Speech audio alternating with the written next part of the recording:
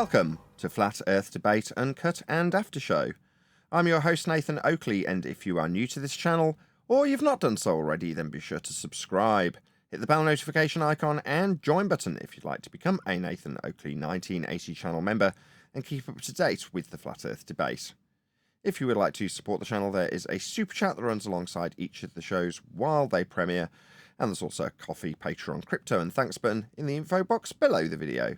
Speaking of Patrons, I'm going to do a quick shout out to all of you who do support me on Patreon. So, a massive shout of thanks and appreciation to On the Level, Thomas van der Zander, Cannabear, Gary Hughes, Measured Flat, Chris Wouters, Mr. Amish, Sensual Goat, Mitch Kennedy, Rod, The Name's Burley, Twad Wazzle, Jason Hornsby, Christoph Fournier, Flat Earth, Travolta, JMels24, Unamento, Iron26, Endless, Golden McKinnon, Retro Bill, Level Plain Poem, Michael Kahn, John Kays, Patrick Gunnels, Banter, Mel B. Styles, Hairy Blade, Mobile Max 777, Rob W, Del West Watson, Unbelievable Productions, Blue Ridge Ranger, Abraham Mohammed, Skeptic 936, Life is Short, Texas Mike, Chow Young Cat, David Wayne Foster, and Dank.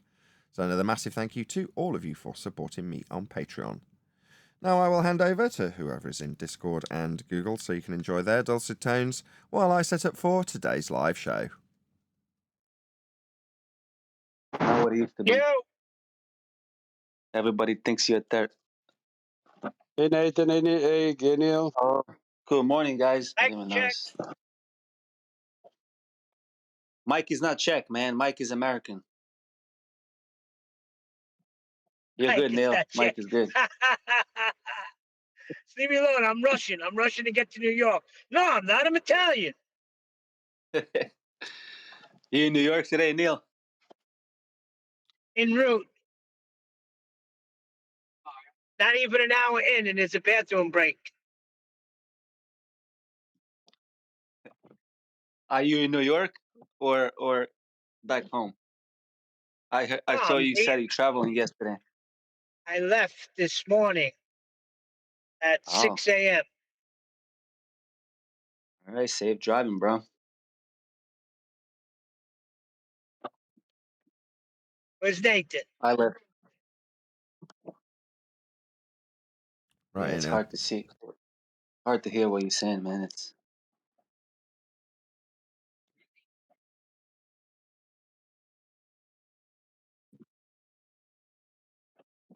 Does anybody know how or why this upward rising Earth brouhaha is starting to become popular 10-year cycle. amongst Yeah, I flat know Earth? why. 10-year You need the cycle. flat plane for that. Holy fuck. On a 10-year cycle.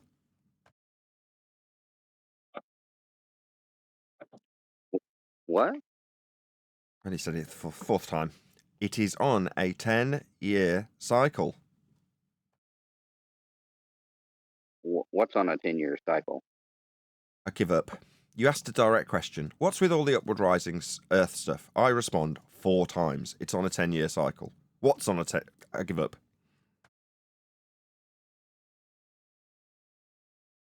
So the upward rising Earth is becoming popular every 10 years?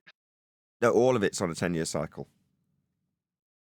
Antarctica, 10-year cycle. Flat Earth itself, 10-year cycle. Ah. Been 10 years. Now everything we did day one of getting here is all being regurgitated through different channels. All of it. In the same order. And what about anything fringe to the subject? Mandela, maybe?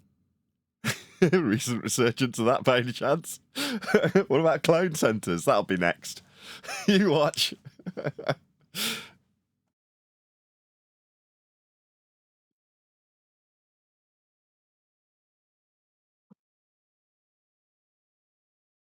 All just a little bit of history repeating.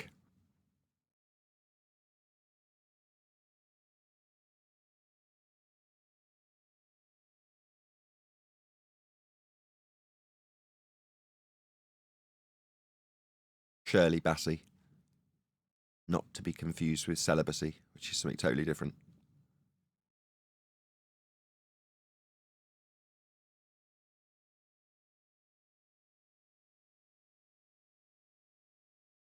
It's a lovely song.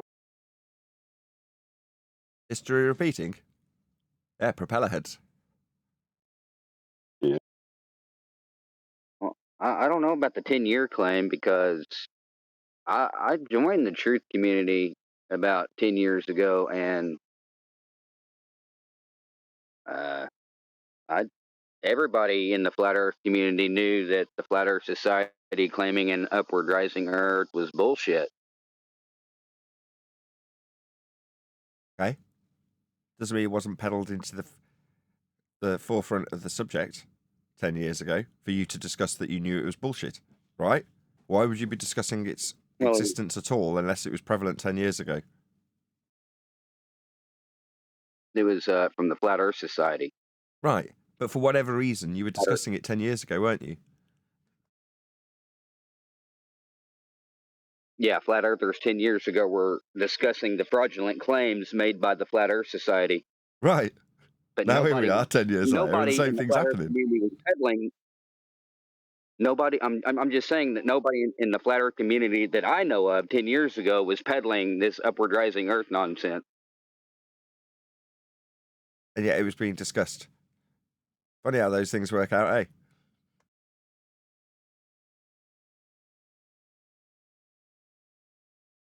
Well, my original question was why is this upward rising Earth becoming so popular? And some flat earthers are now agreeing to this upward rising Earth. An intrinsic part of the Feast of Nonsense. What does the Feast of Nonsense hope to achieve? Well, it hopes to achieve a false dichotomy to mask and affirming the consequent. Globe earthers have an affirming the consequent fallacy with gravity. So, much better to have a false dichotomy where your opponent is also arguing for the exact same Einsteinian garbage. Then you can argue about whose version of the garbage wins. And it masks the false dichotomy. Right. Well, the reason why I'm asked is I just came from a live YouTube deal online or on YouTube, and in the live chat I asked several times about what experiment or what led you to the conclusion that the Earth is rising upwards, and I couldn't get an answer. It's because there isn't one. It's a baseless assertion. Yeah, I kind of draw that conclusion as well. I don't know. I mean, you've got a couple of options, Matthias. I don't know where you are on this subject, but me, I would just sit back and watch it unfold. You're going to watch the same garbage you've gone through unfold for other people, and they're going to be asking the same questions. Now, at this stage, I would hope that you personally were like, I don't care.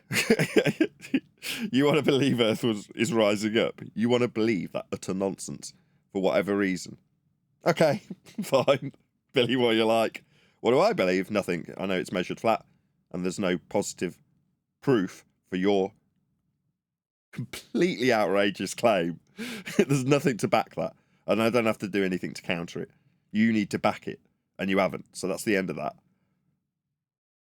Yeah, I see your point. I myself I'm just wondering how people can come to this conclusion, though. I think one person said that they dropped an accelerometer and it didn't like pick up any data or some shit. Just humour I don't them. know. Just say, oh, really? That's lovely. Is that a naturally occurring phenomena that you studied there? You know the scientific method, Matthias. So is that the naturally occurring phenomena if they're going to claim that's the validity?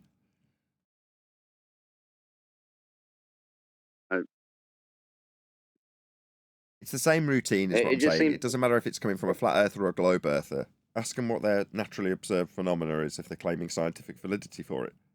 If they're not, you're like, well, this is just so story then. I don't care. Get on with your day.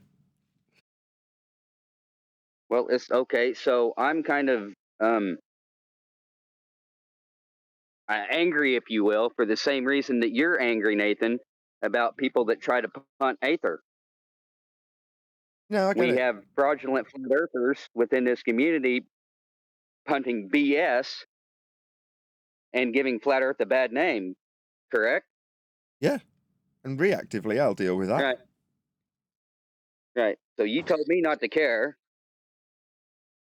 about the I'm not upward telling you rising not to Earth. care. I get it. I get it. Piece of nonsense.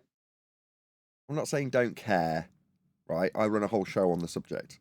So it'd be hypocritical if that was the overarching view. What I'm saying is I'm hoping after 10 years of being in the subject, you reach a point where when someone punts their stupid belief at you, yeah, and they fail to prove it, if they are happy with that standard at that moment, be happy for them.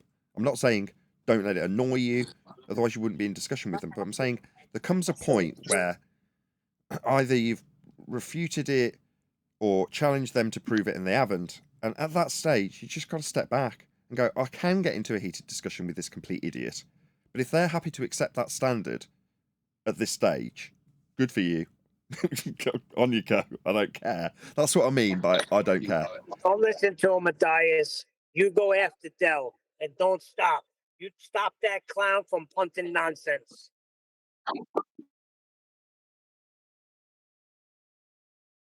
It's odd that you mentioned Dell because he was on the live YouTube feed that I just came from. I've never even heard of this character before. Yeah, we dealt with him. What was that, about 6 months ago, right, Nathan? We've dealt with Dell in his With Rising Earth nonsense. He's been on the show a couple of times. Never mind the clothes. Yeah, there were clouds.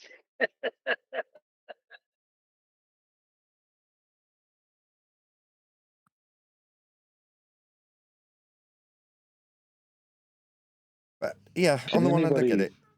I get your frustration. Can anybody? But there's a lot of lost souls that have come from Globe Earth and don't know where to go afterwards, and will latch onto any old garbage that they think might just about lend validity to something they've no longer got an answer for. Most people are still under the misapprehension that there's a need for gravity. Like, when you realise what that's for, yeah, holding you to the spinning water ball, that's it. That's all it's for. And then you go through this stage of mass attracting mass, and then bent pseudo-force space-time, and gravity wells, and geodesics. For what? So you can move doing nothing, 0, to being 1, G. So you're stuck to the side of a water ball with a force of 1 G. That's it. That's all it's doing. So once you undo the necessity to have it, people still think it's still needed. Oh, we've still got force of down though, haven't we? Stuff still goes down, right? No! Never mind the clothes. Yes, stuff isn't going down. What are you talking about? Oh, right, if you pick up and drop it. Okay, on you go, if you want to believe that. Yeah, and the rest of the world, the general masses, are all stupid enough to believe it because they think there's a consequence that needs explaining. Why aren't we flying off the ball that must have an explanation for not flying off it? When you're not on the ball anymore, you don't need to ask why you're not flying off it.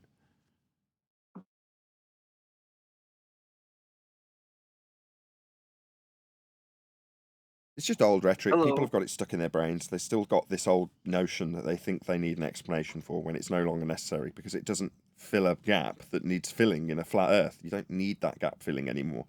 But it's so deeply ingrained in people's consciousness that they think even after they've relinquished a spinning, flying water ball through a vacuum, they still need some explanation for the downward force that we experience. No, we don't. What are you talking about? What downward force? Mr. Danny Faulkner, good morning and welcome to the show.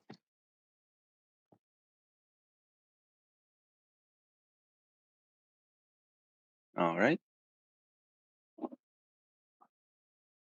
Sorry, Nathan, continue, man. I was done.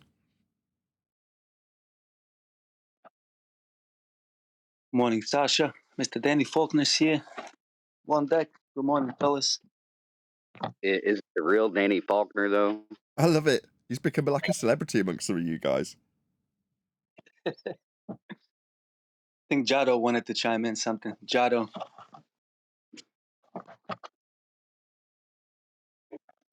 Maybe not. No, it's okay. Did Danny Faulkner ever come up with a way to demonstrate gas pressure without a container, or not yet? Don't know that he discussed that with us.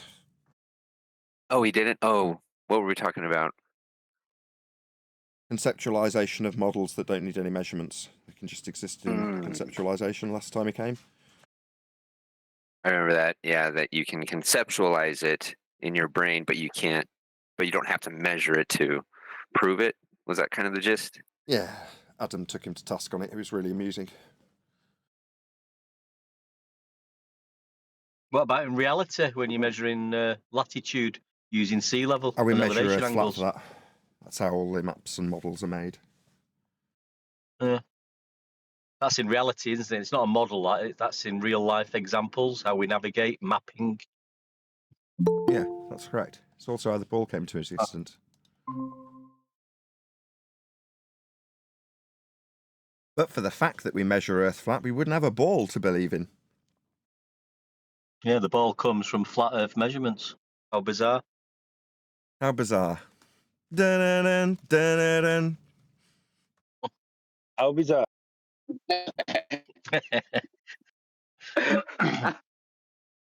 That's old.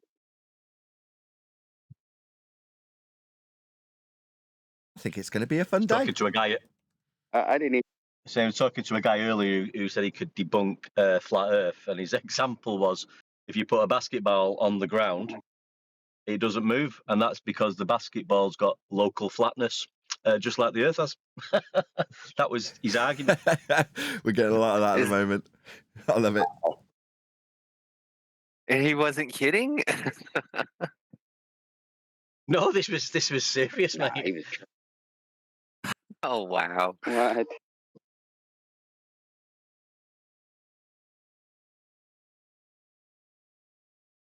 Yeah, because a basketball is round and doesn't. I guess that proves Earth is round. Or since you're not a giant, that also proves Earth is a globe, right? All of this is 10 years worth of justification for measuring Earth flat. That's what this is. You're not going to notice the curve of the Earth above this beach ball by 2 millimeters. That stuff is flat. Slap, slap, slap. Oh, really? That stuff is flat because you need it to be when you measure it? Yeah, we know.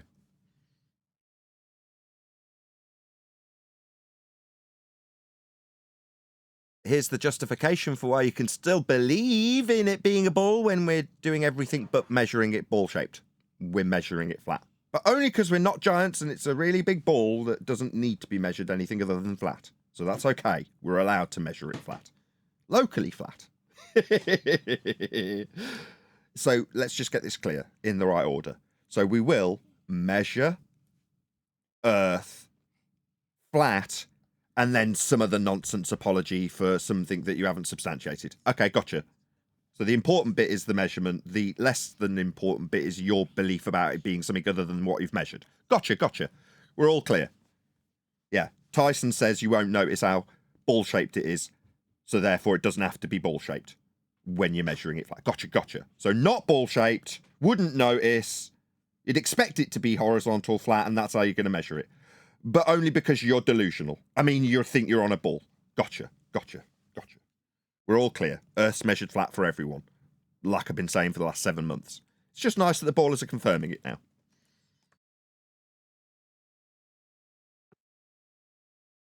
Slow comprehension. I think 7 months is pretty quick, actually. It's actually 8 months now. They're still getting a grip of the black swan, so I wouldn't be surprised.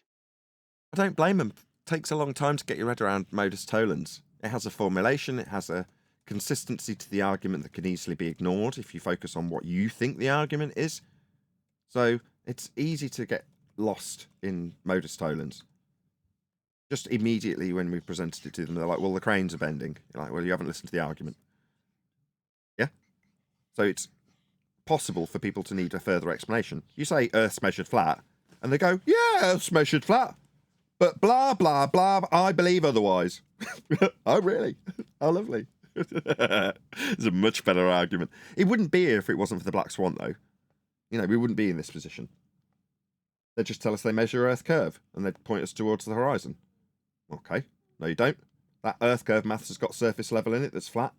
You can't claim that's moving around the centre of a ball when it's parallel with eye level. Surface level's flat. That's how we measure it.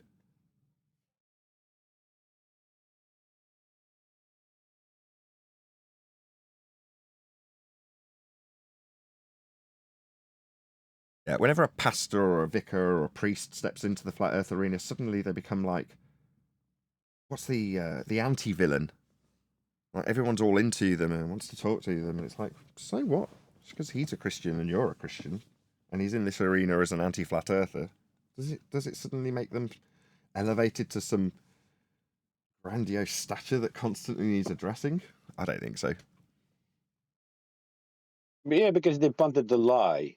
They accepted the lie. They are punting it, and now they are in a situation that is nowhere to turn. Yeah, but it forces the people on my side of the fence to have to fight on a level that has a standard that I wouldn't agree with. It's like you're using this standard against them because they adhere to this biblical standard in their evidence, and you say that they're contradicting their biblical standard within their evidence. It just adds an extra dimension that isn't necessary, in my opinion.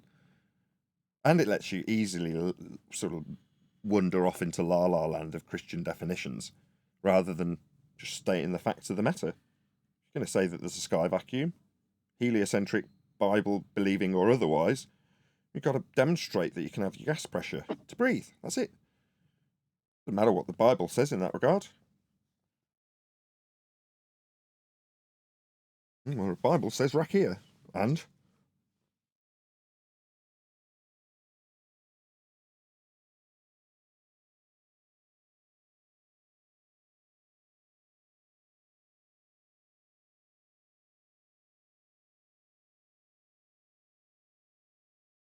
but I also understand that it annoys Christians greatly when they see people taking the Bible out of context, using it to claim the Earth's a ball or whatever it is that they're using it for. I get it. I could get why Matthias wants to be a flat Earth evangelist.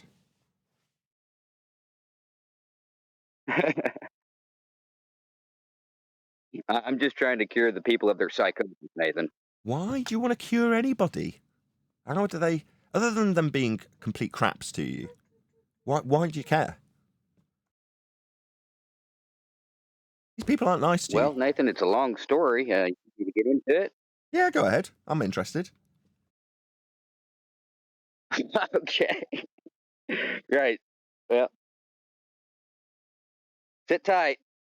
So about 10 years ago, I had my flat Earth awakening. Realized that my whole life was a lie. I about ended myself. Revelations, and after a couple hours or so, it kept running through my mind. Well, I finally looked into Revelation 10 to read what it says. It talks about an angel giving somebody a book, and it said, Sorry, I missed that. if you eat the book, I missed that. Giving somebody a what? what? You said angel gave somebody something, and then Eli joined, so I didn't know what you said. A book, A book. an angel. Okay, yeah, carry on. Gave someone a book, right? And the angel said to the guy, if you eat this book, it'll make thy belly bitter, but taste sweet as honey. And so he ate the book, and sure enough, his belly was bitter, but it tasted sweet as honey. And to me, my interpretation of that was the book was maybe the book of truth, and the truth hurts, tastes bitter, or made thy belly bitter, but also tasted sweet as honey. The truth hurts, but it's more convenient to not live that lie anymore, right? And then the last verse of Revelation 10 says, now thy must go and prophecy before many kings, nations, tongues, etc. Pretty much about what the book had in it. And so that is the reason, Nathan, why I try to help people and cure them of this so-called, this psychosis. Because Prophesy. I remember, I'm just saying, I remember what it was like to be enslaved and, mentally enslaved, and believing that I lived in this fraudulent realm that was taught to me. I know what that's like, and it leads to, I hate to say this word because it doesn't exist. It leads to infinite possibilities of anything. And that's not the case. That's not reality.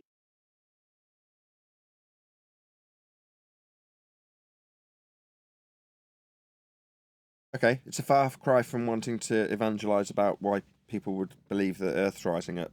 Do you see what I mean? There's a big disconnect there. Well, that's why I asked him. I was like, what led you to this conclusion? I didn't get an answer, so it's like, okay, well, whatever.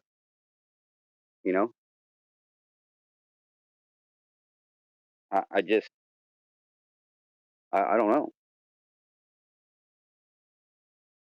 Maybe some introspection.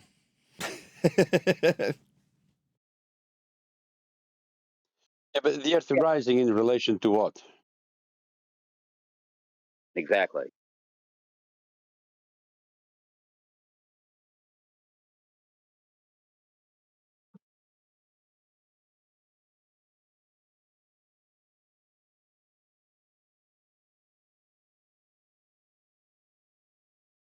Didn't that fella named JC23 say the rocks rolling down the mountain is a naturally observed phenomena for him, for the upward rising Earth? That was pretty funny. Well, So I mean, a a rock falling down a landslide, mountain. so a landslide is proof of gravity? No, it was in relation to upward rising Earth. He's a supposed flat earther who's on a Dell side. Believes Earth is rising upwards, and rocks rolling down the mountain is a naturally observed phenomena for him. You guys don't remember that? JC23? Nothing wrong with Yeah. rocks rolling down a mountain as an observed phenomena, but that becomes your dependent variable. Yeah? So then you can say, what's the cause of the rocks rolling down the mountain? And then you can start varying and manipulating that which you think causes rocks to roll down a mountain. So you can provide scientific validity for the cause of that effect. But that's all you'll validate.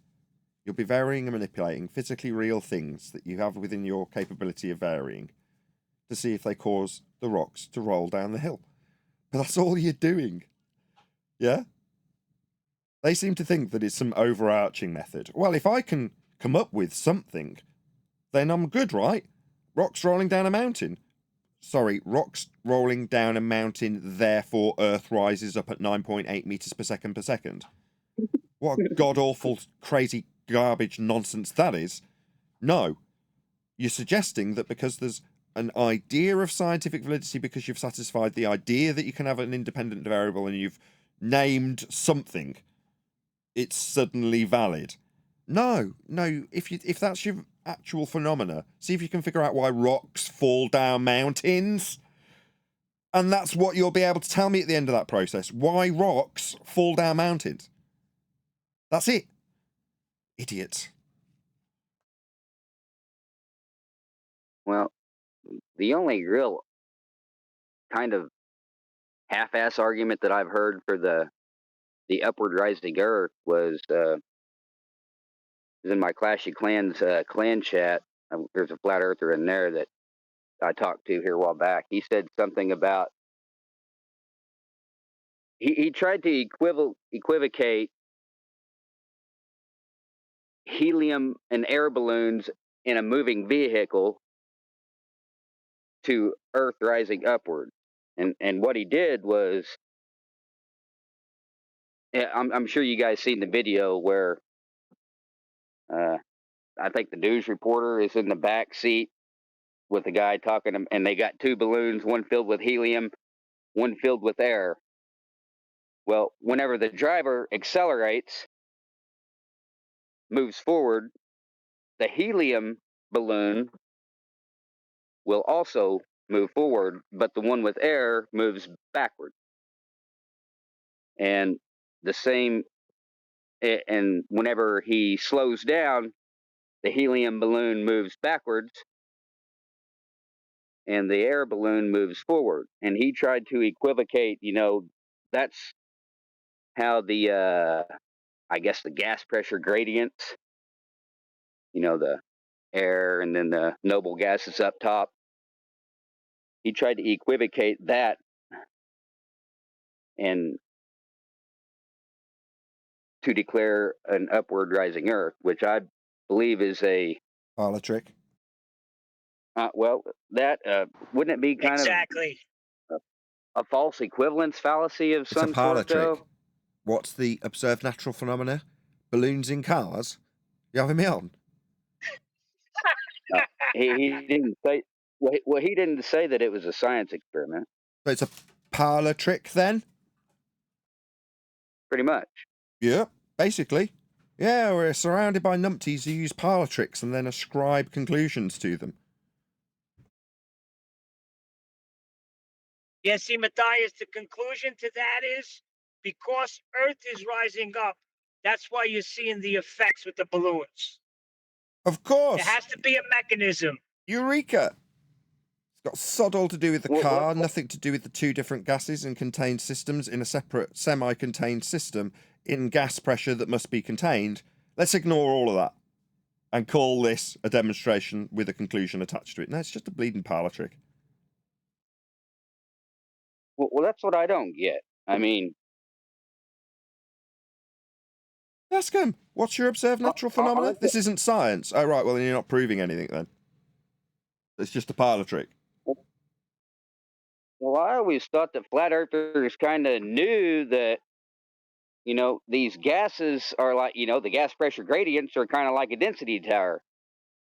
Well, they're the not. heavier gas is Well, on they're the not. bottom, of That's course, wrong. and the Do you light believe noble that? gas is on Hold on, top. stop a second. Do you think that's the case? What? Do you think that's the case? Well, it seems to make sense. No. Do you think there's layers of different types of gases? At Everest, the mixture of gases is exactly the same as down here, there's just less of it. Because it's dissipated, there's very little vegetation at the top of Everest, but the mixture of gases is the same at all altitudes. It doesn't suddenly change. They're unbonded. Yeah. They're not suddenly going to go, excuse me, it's not like in a prison. Blacks over here, Hispanics over there, whites over there. It doesn't work like that. They're unbonded. They just move around in whatever direction, dispersing throughout each other and mixing up. It's an So you're telling me? inhomogeneous. So you're telling me? Oh, I thought you was done. My bad. Just a word to describe it. Inhomogeneous. Not harmonious. Mixed up. So aren't there noble gases up in the sky though? No! Gases helium mixed gas, together. anything. Huh? No, this layering garbage is some nonsense that they've described through the various different atmosphere and stratosphere and thermosphere and all these different layers. No, we haven't got layers.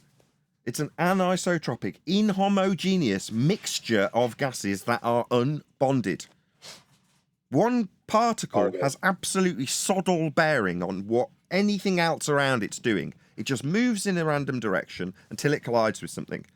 Now, it could be another gas particle, wouldn't matter which. Could be a wall of the container or the ground. Doesn't matter. That's all it's going to do, though. I guess what I'm trying to say is helium goes up, not down. It's Helium not really. in a container will go up because you're keeping it, in containment with all of these gases in one place, in containment. What do you think happens if you just open the valve on a helium container? Are we breathing helium though? What happens if you open a valve on a helium container? Do you suddenly get a layer of helium on your ceiling? No, it just disperses. Like if you pop the helium balloon, it just disperses.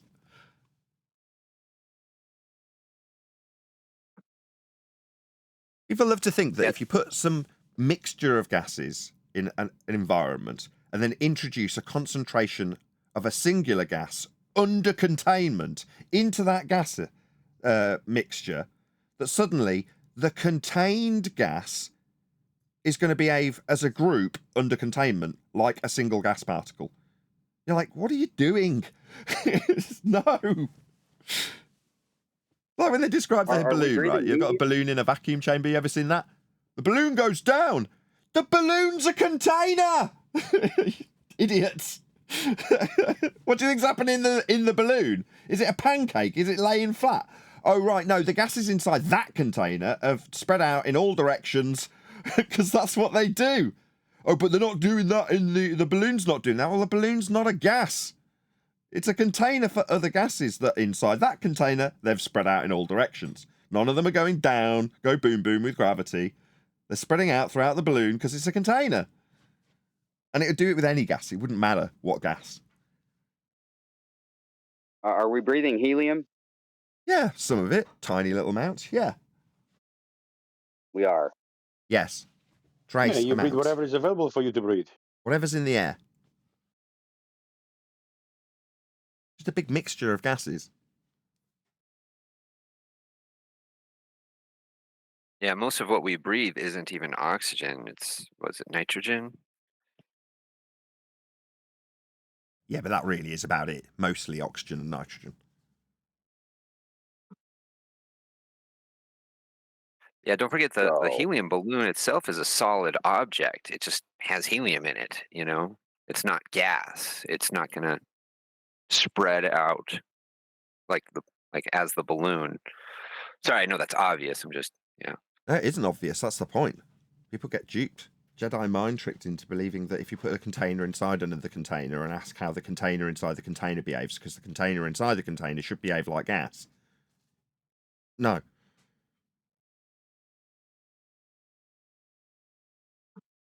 And very similar to how people say columns of air. You know, there aren't any air columns. It's all mixed up. Well, there are in the heliocentric nonsense world of sky vacuums that aren't under containment either.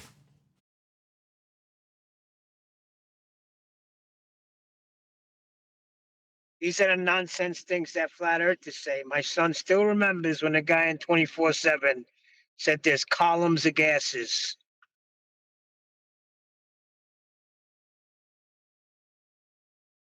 Yeah, well, what are you you going to do? said that. Yeah, We wouldn't be breathing now if there was columns of gases, because oxygen, it's not on the ground level. Yeah, gases don't behave well, like liquids. so you said gas expands in all directions. That would include down. Does helium expand downward? Right, what helium factories are there in the sky? What in the sky is producing helium? Where do you think helium is produced?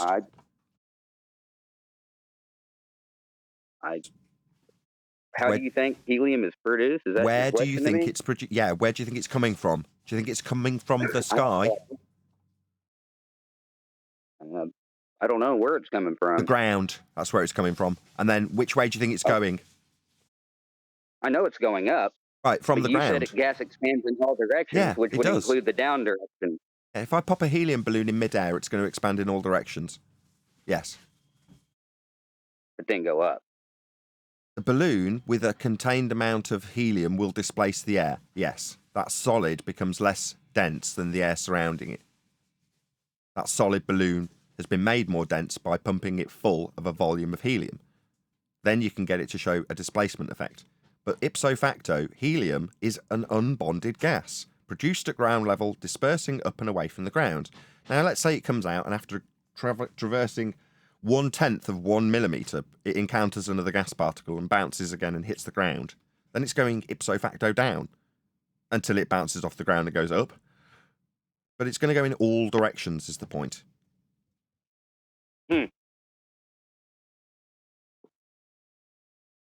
Like each gas particle is in a giant pinball machine, just bouncing around all over the place, up, down, left, right, all over. And then since there's so much space above us, that's why it expands up. You know, I mean, it's not going to go through the ground in most cases. Wind. That's how people get duped because gases move in all directions. So down, right? You just said down. Well, down and up, down until it meets the ground, and then back up again. So Nathan, gas does go down, go boom boom. Who said that? Well, yeah, but there's no sky factories of gas, so no.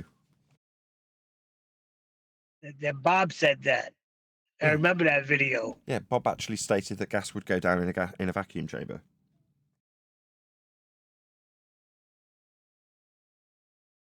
Wouldn't that be because the helium is more dense than nothing?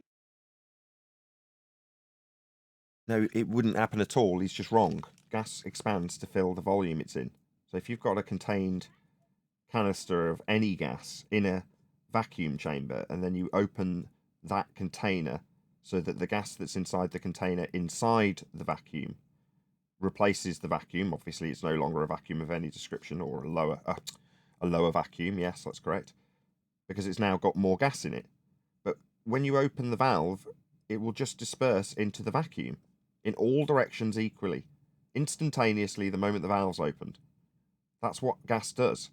But Bob was under the misapprehension that it would go down, because he's got a rhetoric that requires a down. Now, he calls it an incoherent dielectric accelerative force down with a bias. But doesn't matter if it's Bob saying it because he's got an incoherent dielectric acceleration to punt, or heliocentrists saying it because they've got a need to keep you on the side of a water ball. Both are wrong. Gas does not behave that way.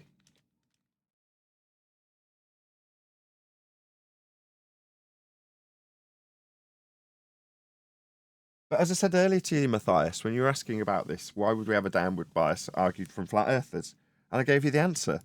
Because which is it better, to point out the affirming the consequent fallacy that's necessitated to keep you on a ball in isolation, or have your opponent talk about almost the exact same thing and argue about which one's right? In this instance, they don't even give you a multiple choice. It's not like flat versus globe force dichotomy. It's Einsteinian versus flat Earth, upward rising Earth. Equivalence principle versus incoherent dielectric acceleration. It's the same thing. They're both the same. You don't actually have any choice at the end of it. Well, that's very convenient. If you're the one with the nonsense need for a force of down, flat earthers don't have that need. But they still argue it in false dichotomy with globers. Very useful for globers. That's the way this has been orchestrated to take place. These debates are a fix. That's what the Feast of Nonsense does. Make sure that the arguments happen the way they're supposed to.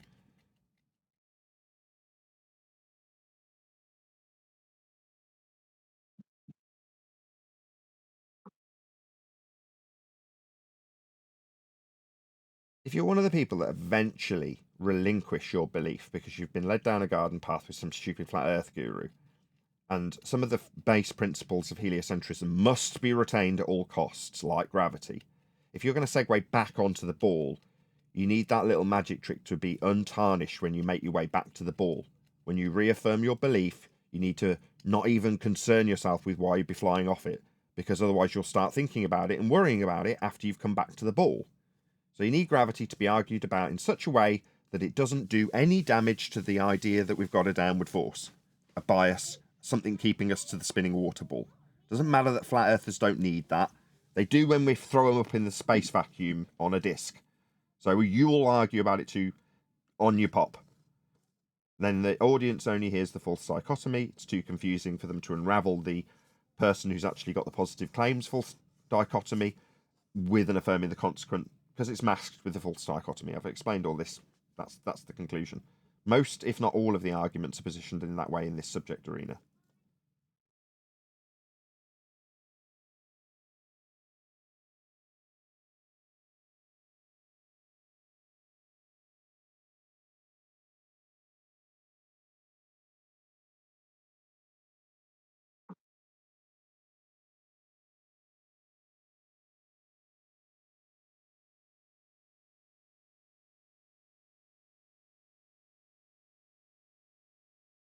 Do we already have a video for today? Because if not, I can pull a couple. Someone's given me one choice, an Elon Musk video, but it's on someone that will probably copyright strike me if I play more than 10 seconds of their video. So an alternative would be good. Can you stick it in Master B? Copy that.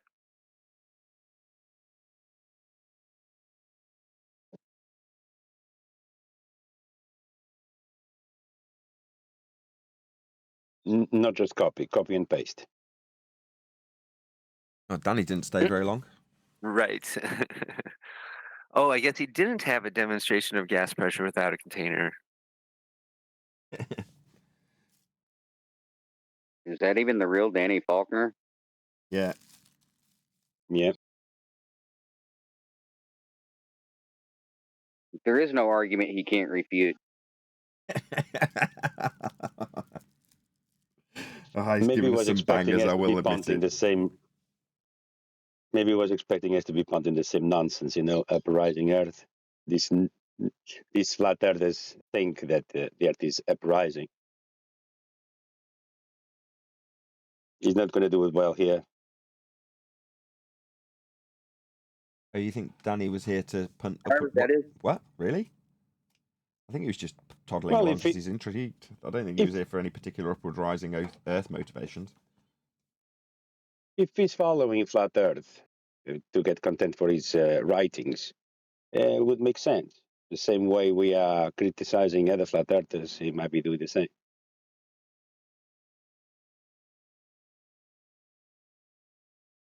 Or he might be using our critics in order to criticize them. Who knows?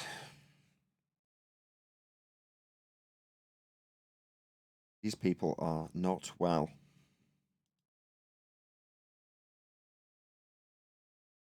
I've watched Angry this guy. one. It's basically a rant, just ranting against flat earthers for however long. So you Cool. don't have to watch the whole thing. It's like I'm 12 down for minute that. video. 12 minutes, But, not yeah. exactly a massive marathon. Cool. Right, let's get to a little sound check. Let's see how loud he is. Society collapses. We'll start with some basic questions. The sky is... In a world where it feels like nothing is as it's... Oh, whirly whirl. Okay, yeah, that's good enough.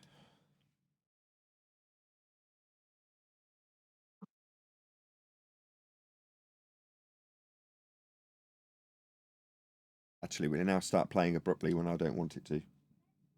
seems. No. And this guy does not like flat earthers, so I hope he doesn't copy strike you either. Oh, he hasn't got the clout. He's only got 50,000 subscribers.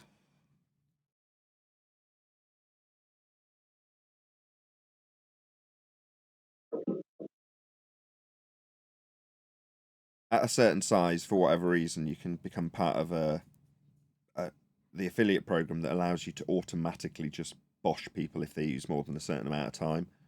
So if you use 5 seconds of Disney, they will automatically take ownership of your video and just monetize it. They won't take it down necessarily.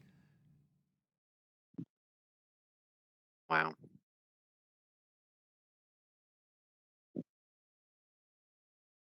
And for music, it's like 10 seconds or less. Whatever, it's a period, depends. But yeah, if you've used someone else's material that is potentially monetizable and you haven't got their permission to use their song, then yeah, they're going to monetize your video, all of it. And then all the money that that video makes goes to them. Well, you've got to have a certain amount of clout to do that. Musicians, they do have an easier route into doing that. But if you're a big videographer, Joe Rogan, for instance, if you cover his video for 15, 20 seconds, just automatically flagged. He doesn't have to do anything. He's not sitting around looking at who's using Joe Rogan material all day, every day. But there's an automatic process that just says you've used this chunk. And then they just identify the chunks where you've used their video. Even if you've used their video for 5 seconds, they'll all be identified. And they're like, do you want to get rid of all of it? What do you want to do? Give Joe Rogan all your money? Or you can get rid of all of it. What do you want to do? And that's your choices. Whereas this guy won't have that amount of clout. The person that I had before did, whoever that was that shared that. I think it was you, Liam. We may cover it, but it's just I've just got to accept the fact that it probably won't make me a dime. Every day is a learning day.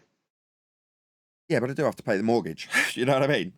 So I am a bit reluctant to cover people who will just automatically have the algorithm take the ownership of the video's value off me. The video will stay up, people will still get the material, but it's like the only person that loses is me.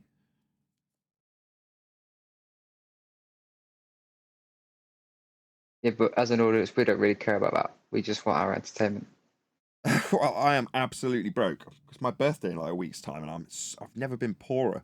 It's really irritating. The videos are all doing really well. The stats are all nice and high. The subscriber count's grown more than it has in a long time. I'm like, great, everything's going in the right direction except for the bleeding money. So I get paid, and I'm like, typically I'll clear my overdraft when I get paid. I've just been paid, and it hasn't. I'm still 500 quid overdrawn, which is heartbreaking. Like, oh. Anyway, enough. Bit rude to moan about money. People don't like it, so I'll shut up. Well, there was a reason why I was moaning about it. Somebody asked me to go and do a social. So they're like, can you come down south and do the social at the end of the month? And initially, when they asked me, I was like, yeah, no worries. Just let me know a bit closer to the time and I'll go down and stay with my folks. They live down south. Then it gets closer to the time. He's like, can you come down? I'm like, well, actually, I can't even afford to drive down there. He's like, do you want me to sub you the fuel? I'm like, no. I was like, leave it with me. So I'm like, oh. You know, it's just little things like that just piss you off. You're like, I'd say to the guy, look, this is the situation. I can't actually afford to take a day away from the show. He's like, well, I do actually charge for admission. I can give you half the door. I'm like, well, that'll probably cover my fuel and I can stay with my folks. And, you know, it's just getting out there where I'm showing appreciation to the people who come to my show daily. So I do want to do it. It's just some stupid little petty financial burden that's precluding me from doing it. And I'm just having to tell this guy. And it's not really any of his or my audience's, for that matter, business, other than the fact that it is my audience's business because I e-beg for my financial endeavours. That's how I make my money. So in that case, it's like, well, you can kind of talk about those things when they do arise. But in this instance, there might be people listening that in the next few days find out that I've said I'll go and do this social, which is just suddenly causing me stress that is unnecessary. And it's not the fault of the guy who asked me. He doesn't care. Well, maybe he does. He was, reasonably understanding, let's put it that way. He offered to submit the fuel money to go down there. But you don't want to be in that position, you know what I mean? You don't want to be scratting by asking people to borrow money for a tank of fuel. Anyway, I'll stop moaning.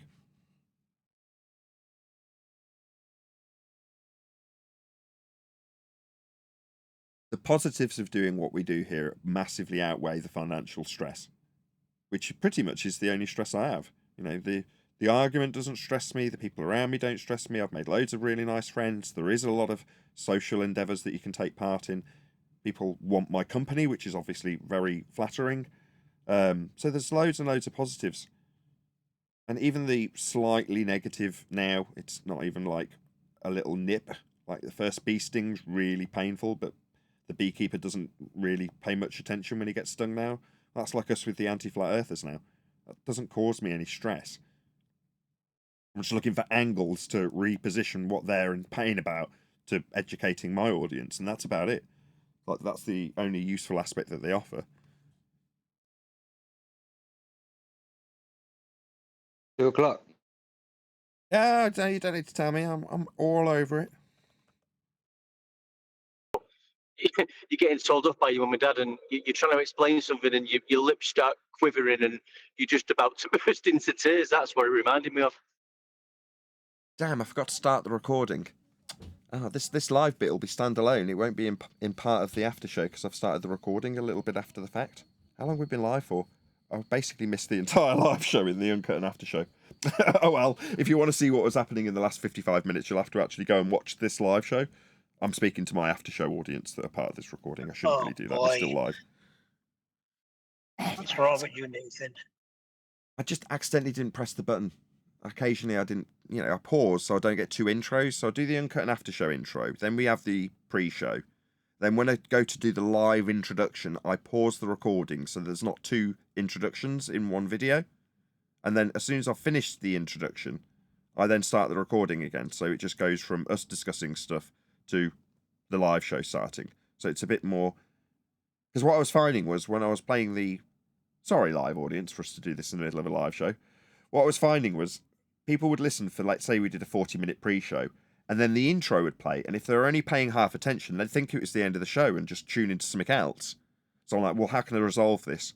Well, there's a pause button in OBS. I'm like, well, if I pause the recording just before I do the second introduction for the live show, the people watching on the Uncut show, they've been literally listening for 45 minutes maybe, won't suddenly think the stream's ending because they hear an outro music, because it isn't. It's a second intro that shouldn't be there in the recording. So I just forgot to press, unpause it, if you will. I just forgot to do it. Or I did do it. I did press it. It just didn't take effect. Anyway, shout out. Can you re-edit it together, maybe? I'm not going to do that. I don't have enough time as it is. Shout out to the Flat Earth Truth. Hold on, I just want to do a quick shout out. Shout out to the Flat Out Truth. He says, "You have to be wrong, or his reality is lost to truth."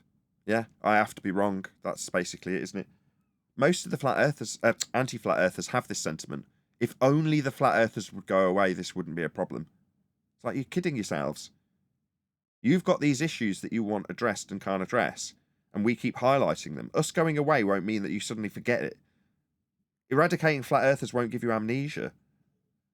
It's not going to get rid of any pain. But they don't see it as pain, do they? That's why we say it so often, so that people recognise what's actually going on with them. You're in pain. This guy, angry guy, this is your pain. This is you sharing your pain. That's all this is. Mad. They're beyond mad. They've lost the plot. Science, there's things you can test right now, right? Fire burns, water's wet, drop something, falls to the ground, that appears. Releases helium balloon, points out that none of those are observed phenomena that would be going through the scientific method to claim that they're science. It is a long time ago. To be gravity, those are things you can test, right? But No, you can't, because not all things go towards the ground, Mark. But it is Mark from 7 years ago, and you and I personally have had several discussions on this topic since this time. So I can't be too critical of Mark. This is a long time ago, right? We all know better now. curving horizon, the sloping sea I like the fact that he was talking about all things going down, and it cuts to a picture of a load of clouds. Wicked. level, the spin of the Earth. Did she just say sea level? I'm pretty sure she did she not? Yeah, she did. Yeah, she said sea level. Yeah, you're going to need a flat Earth for sea level. Used to hear. Yeah, just need a little bit of flat Earth, don't they? Yeah, we all measure with respect to sea level. Things like elevations, heights. They're off the surface. Surface level, that is. Sea level's the average that we use for the entire world. Level. Having no part higher or lower than another. You can see these phenomena with your own What phenomena would they be, love? What phenomena? He didn't just describe any phenomena. Sea level's not a phenomena. eyes. They may not be true. A lot of people are going, this is crazy, right? Genuinely speaking, I use. What was crazy? What phenomena? None of this makes any sense. Think about this. For the last 20, 25 generations, this is what we've told people. Unlike what we've been told in school, some flat earthers imagine the Earth looks like a snow globe. See, that's much more reasonable. It'll lower my blood pressure considerably when someone like this says some flat earthers suggest that there is an ice wall. Yeah, some do. We don't. We haven't got a clue what's beyond the expanded territory that we expanded flat in outer space already. That is to say, we travelled out from the known worlds that were mapped into the unknown territories formerly known as outer space beyond the horizon, and found the new worlds. We then colonised them, built on them, and mined them. That's what we can show has actually happened. All of which took place with a flat Earth beneath the people who did it. All of the systems of navigation were done flat, and all of the maps that were created before and after were also flat. That's how the world's actually expanded. See, on the table we call the Feast of Nonsense, there is this idea that we should, as flat earthers, explain territories that are yet to be discovered, when we've already expanded out the world flat and found new worlds in outer space on a flat Earth, and then mapped them flat, and shown that expansion throughout the history, having expanded out the flat territory, with new worlds. Now, there does come a point, of course, where we stop calling the land beyond the horizon outer space, and we stop finding new worlds there. Then we get this Feast of Nonsense idea that there's a wall of ice all the way around us, that we have to defend the extra territories we haven't found, and this area that we haven't been to. Some of us have, and it's not particularly interesting, but nevertheless, somehow we've got to explain it when we've already got plenty of history to show we expanded out Earth flat, with navigation and stars and angles.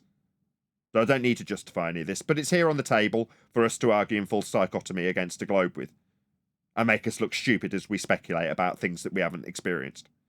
Meanwhile, I do know, because it's documented in everybody's history, that Earth is flat and it was expanded out and navigated that way as we found new worlds in space. Outer space, the area beyond the horizon. Not the area they now say is outer space, which is a violation of natural law sky vacuum with twinkling lights that are now soil. Round, but not sphere. The North Pole is at the center of most flat Earth maps. Most flat Earth maps? What flat Earth maps? There aren't any flat Earth maps. They're all projections of a globe in modern terms of maps, but those have all been derived from elevation angles from a polar-centric system we call latitude. So she's bastardizing these globe projections into being flat Earth maps. What I see underneath this dome is an azimuthal equidistant projection. That's a globe projection. I mean, it doesn't matter that the latitude system on all of these require a flat Earth to measure it. This is not a flat Earth map. There aren't any flat Earth maps. If you're going to lie to the world, which they are, about it being a globe, which they are, why would there be in existence any flat Earth maps? You need them all to suggest the idea of sphericity through this notion of projection, globe projection. Well, this map's a globe projection. Yeah, it is. And how did we make the globe it was projected from? Well, with flat Earth angle measurements. North Pole centric. It's called latitude. With the ice of Antarctica holding everything in. So are you certain this is what the Earth looks like? Pretty sure. Almost. Yeah, that's where Mark and I would have to disagree and deviate in terms of our rhetoric. Mark hasn't got a clue. He's holding up a globe projection. I mean, there are some details to be worked out, sure, but the basic concept is sound. Absolutely sound. And I sat across the table at one of these conferences with Mark Sargent and had this argument with him. Not argument, discussion. And for all the criticism I gave of the map and for all the criticism of how it was projected, at that time I wasn't telling him it came from flat Earth measurements, I'll be honest.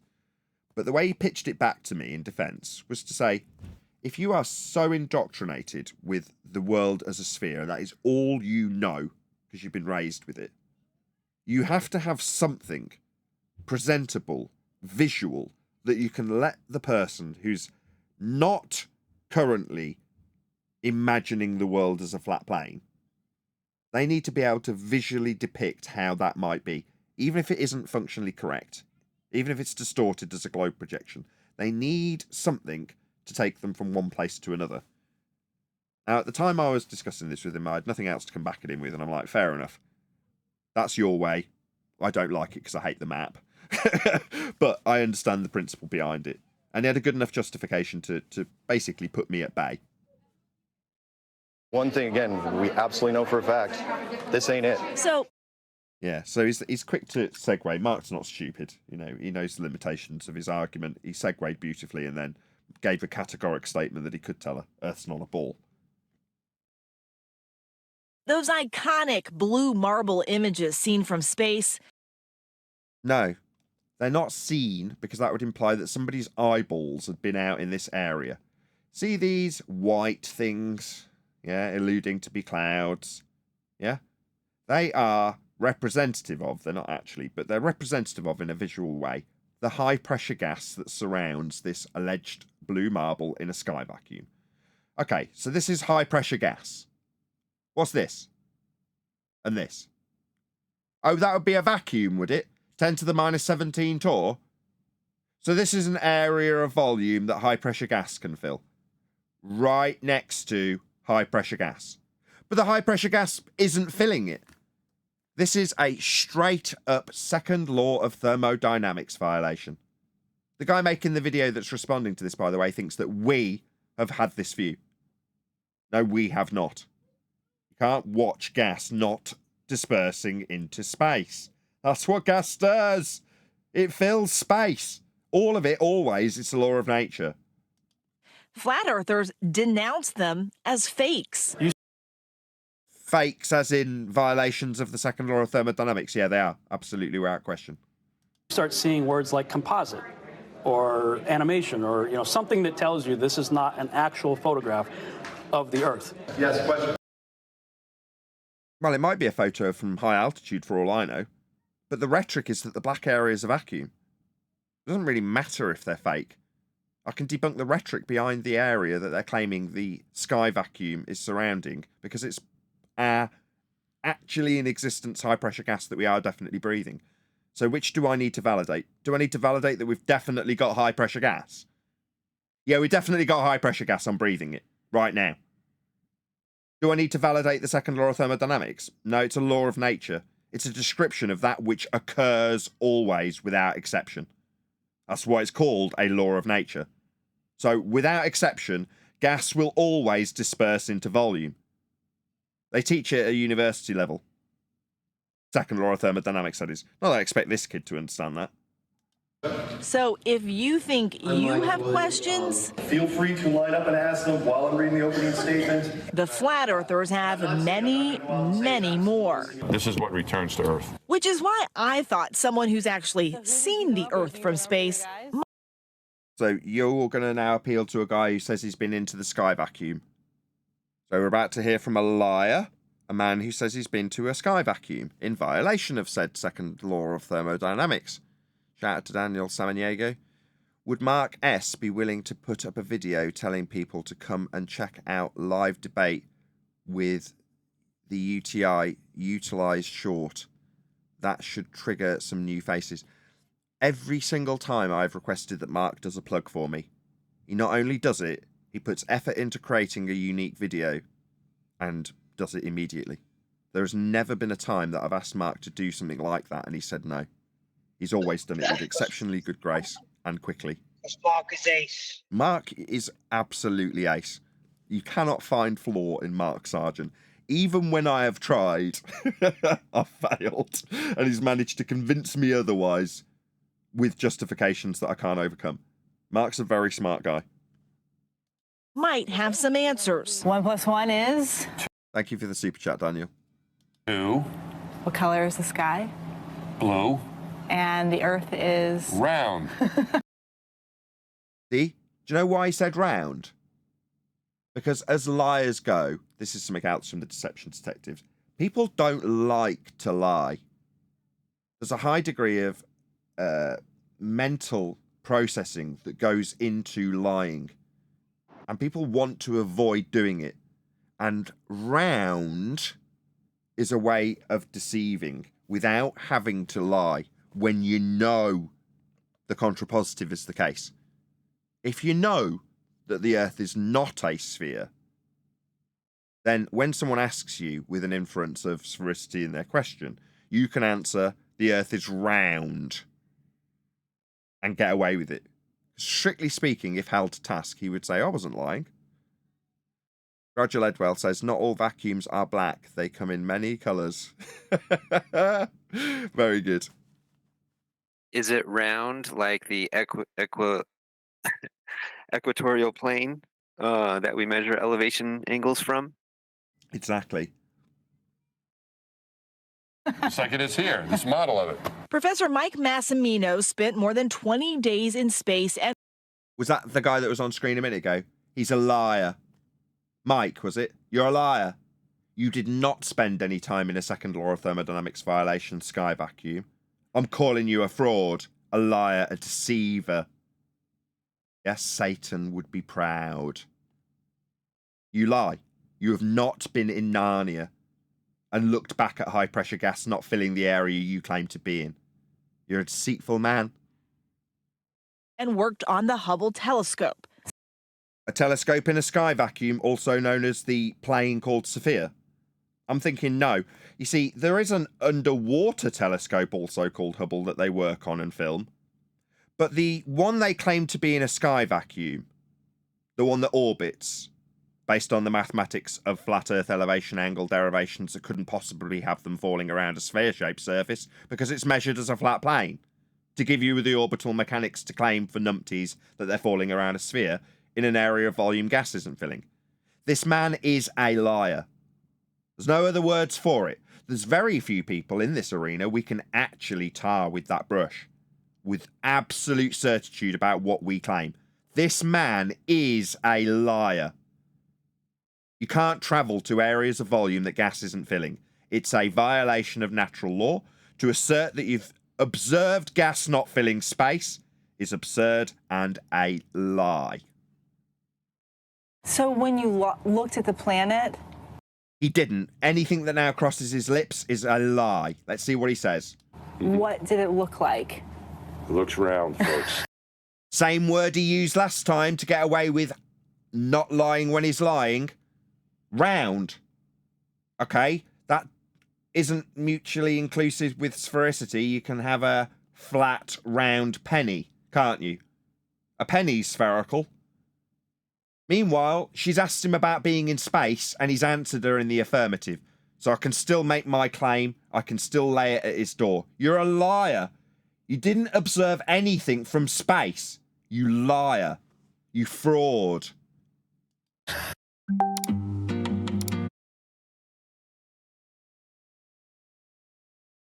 It is round, my eyewitness account. And I looked at it as much as I could. It is round. Okay, we're in the final countdown.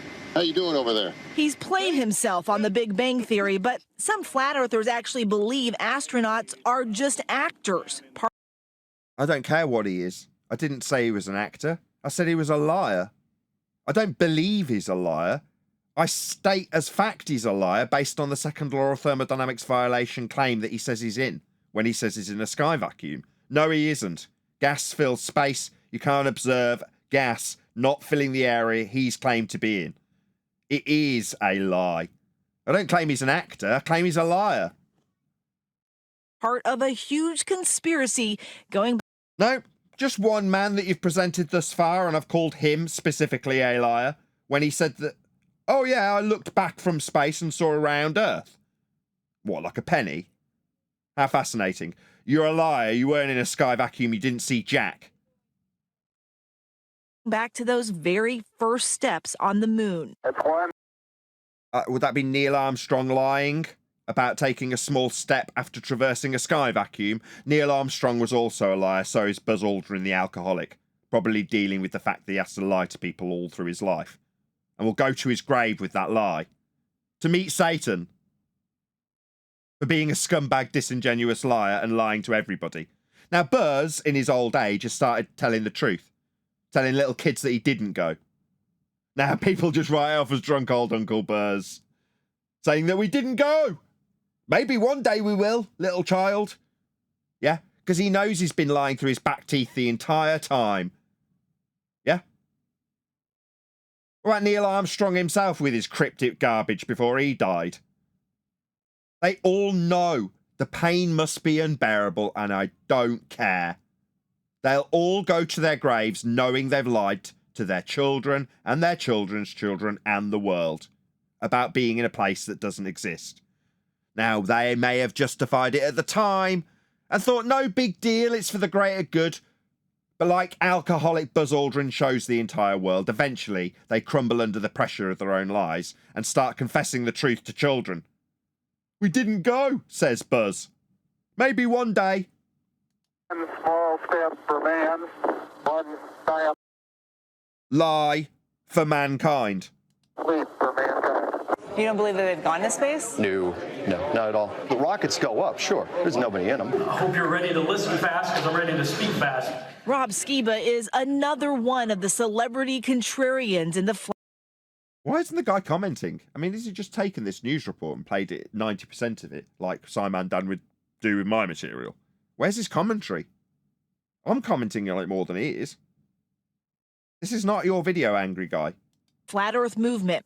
His popular YouTube videos and podcasts take clues from the Bible's book of Genesis. There's no way you can get a spinning heliocentric globe out of anything. Yeah, I covered this in the pre-show. I just definitely don't like applying this standard, but whatever. In the Bible. Are you just skeptical of everything? I have become skeptical of everything, and I think rightfully so. Pretty much everyone here, though, is kind of a conspiracy theorist. I'd say that's a common trait, but I think there's a little bit of conspiracy theorists in all of us. Really, I despised it from the moment I got here, Robbie. Yeah, bunch of idiots making us all look stupid by barking on about stupid conspiratorial nonsense. But you welcome it in your conference, don't you, Robbie? You do. This is going to be fun. It's why many of them do their own experiments. Yeah, you don't know what an experiment is. This is not an experiment. This is a good demonstration of pitch. So D Marble showing that there is no downward descent around a sphere when you're flying on an aeroplane. Now, this coincidentally is what Brian's Logic's currently angling for when they say they're going to fly down by antipodal assumption to Antarctica. Well, let's have some pitch data then. You know, I've got people out 10 years ago in the field, D Marble in this case, acquiring pitch data. Adam did the same in a much more accurate manner. Daryl Marble packed a level on a flight to test if the plane was flying parallel to Yeah, it was. a flat Earth. Yeah, it is. That's how planes fly. Nose up with respect to horizontal. So there's going to be some sciencey people who say that is a real Bobo experiment. A real what? To test if the plane was flying parallel to a flat Earth. So there's going to be some sciencey people who say that is a real Bobo experiment. Bozo. Bobo, she said. Who say that is a real Bobo experiment. Okay, well... I think she meant bozo. Bobo experiment is what she actually said, though. Okay? They have. That's a little basic. I know. It's so simple, it'll go right over your head. The credo for many of these beliefs. Good response. It did go straight over her head. She didn't know what an experiment was. Experiment is the assertion of cause and effect based on natural phenomena through systematic experimentation. She thinks that using a level to show pitch on a plane is an experiment. It isn't. Believers, check it out for yourself. Go out and test. You just want them to ask the questions. Why do you believe what you believe? They're mad. They're mad. They're mad, y'all. They're mad. Yeah, what a fantastic rebuttal. Now, I don't agree with Rob Skeever's approach. Testing the globe. So let's all assume by our opponent's standard that we have a globe and test it. And show how it does or doesn't work with respect to our assumption that we are on one. Yeah, I never agree with Rob Skeever's approach in this regard. Now, I definitely don't agree with it if he was alive today. Because today, I say to flat earthers, we measure Earth flat and so do the globe heads. Do I need to test the reification coming from flat Earth measurements? No, I do not. I can show how it came to fruition in the first instance, as opposed to testing it after we already measured Earth flat to get it. They're mad. That's about the 11th time. I think I've lost count, but I think it's the 11th time he said we're mad. Holy cow. I think that's the 6th holy cow, and the 11th, they are mad. Can't believe they're going strong still. Okay. Your belief is kind of inconsequential, son. You've talked about it a lot, but we don't give a crap about anybody's belief here. You believe they're still going strong, and that's amazing. You know, they believe that the Earth is more like a snow globe. No, that was one commenter that you read out that said that to you specifically, but now your one commenter is extrapolatable to the entire flat Earth community. You're a stupid idiot. You know that, son. Kind of like there's just one, it's like a plane, and that's a plane of existence, and that's it. And the North Pole is in the center in Antarctica. Who said it wasn't in the center? In all of that presentation that you just played, that wasn't suggested. Why are you now suggesting the contrary of what they actually put forth to you? Was it that you couldn't actually listen? Basically, it's what wraps around the edges. Yeah, that's what we get strawmanned with. Beast of nonsense garbage. As I detailed earlier, we have expanded out the known territories from existing flat maps with flat land out beyond the horizon into outer space to discover, quote, new worlds, then colonized and mined. The resources stripped, populations expanded, animals wiped out. On the new worlds. We found our way there flat. We navigated our way there flat. We found our way back flat. We then made maps that were flat, with the flat Earth angles to the stars we found our way there and back with. Earth is measured, expanded, and navigated, aviated, built on, flat. Earth is flat. Now, you can take those flat Earth measurements and extrapolate them out onto ball models. Of course, they aren't very useful, so you'll have to project them back out onto flat maps if you're going to use them in any way. But they'll maintain the grid system known as latitude and longitude, which is a flat Earth measured system. Jesus help us. And so when we said cry for help, you couldn't get a better one. Jesus help us. What are we going to do? What are you going to do? We're all right, mate. Other than being very, very poor for being censored. If they were using the Bible to support this lunacy. You know what lunacy means?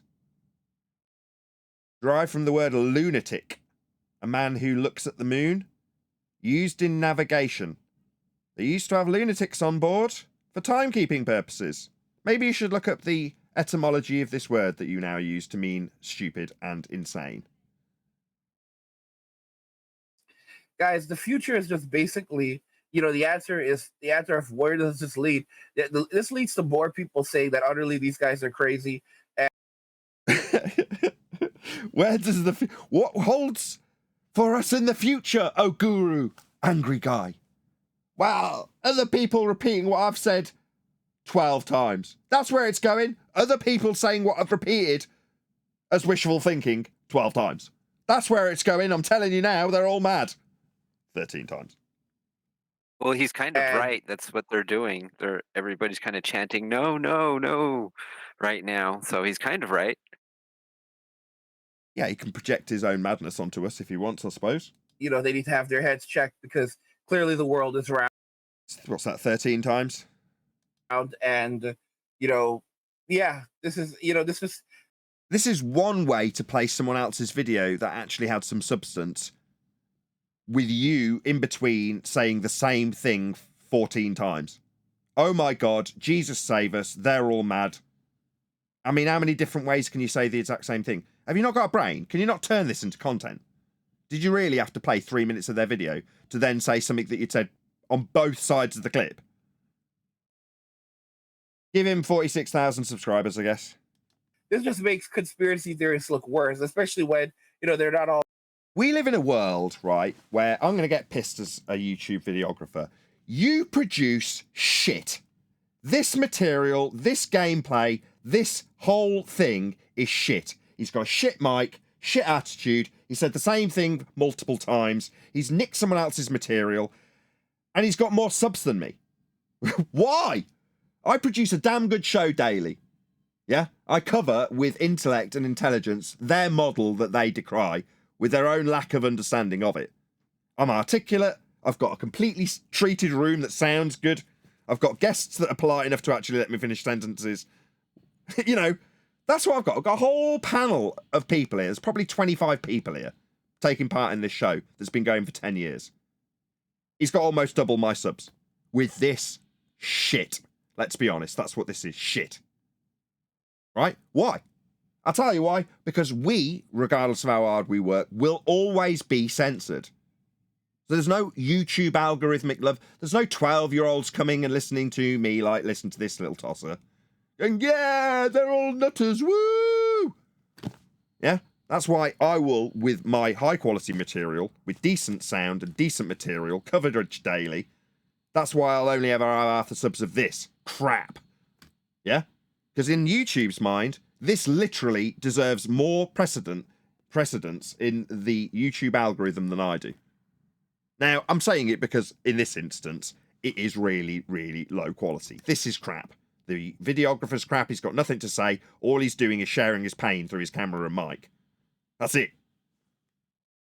Give him 50,000 subs. Make him a YouTube millionaire, I guess. Why not?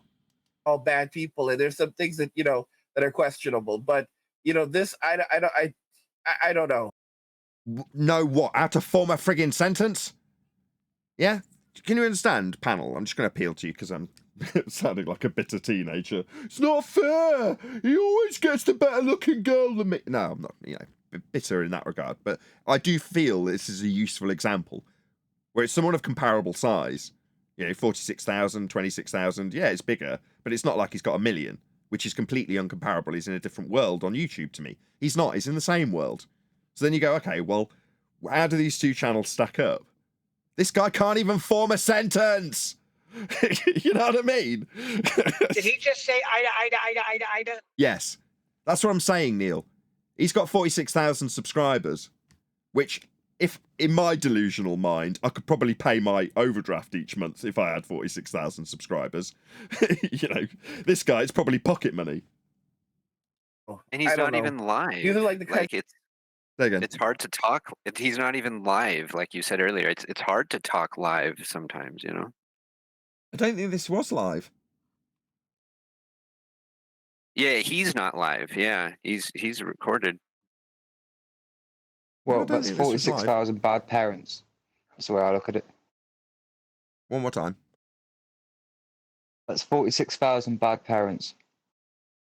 I don't know. I'm not bitter at him. If he's listening to this going, how dare you, right? I actually work really hard. It's not necessarily that the comparisons for you personally or to you personally. It's just generally. Yeah. So we reached a point in about 2017 where we could grow. You know, if you put out decent material, which at the time I wasn't, I was putting out crap like you are, with a horrible mic and loads of background noise and a scratchy sound and very little to say. And I wasn't a good videographer. But I was still growing at a decent rate because people could find my material if they typed in Flat Earth. Now you type in Flat Earth and you find Simon Dan. Or Professor Dave Explains. Or you. Yeah, you will come up 10 times sooner in this subject that I am now an expert in after 10 years of covering it. And almost everybody on the panel is too. There's a whole panel of experts here, condensed into one show that comes out daily. And we're struggling to cover outgoings. As a YouTube videographer, I struggle. Well, why? Well, because Congress have told YouTube, censor these people. All right, okay. Fair enough. Yeah, you get nothing. Right. So then I have to scrap to my enemy, you, and appeal to you, the guy who's got more subs, to make a response. Now, the chances of you making a response when I'm making it abundantly clear that you can't even string 5 words together without stuttering or repeating yourself, you're unlikely to want to put a link to me, are you? Now, why would it be that I have to lean on my enemy to actually get any publicity? Well, because we don't get any from YouTube. It's a Congress's decree. So I'm entitled to moan about it. I just want to make it clear for him, angry guy, it's not actually directed at you, even though I'm using you as an example. It could be literally anybody. As of people that say don't believe statistics. And, I say go and check the statistics. Check. What statistics? Nathan. Go on. Just quickly, when I go out on a night out, if I go out with a lad who's better looking than me, it's a bit scary and harder for me because I have to up my game to get lucky that night. Whereas if I got a lad who's average looking, then I feel a lot better, a lot more confident. So you should feel grateful there's lots of numpties around, so you look better yourself. Fair enough. Check the facts because, just like, math, just like facts, just like math, just like facts. Oh dear, just empirical things, just like things that are empirical, or whatever. So, maths is abstract, right? He thinks that maths is facts. Yeah, shout out to Red's Rhetoric. Math is not reality. It's abstract. You can have a fact in math, yeah? But it's still abstract. If I've got 3 apples, and on paper, I say, well, I'll give you 4 apples. You get 4 apples, I've got -1 apple. On paper, everything's fine. Yeah, but in reality, I can't give you 4 apples if I've only got 3. Well, but I can in maths, because it's abstract. Yeah? But this guy's like, it's just like maths and facts. No, facts can be established in multiple different ways. But the assertion in the video that you've covered today has made it quite plain and obvious to everybody listening to it that there's an illusion of science here. So that's why we bark on about what science actually is, the empirical nature therein, because it's never being employed when people claim they're on a sphere. You've got stories of the formation of heavy metals in the dying hearts of stars to then follow natural law, disperse throughout the cosmos, and give us our base materials to form life. Why? Science! No, it's not, though. That's the point. But you think maths. Well, why? Because they can give you the numbers for the dispersion rate of the solid materials after implosion in dying stars. Well, the maths stacks up. It's abstract. Just derivative of facts, don't care about your feelings. But this is madness. This is madness. And I don't see, I just hope that this movement gets shut down or just continues to get refuted. We are already. Yeah? We're already shut down. 2017, mate, Congress sat, YouTube sat in front of Congress, and they were told in no uncertain terms, you need to stop this flat earth thing. People going around saying the earth is flat, that's not allowed. Yeah? So when you say they should be shut down, yeah, in terms of your appeal to what other individuals should or shouldn't be doing. In your mind, we should all be locked up. It really doesn't matter in terms of the nature of the world that we inhabit. Yeah, you could lock us all up. Okay, let's just go down that road for a second. What happens next? Does Earth stop getting measured flat? Do the maps cease to be flat? Does the grid system stop being flat? Does GPS stop referencing Cartesian systems for ground positions? No, the world will still function flat, regardless of if you decide that the perceived to be mentally unstable flat earthers are locked up or not. Earth will still be functioning as a flat plane, because that's how it functions. FED allowing for the audience to become experts also, says Mike 808. Wow, that is a really nice compliment. Thank you, Mike. I owe it all to my panel.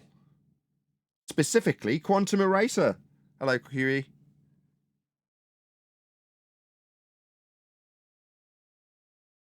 Good morning. Good morning. Good morning. The feedback? You want to turn your mic back down from when you held your show with an audience? Turn your mic back down. Muted? No, I Because just this is absolutely. I just turned it up. Okay, well, you're causing feedback. Can hear your speakers through your mic. No, I'm Hellish. not. Yeah, you are. I can hear it. Hellish. Oh my God. This is off the devil. By the way, why guys, if you're enjoying the content, subscribe to our newsletter for my personal thoughts, insights, and a free copy of my ebook, The Blueprint for Escaping the Rat Race. Click the link in the description to You've got an ebook called Escaping the Rat Race, have you? Okay. get your free copy. What do you guys think regarding all of this? Do you agree that these people? If I gave the tiniest of shites about what you had to say, I might go and download it, but frankly, the fact that you can't string a sentence together doesn't really encourage me to go and download your ebook about escaping the rat race. You're in it. Going, oh my God. If this is how you cope with flat Earth, why would anybody take advice on you from you about how to escape anything? People are they need some time and they need to get their heads checked. They're not really 14 times. Not really. They're not. This isn't really a sentence. I don't know how to. Seriously, have you not got editing software? Do you not listen to yourself back and go, I sound pretty stupid saying this stammery, stuttery garbage 14 times. Maybe once would be sufficient. To describe it, they're not. There's a few screws loose. There's a few 15 times. Screws loose. 16 times. I mean, maybe you could just reiterate this 16 times, because I mean, it's enough for a 12-minute video for you to say, I'm scared that I might not know enough about heliocentrism because I don't know how the formation of stars gave us gold, but lights in the sky gave us stuff, it fell to the ground, and maybe we did, or maybe we were alleged not to go to the moon, I don't really know, but allegedly we do go to Mars, and therefore all flat earthers are nutters.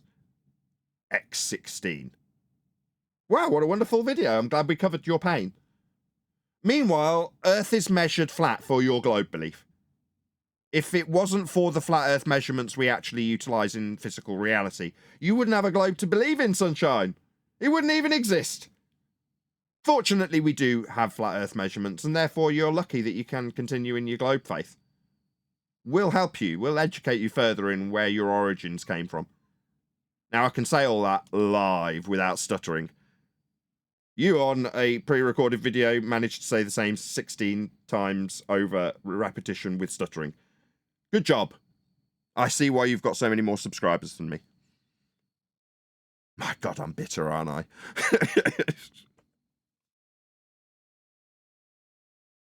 I'll take the YouTube hat off. I'll put the flat Earth hat back on. Stop being quite so bitter. Do we all enjoy that?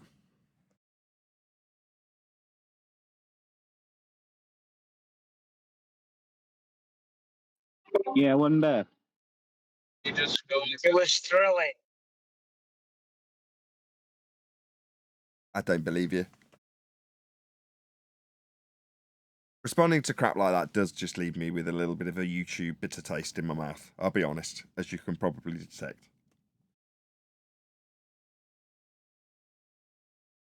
It's a program on their end, and at least we get to see it, and at least we get to hear a rebuttal that is pretty concise against it, because it's pretty obvious and it's pretty, it's true. It's like, you say the same things, but when does the truth change? Any other further comments on Angry Guy? Once again, if you're watching live, be sure to let Angry Guy know at Nathan Oakley 1980 sent me with a polite link indicating that we have covered his video. Hopefully, if he is to respond, he'll put a link to our video and help us in the YouTube algorithmic love that we definitely do not receive from YouTube. But yeah, I'll put a link there. You can see it going by in the live stream chat now. Hopefully a few of you have actually done that. There's 120 people watching, so I'd hope at least a few of you have actually toddled along to the video. With my YouTube hat on, in that regard, I wish him every success on YouTube. As much as I'm bitter that you're more successful than me, despite not being able to string a sentence together, I still, with a YouTube hat on, wish you every success. I wouldn't want to interfere in your endeavours to grow as a YouTuber, and I'd hope you'd do the same in return. Any other comments? Subscriber count. One more time? Yes. Subscriber count doesn't equal success. That sounds familiar. I think I said that. No, Brian told me 2 weeks ago. No, subscriber count doesn't really mean a great deal. It's watch time and views that actually mean something. In that regard, I'm doing really well. It just doesn't directly translate to cash, unfortunately. Anyway, I'm going to round out and do a call to action for people to stay tuned if they are watching on either Nathan Oakley 1980 or Nathan Oakley Premiering Stream, as there will be an after show to follow.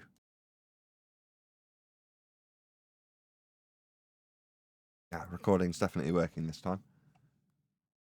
Oh, that's annoying. It's only in whatever it's been, 7 or 8 years of doing the debate, I think it's only been twice that I've accidentally not unpaused the recording in the middle of the live show. So the live show's then missing from the full uncut show, which kind of makes me a liar when I call it an uncut show because I've cut out half the live show.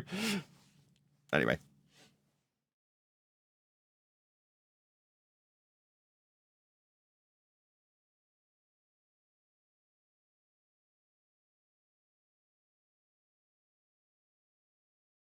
Got less and less outrageous towards the end of the video. It started off with him saying we should all be locked in nut houses, and I was completely outraged by about the 16th or whatever it was repetition of it. You're like, this has lost its sting a little bit, hasn't it, son?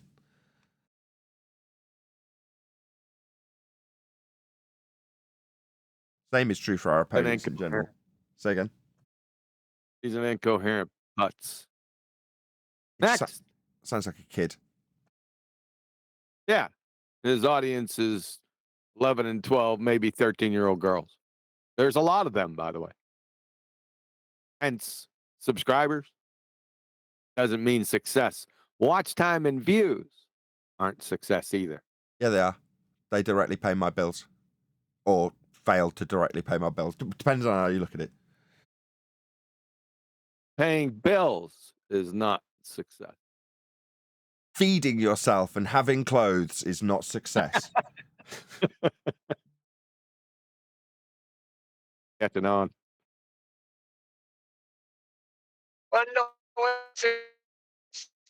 Absolutely, Neil. I totally agree. By Thursday, I should estimate.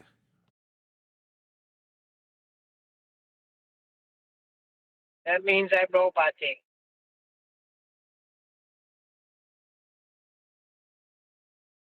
Roboting is not success. I'm with you 100%. I just want you to all know we're all with you 100%.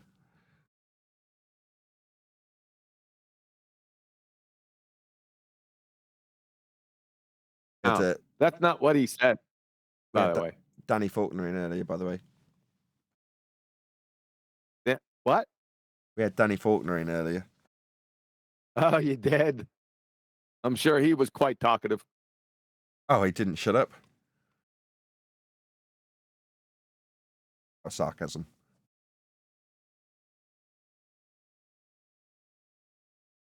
Right, who's in Discord? I'm parched. I really need to drink something. I've been sat here for 2 hours. Who's going to keep the conversation going if I go and get a drink? Bush? Humble? Dank. Looking at you guys. We'll wait, dude. That was a new voice. Who is that? Phil. This is Philosophix. Philosophix? I don't think I've heard from you before. Nice to meet you. Yeah, nice to meet you. I have a quick question for you. Oh, for me? Doesn't the evidence suggest... Go ahead. I really want to get a drink. Can you direct it at someone else for like 3 minutes? Yeah, that's fine. Thank you. You can direct it towards me. All right. Doesn't the evidence suggest, based on the fact that nothing sets, that, yeah, you can pretty much, until somebody proves to me that something sets, we're on an infinite flat plane. Are you talking about the sun setting? Just anything setting. But you got for me to get my teeth into something, it's got to be hyper specific. Please. Okay. I just take the most distant star possible. It doesn't set. Nothing sets. Yeah, you can think about the sun, but going much further than that, right? Any star doesn't matter. Nothing sets. Therefore, we can stop there. It's infinite until proven otherwise. Infinity doesn't exist in reality or mathematics, number one. Number two, when they say it sets, stars or the sun, that's rhetorical language. The sun doesn't set and stars don't set on a globe or a flat plane. But you know what I'm saying. In terms of just going around under us, I guess you could say.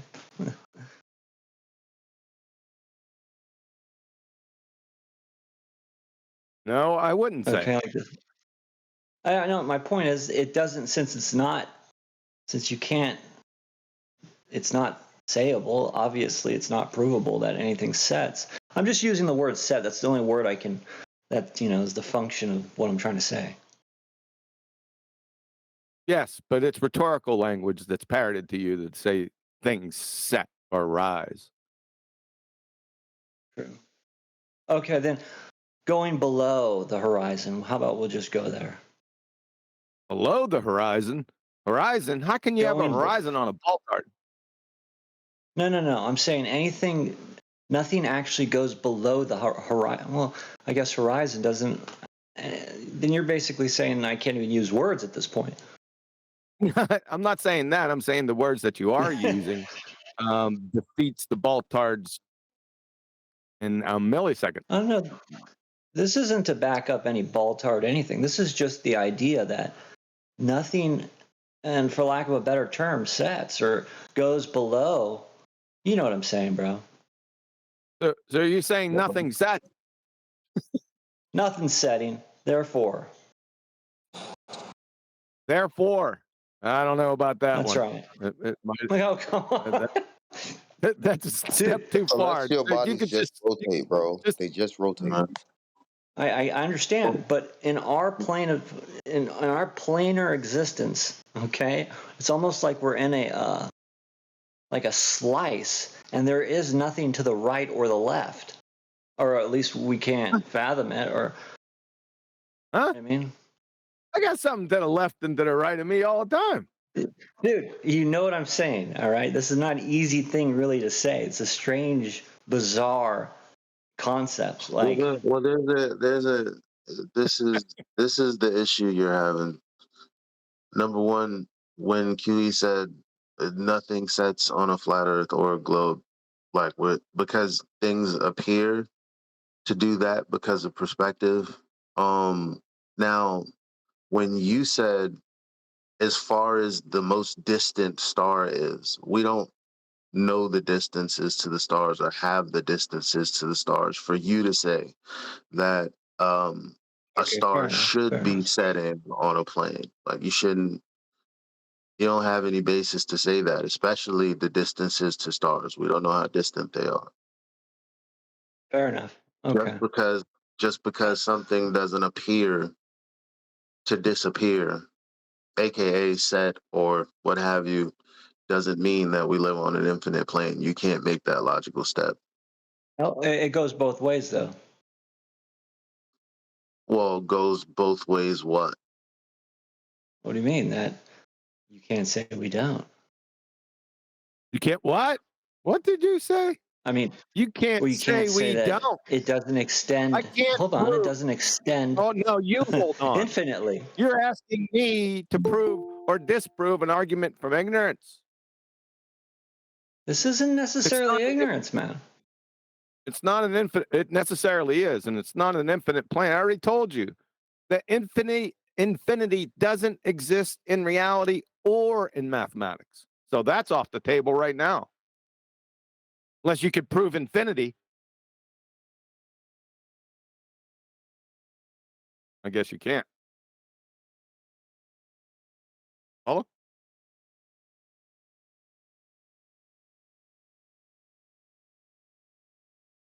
I was just thinking about it. It's just quite the thought, to be quite honest.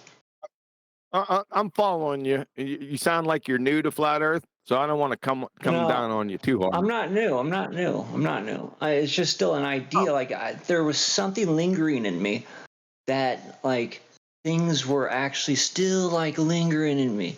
That there was somehow this thing that encompassed us 360 degrees. Yeah, it's a container. Spherically, like. Yeah, a container encompasses you 360 degrees. Most definitely. Follow? To add to that, it doesn't have to be a dome. So I guess anyone would think that, well, if we live in a dome-contained system, then the stars on a plane would eventually intersect the horizon, which we don't see that. So, but the thing is, it doesn't have to be a dome. That's the problem.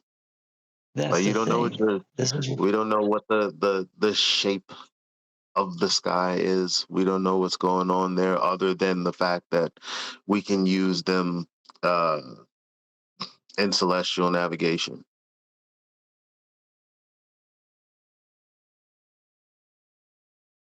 Who said dome? Me. So you introduced the problem. That's why it's not a problem. Mm. So do you understand that we're contained? It's not a problem. Do you understand? It's just a Hold on a thought, second. really. Wait a second. Hold on. Do you understand my last statement? That we're contained 360 degrees. Yeah. Gas pressure. I get it. Yep. There you go. You're good. Yeah.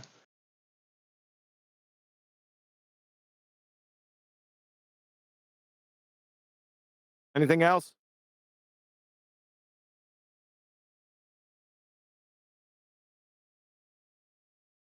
No pressure.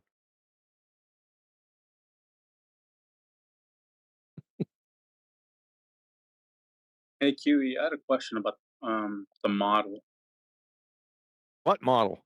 So I think that's my question. Like, you say that no one has a model, right? Correct.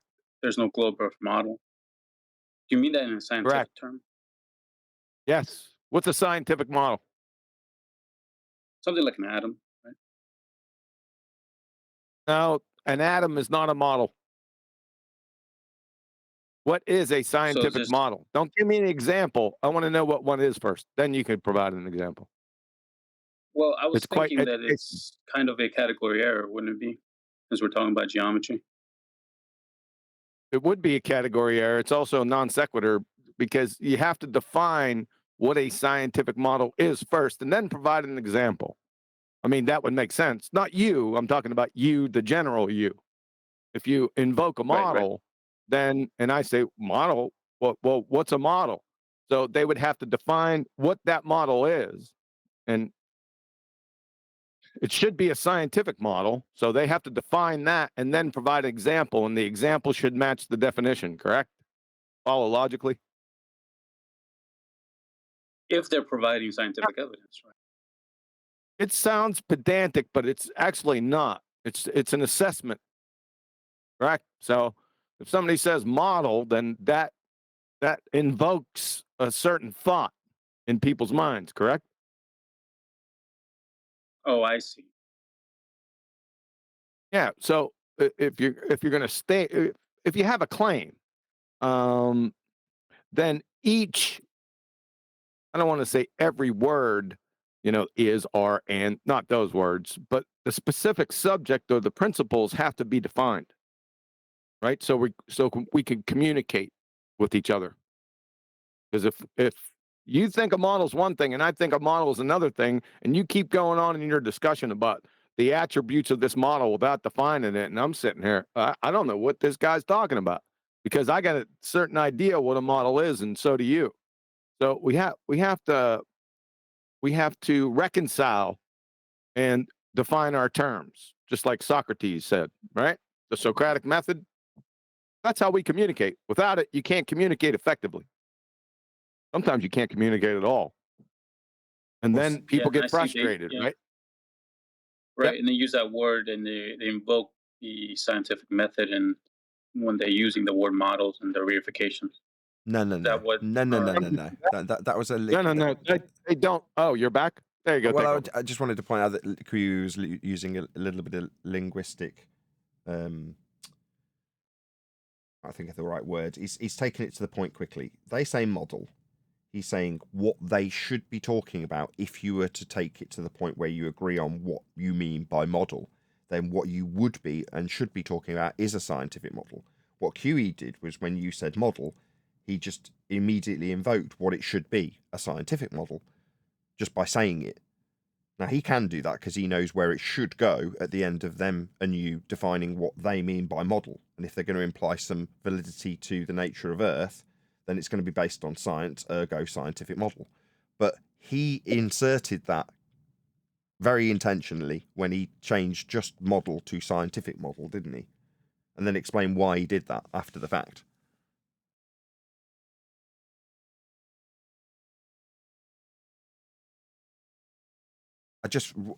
My concern is that it was just subtle. It went from model to, no, we're going to be talking about a scientific model. QE didn't just say, well, we are going to be. He just said scientific model. He recontextualized it intentionally to be where it should be from the off.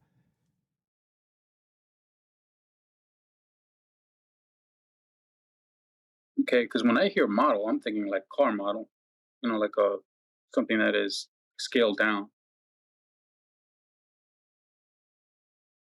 Well, they haven't got one of them either.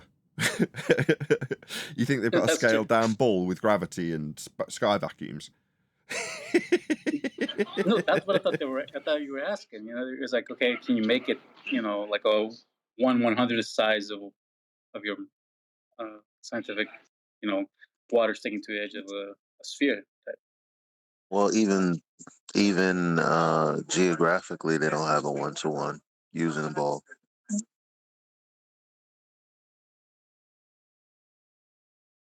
In other words, model is a kind of, it's like a greased chicken, right? Especially when they model, because most of them don't know what that is. They just heard through the years that flat earthers don't have a model, so they just regurgitate that. Where's your model? Well, in actuality, if they did any research from Stanford, models in science, yeah, that's a belly laugher. Here's their list: probing models, phenomenological models, computational models, developmental models, explanatory models, impoverished models, testing models, idealized models, theoretical models, scale models, heuristic models, caricature models, didactic models, fantasy models, toy models, imaginary models, mathematical models, substitute models, iconic models, formal models, analog models, and instrumental models. That's the list of them. They missed runway models. That's not science. Fashion is a science. I'll have you know, mister.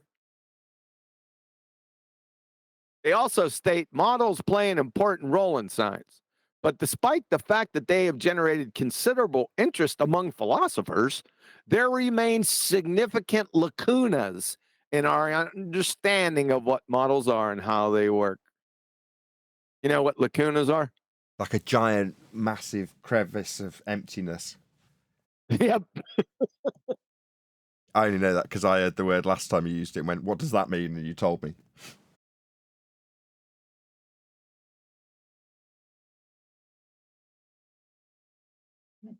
Well, isn't that because the model can never be the thing it was modeled after? Yeah.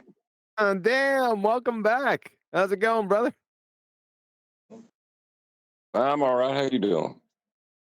Good. How's work? Painful.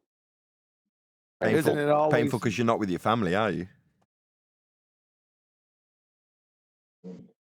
Well, I'm getting a break from 6 kids. That part's the good part. The hard part is the work. Well, it's good to have you back. Is it refracted? Yes. Oh boy. Here goes the Nathan and Refracted show again. Oh, here we go. Did somebody say elevation? Good to hear you, John. Well, that reminds me, John. Simon Dan made a video about the show, specifically about using seismology to prove Earth's a sphere. He did not. He did. I kid you not.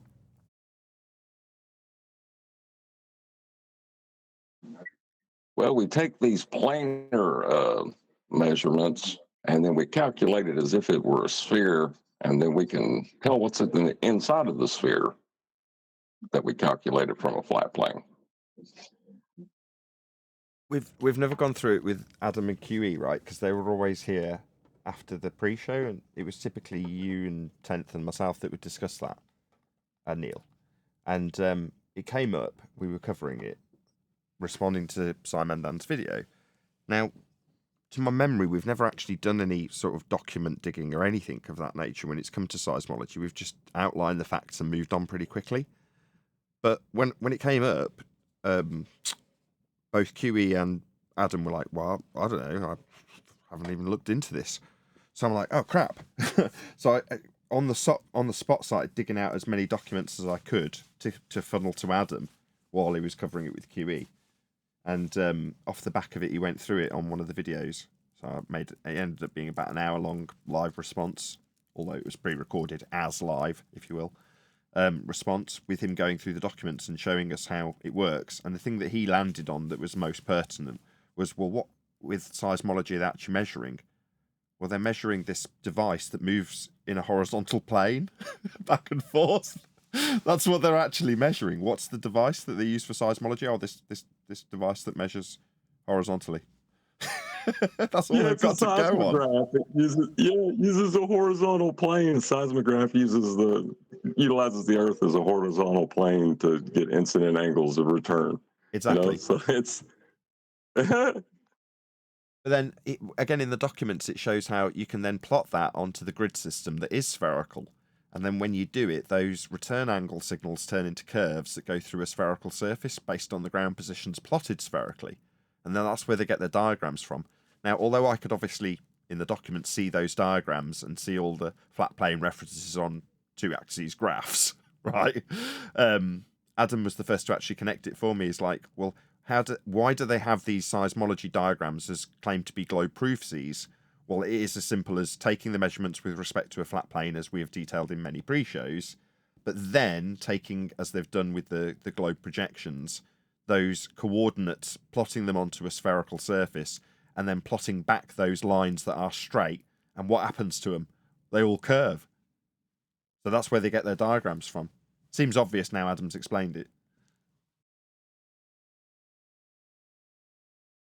Yeah, Adam's pretty good at that, explaining stuff. I'm not. Yeah, you got 3 hours to waste. No, on the contrary, the fact that you had explained it sufficiently over those pre-shows for me to know roughly where to look for, what words to use in the search engine to find what I needed to hand off to Adam, so that at a cursory glance, he could surmise what I wanted him to. Mainly for credibility, he's a mathematician, right? I could have attempted to do a similar job prior to Adam doing it by funneling him that data. But it's only when someone like Adam goes to the nitty-gritty of it. I'd scan my way through it 2 or 3 times on the fly. But it was, like I say, Adam that went, well, here you go. It's showing you in the description of what they actually measure what is required.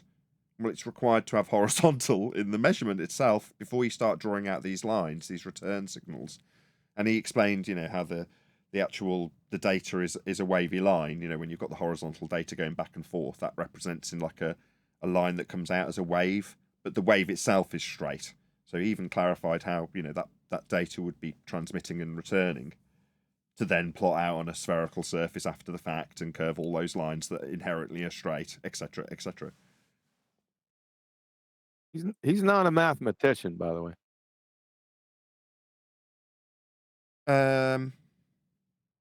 By comparison to me, He's a chemist. He's degreed in pharmacology. Now, do they use math in pharmacology? Yeah. They use math in a lot of disciplines, but as a matter of fact, he is not a mathematician by title. No, you're right. Just a small correction, so people aren't confused. He's very good at mathematics, no doubt about that. Well, the other way I could phrase it was really only to my detriment. If I said, well, I handed it off to maths man Adam because he can do the maths that I can't. That's the reality. You're saying it sounds better. To say, oh, well, I passed it off to somebody above my pay grade. He's a mathematician. Well, obviously that sounds better until you come along and say, ipso facto, he is not a mathematician. No, he's not, is he? It's not ipso facto either. It didn't have ipso facto. You use that out of context. Well, no, because it isn't ipso facto. Quite the contrary. He isn't ipso facto a mathematician. That's why I said it. In context, I'm saying I've stated it like ipso facto he is. But ipso facto he isn't. Oh, he would ipso facto, if he understood the topic, be a mathematician. But he's not a mathematician, therefore it wasn't ipso facto. Is that what you're saying? Yes. Jesus. I prefer we focus on this rather than my incorrect ascribing of a credit beyond his dues. Yeah. Just messing with you. Something to do. Good to be technically correct, though. Yeah, I'd hate Adam to be suddenly chastised for not being a mathematician when he enjoys maths and is very good at it, generally speaking, as a lowly pharmacologist. Not lowly. I mean, you got to have some serious education to be in pharmacology. But he's also basically just a witch doctor. Yeah, he's a sorcerer, yes. Yeah, he makes potions. That's basically the devil.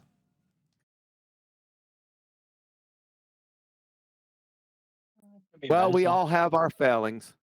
That guy we responded to today said that they belong, that it's of the devil or something like that. He said it right at the end. Did he? Yeah. He said, this is of the devil. I can't remember exactly what he said, but something like that. What, the moron earlier? Yeah. Flat Earth is of the devil, he said. Now, I used it with every bit of disdain I could muster for the astronaut-lying sods that they are. What did you see from space? What could you say about Earth that you saw from space? It's round. Down the barrel of the lens. Liar.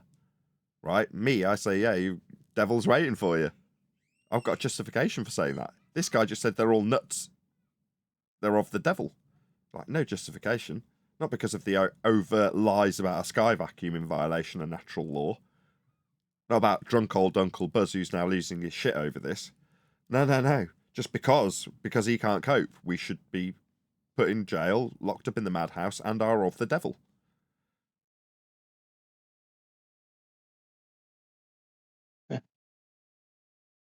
Outrageous, right?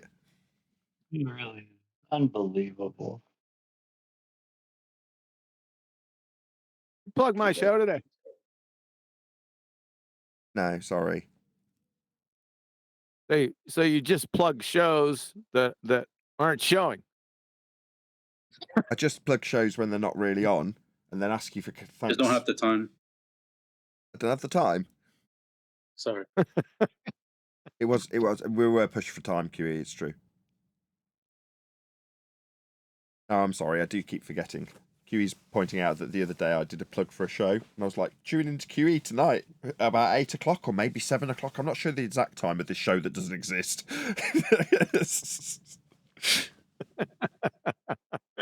Just all random, like, well, doesn't QE have a show today? It's a Friday. I never have shows on Fridays, unless, I mean, for the past 5 or 6 years, unless it's, a one-off type of thing or a treatment, a special show, but never QE live on a Friday. They're always on Tuesdays, right, Neil? My word. On Tuesday, so I should really have plugged it today then. You should have said something. I didn't think it was that important. I'm just razzing you. Yeah, it's highly important. Most important thing is to really plug your show above all others. I don't know about that. Yeah, of course. You're one of the panel. We don't mention the day of the week, do we? Yeah, maybe that's what's to blame. Doesn't matter. You should still plug QE's show. If we can go to the end of to the degree of plugging our opponent's show and putting links, the least I can do is plug our own, right? You'd think. Yeah, definitely. Yeah, I'll take it on my. I agree. Well, to be fair, I don't plug your shows because, like, they're on every day. I figure everyone already knows. Yeah, but you do. So I was in the show that you did do, whatever day that you did it last, and that was on a Sunday, wasn't it?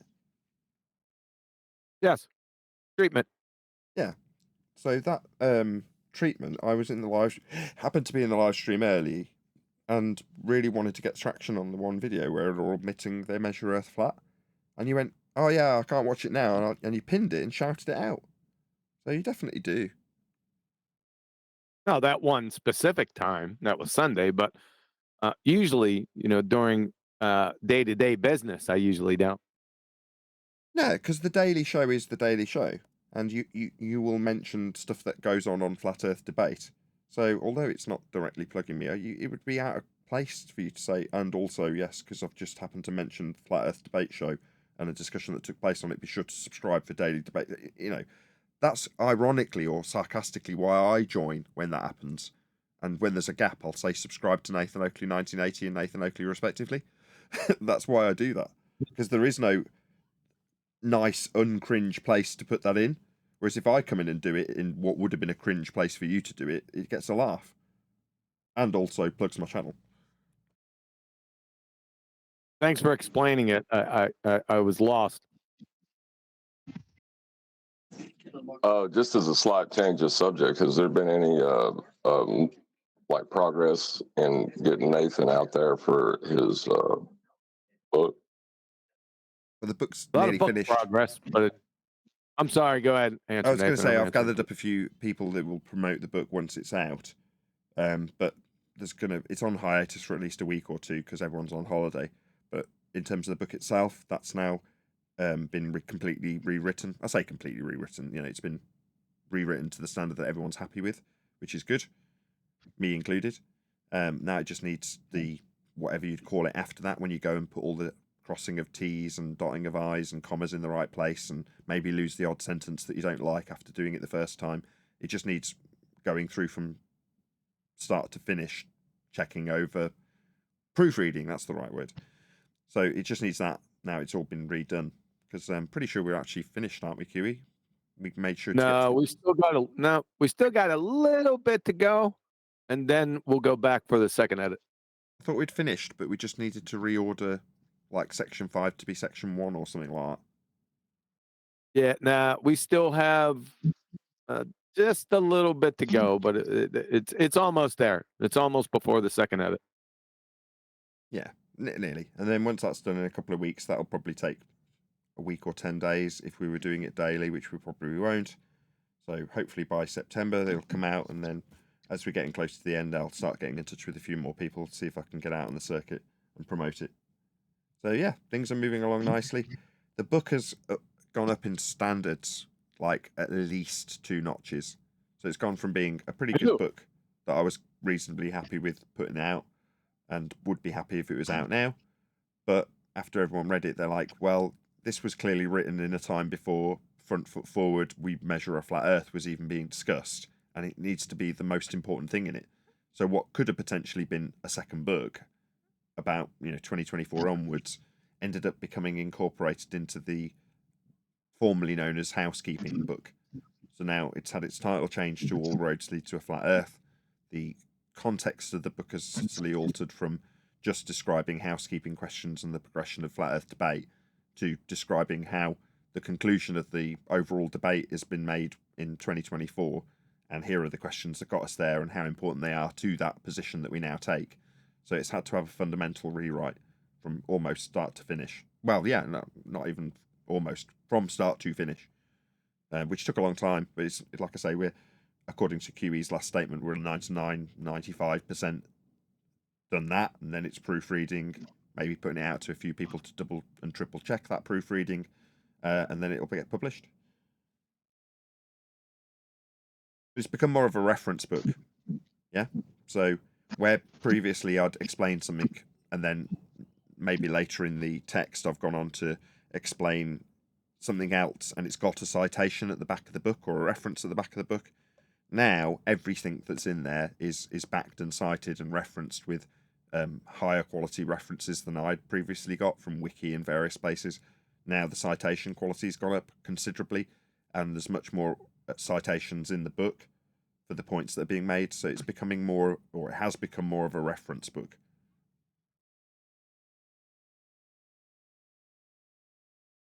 Which is well, good. Then it wouldn't. What section are you going to publish it under then?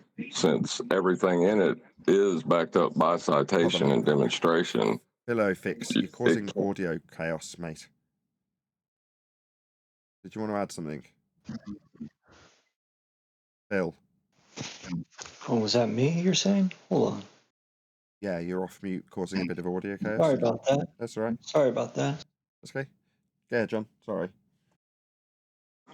I was just saying, what genre will it be published in now, since everything in it is cited? It's just, you're going to publish it as a reference book? No, well, like the shows, educational is how I would term it, unless somebody challenges that and says, no, it needs to be in, I don't know. Give us some choices of the sections available. Not put it in truth section. Yeah, such a section doesn't exist, though. It would have to be nonfiction. Sounds like reference, the way you described it. Yeah, I've got no issue with that. Under romance. Well, it's not a fiction book. It can't go under romance. There's definitely going to be censorship on that too, no doubt about it. On this book? Nah. You don't think so? Nah.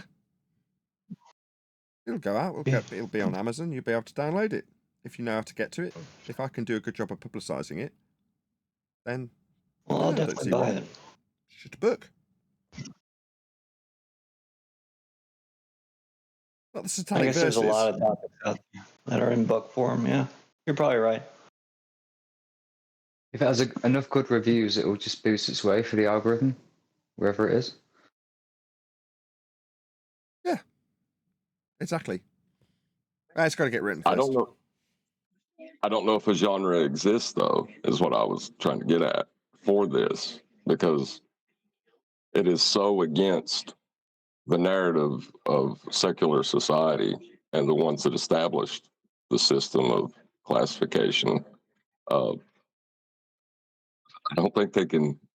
I don't know if they'll know what to do with it. Who's they? Amazon. Anybody who's a heliocentrist trying to classify what the book is. The thing is, I would imagine that Amazon have got flat Earth sections, as in, here's your flat Earth section with flat Earth books in them. So, I'm not too concerned about how it gets categorized, to be honest. It is what it is. Most of those are in the religious section. You'll notice that they're usually put under religion, but they can't do that to you because You got demonstration for everything and citation. Exactly. Well, you're gonna have to give us some choices here. So I looked up the choices: different types of books, science fiction, literary fiction, historical fiction, adventure fiction, memoir, women's fiction, fairy tales, short story, fantasy, romance novel, horror, young adult, biography, alphabet book, LGBTQ. Isn't that part of the alphabet? I digress. Contemporary literature, mystery, thriller, graphic novel, history, classics, dystopian, magical realism, and cookbook. History. That's the only one that it fits in. But it's not. It does describe a lot of history, though. The expansion of the known territories, elevation, angle measurement, acquisition, cartography. These are all historic. But none of those categories are very good.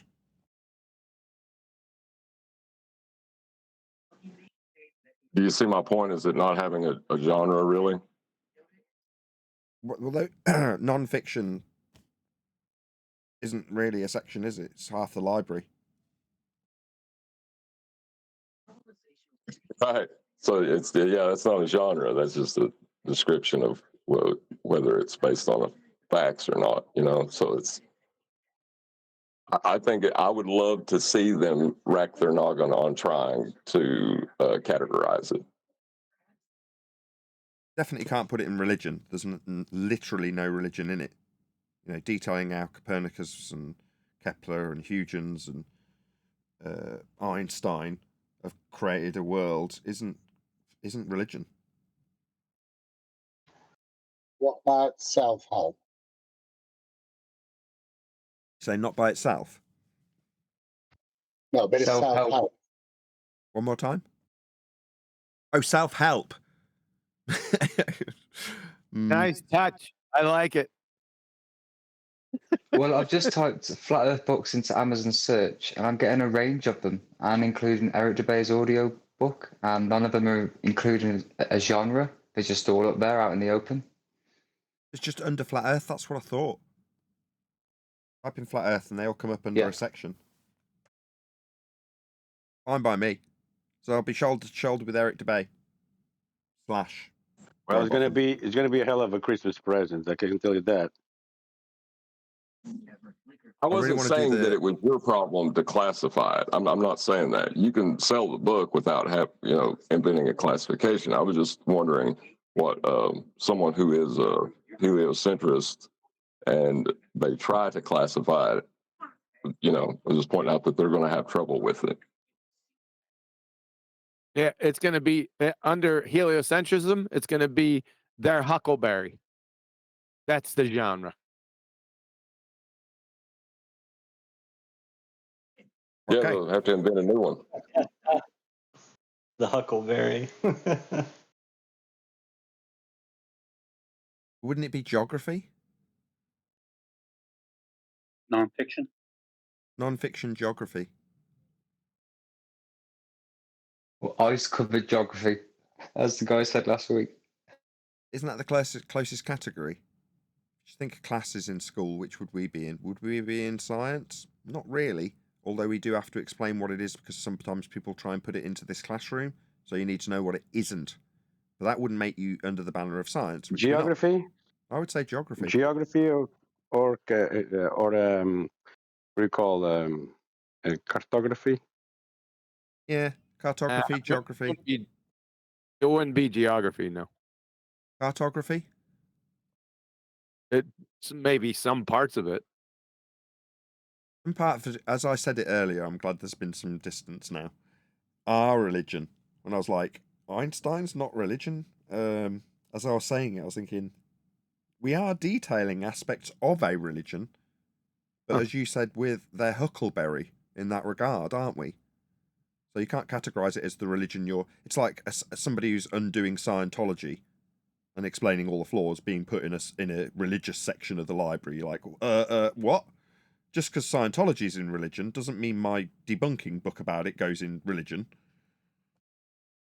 I might be incorrect.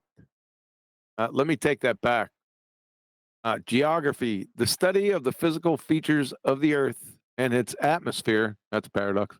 And of human activity as it affects and it is affected by these, including the distribution of populations and resources, land use, and industry. So that part might not be off. So let's see if I can get another one. Hold on. But that's the closest so far, wouldn't you agree? Geography. With the first part of that definition, that's the closest so far. Yeah. Yeah, not the population distribution and industry and stuff like that. No, but the land and how it relates to what we use it for. Sometimes we discuss that too. Only recently, the expansion of the known territories, the mining of the known territories, the colonization of the new territories, which we know as new worlds. So in that respect, we do actually conform to all of the descriptions in that. I would say we are covering geography. That's what we're doing. Yeah. Well, then you got National Geographic. They define geography as the study of places and the relationship between people and their environment. That's what we do. It is historical. Been around forever. But there's a historical aspect to it, yes. But if you were in a geography class, there'd also be a historical aspect to some of the things that you were detailed in terms of when they were developed, how they were developed, who they were developed by. That's historic. But what they're being used for, how they're being used, and what they are is the overarching subject. To me, that seems like we're covering geography. Geography from Merriam-Webster, a science that deals with the description, distribution, and interaction of the diverse physical, biological, and cultural features of the Earth's surface. Oh, well, now I know what to say. When someone says, "Oh, you got a YouTube channel? What's your cover?" Geography. That's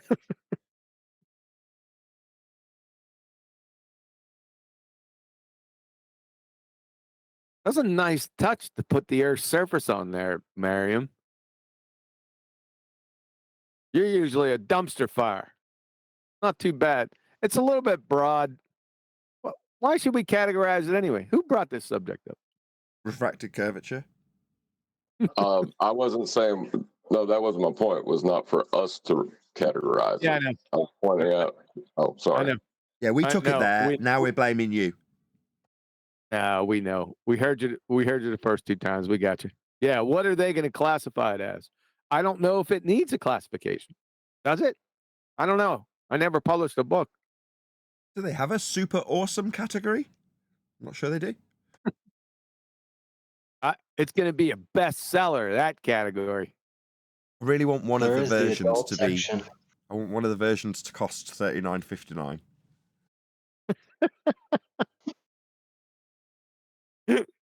Somebody wrote that to me. Who was it? Virgo Greg. He sent a message to me. He goes, "I suggest you charge $39.59." That's got to be a thing. For a signed copy. Oh.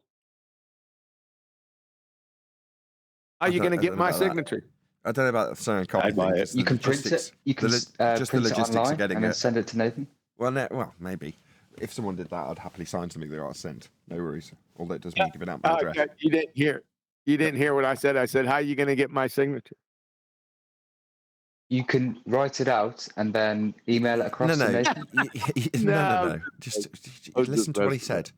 Right? You said, "How can I get a signed copy of this book?" Whose book? My book. What did QE say? "How are you going to get my signature?" says QE. Cheeky bastard.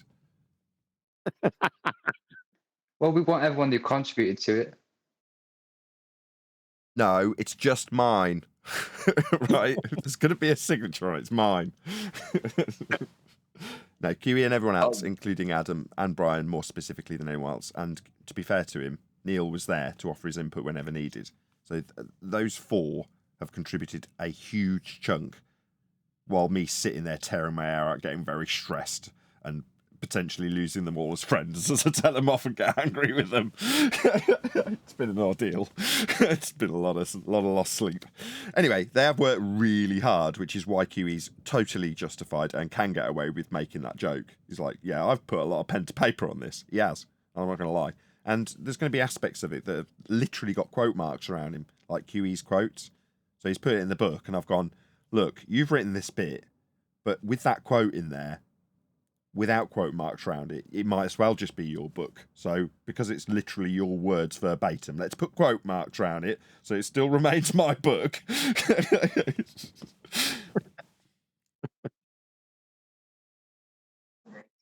I think you should push to get it put in the geographical section. Oh, brother, you're still stuck there. We gone past that, John. No, don't, because that would be a kick in the teeth for every heliocentrist to have to pass by that in a reference section. I like it. I really do. It needs to be categorized as geography. So therefore it should be put on the front cover for the geography section.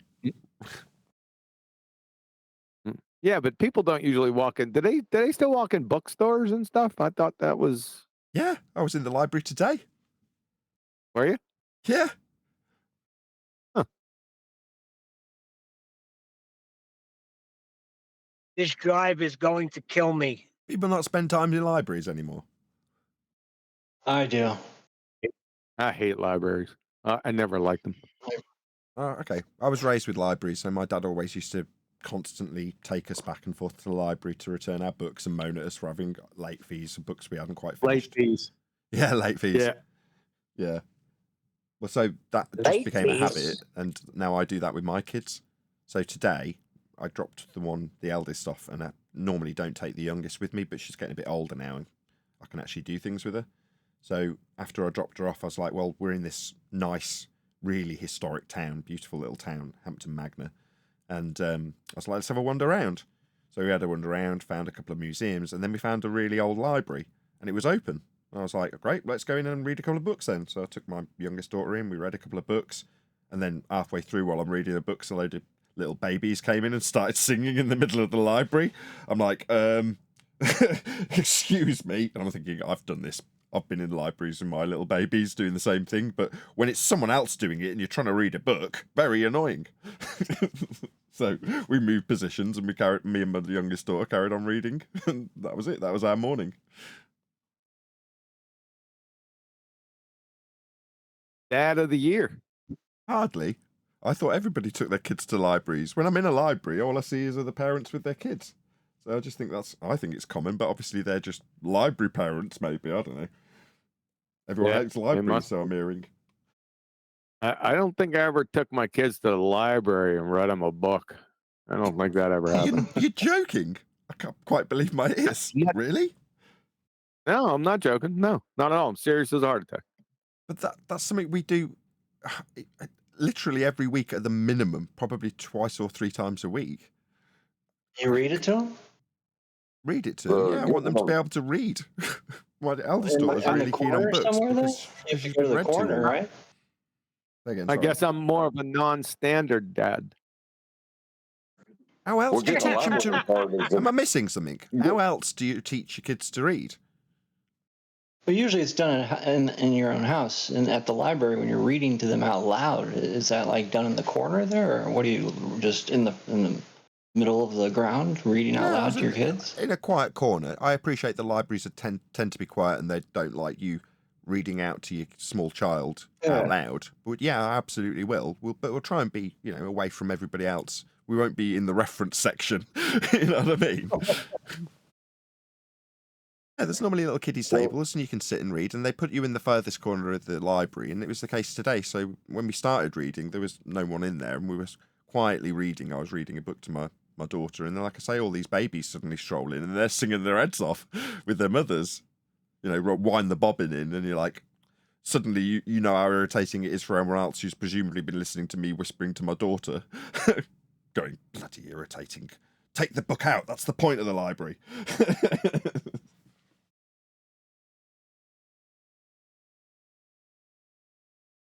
It was a source of pride for my kids to get their library card. It's like a ride of learning to read, because as soon as they're capable of reading, I get them a library card. Reading is fundamental. Yeah. Remember that commercial? Oh, I thought you were just saying it. No, that used to come on with the conjunction, junction. What's your function? No, we didn't get that of it. Personally, Sorry. Nathan, I think libraries underappreciate their place in society. They don't, from my personal experience, the majority of libraries, they don't make it a pleasant place to be, a pleasant experience. They don't use antibacterial wipes and spray on the tables. They don't use flowers. They don't use air conditioning. It's always muggy in there, smells bad, and it's like this is it's a place of history. They don't have air flowing anywhere anymore. And they this stopped air. And the pretentious air of poshness always disgusted me. I always remember when I was in my teenage years in high school, when you needed something of any significance, you had to go to the reference library, which wasn't your library. It was the library in the big city. And you have to go in and you have to go to the person at the desk and they'd have to go and get you a big reference book. And sometimes they were fussy about you taking it away and you had to photocopy it or various other things. But that was a big ordeal. So for me, it was going to Birmingham Town Centre and going to the reference library to get something specific because it's a much bigger library with loads of reference books. But it was a big deal. I mean, now I'm pretty sure as long as you've got a bit of cash, you could get almost anything you wanted just by typing it into Google and spending 10 minutes searching for it. But back in the day, the fact that you had the librarian there in the reference library was amazing because you could ask her for something specific and they'd know, they'd find it. You know, they were very, very skilled people and they could find their way to something that you didn't really know what you wanted and they could take you to it and give you choices. You're like, wow, cool. Try that now with Google. It tries to direct you to whatever the propaganda is. So to me, the current state of affairs in terms of information acquisition seems convenient by comparison to a reference library. But in terms of the actual quality of the information you got out of the library, especially for me, the one in Birmingham Town Centre, was second to none. Why? Well, because you had every book available. Well, maybe not, that's a bit of an exaggeration, but you know what I mean. And a librarian to find it for you. Especially if you didn't know what you were looking for. You only got a vague idea. Like I say, try that in Google. See how you get on. The only time we went to the library is we had to do a book report and we needed to find something in an encyclopedia. Nobody had encyclopedias in Brooklyn. You had to go to the library. Well, personally, Nathan, I'd say that booksellers are a bit better than that because they're reliant on a sale, whereas the library is government funded, so they don't care if you get your book or not. I don't know. I always found Birmingham Reference Library excellent. No gripes. I ripped the pages out of many encyclopedias there. You could get things fixed. I don't know, not me. This wasn't me going and getting stuff, but you could go to the reference library and get a Haynes manual, like for your specific car in your model year. You go to the reference library and you have schematics or whatever they call them, the whole exploded view with a mechanics list of how to fix something. You just take it out. Off you go. Fix your car and give it back. Imagine that today. Whatever I needed, I ripped the pages out. Took it home. You disgust me. You did what? So the feeling of getting directed by if somebody Google else needed information. that, they'd have come to me. Hold on, Neil. Go ahead, Phil. I was saying the feeling of getting directed by this algorithm to information, it really does fucking kill you to some extent. Like, it just feels so shitty. I know your pain. Stop swearing. Oh, I'm sorry. It's all right. Yeah, there's an illusion that you're being led to good information because you're the one who's typed the search in. And nothing could be further from the truth. It's getting worse as well since they introduced AI. I was like, this seems inconsequential. They've labelled everything AI and nothing in computer tech has changed. Literally nothing. In terms of hardware and software and programming, nothing's changed. All this garbage about AI. You're like, okay, fair enough. You've written some processes that need a certain type of hardware, in this case GPUs, to make it run more efficiently. So slap AI on everything. What really changes? Well, our search gets worse. That's really what happens. Our search facilities get worse, and we get these little AI assistants. That's about it. It's fucking crazy. I'm sorry. Please it's crazy, really. Nathan, I don't know what you were talking about because I'm driving in New York. I got my family with me. But you must have been saying something to irritate my middle guy, because I hear him in the back saying, "What is he saying? The maps are flat. What? We have no maps? I see the ISS. I look at it all the time in the sky." I love it. Yeah, Someone hears flat maps and immediately goes to a non-sequitur of the ISS. Yeah, because that's related. Right. Yeah, he was going all over the place. The ISS maintains an elevation of like 122 miles above the surface of Earth. Yeah, I was trying to tell him that. I said, "Why don't you just listen to what he's saying instead of getting all upset?" What about satellites? Oh, you mentioned something about satellites. That's what triggered him. I said they're debunked because they take place in orbital motion derived from flat Earth measurements in a sky vacuum. That was it. That can't exist because it's the second law of thermodynamics violation. That one should be front and center. I told him that, and he said, "Well, they seem to be violating natural law then because they're up there." Yeah. And he needs to be institutionalized. Yeah, for the guy that we were doing the video response to, see that? That's somebody saying something that is nutty, insane, and makes no sense, followed by needs to be institutionalized. Yeah? Not, I can't stand the sound of this stuff that I haven't got a clue about, therefore they all need to be locked in the nut house. Yeah, and he shouldn't be saying they're up there either, Neil. Up is relative to a horizontal plane. Not good. Yeah. Yep. Are you saying this happened in the past, or are you doing it? Were you doing it now? What are you doing in New York? No, I'm right now. I'm in North Carolina. I'm driving to New York to do some work, and gotta get a couple other things done. So, Nathan, you know what this is going to do? This is going to take the ride. A 16-hour ride is going to turn into a 29-hour ride with bathroom stops. I am now sitting still, waiting for them to get food. I hated that. Is it raining? And what Neil's trying to point out, I immediately know what he's talking about. He's saying, if you're traveling somewhere, what makes a bigger difference?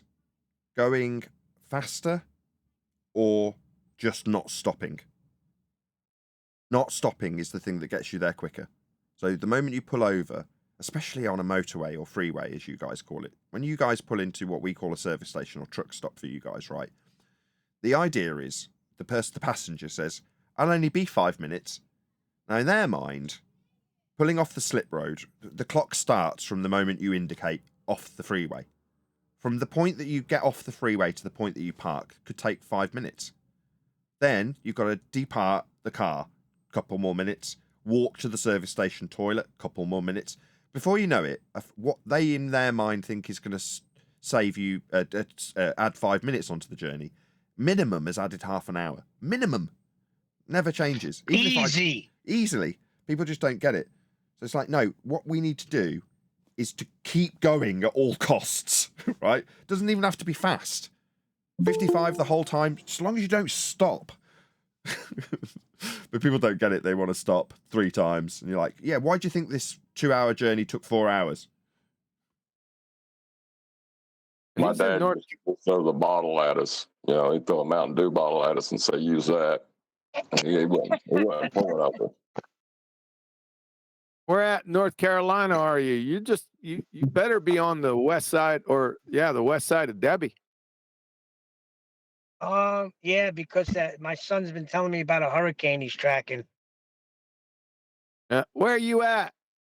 I'm trying to look on the map now. Is it raining where you're at? No, it's not raining. Then you must be towards the Tennessee side, up towards Charlotte and Greensboro. Actually, I think I'm in South Carolina. Oh, yeah, we're in South Carolina. We just got out of Georgia, so we're in South Carolina. You don't know what state you're in? I'm half asleep during this journey. I don't even know how I got this far. Safe travels. You better be up you have to be up in the northwest corner of South Kakalaki, because you'd be getting hammered now with rain and wind. and scary stuff. You should Well, be how on long- 77. Wait a Are second. you on That's- 77 heading to 81? I was You're on trying to get to 81, right? I was on 85, so I just got off to go grab them something to eat. But that's in the Outer Banks. That's all by the water in North Carolina, that hurricane, right? Yes. I won't be going through that way. It won't be going through it. You're in it. You're either northwest of it or you're in it. So you're saying all North Carolina is in torrential rain right now? Except the northwest corner and central. It's pretty bad.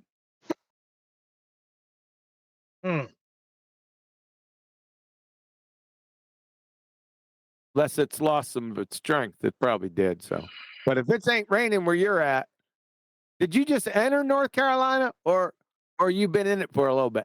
No, we just entered South Carolina about a half hour ago. Oh, I'm sorry. You had me still in South Carolina or in North Carolina. Okay. Yeah. If you just entered it, you have to be in the northwest or north of northern South Kakalaki. That's where you have to be. Yep. Let me see. Is On the map 85. On it should 85, tell me. right? Shut Yeah. up. Yeah. If you're on 85, you're okay for right now. Let me see where this monkey's going. 1 second. You better Real start boot scooting there, friend. QE, Well, real quick. What you want? The notion the notion that space is, they're trying to, what, the idea is it's negative what? Something Tor. That's all completely made -17 up. Tor. Yeah, okay. Negative 17 Tor. Interstellar It completely made up. Going to be one of these long, drawn out interruptions. Go ahead. It's completely made up. Correct? Well, it has to be. Yeah, it has to be. So, Yep. in reality, okay. So in reality, so are they giving? So it's made up, right? So all we really have in reference is when they're talking about gas pressure. There is no anything else. There is no empty vacuum pressure where you can even make the measurement in contrast to. So it's just cooked right up. Like, I just hear it referenced a lot, and it's like just crazy. Just the second law of thermodynamics violation. That's what it's just.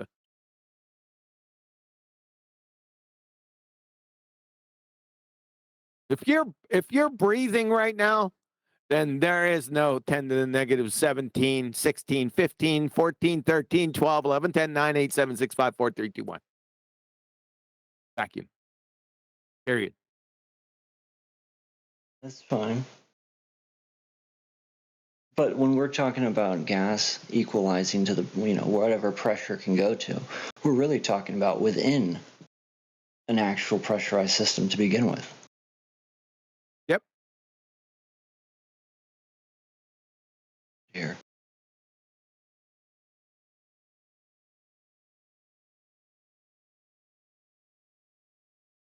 Speaking of gas pressure, I don't like the way the CPAP suffocates me. I'm turning it back in.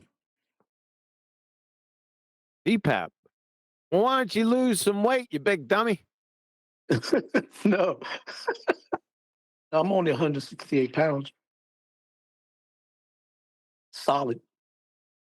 And why the hell are you on a CPAP?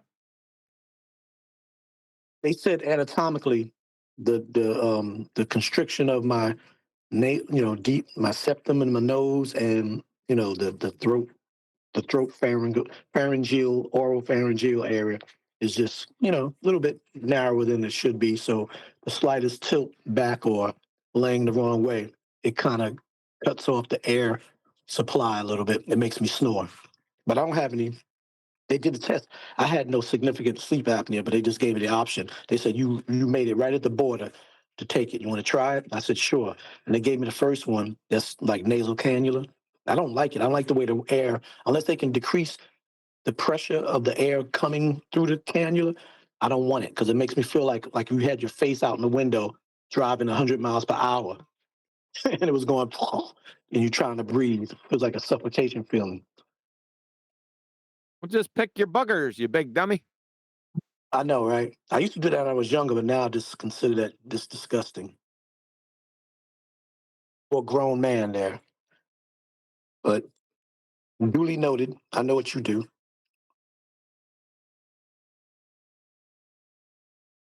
What did I miss today? But What so was the wait, topic?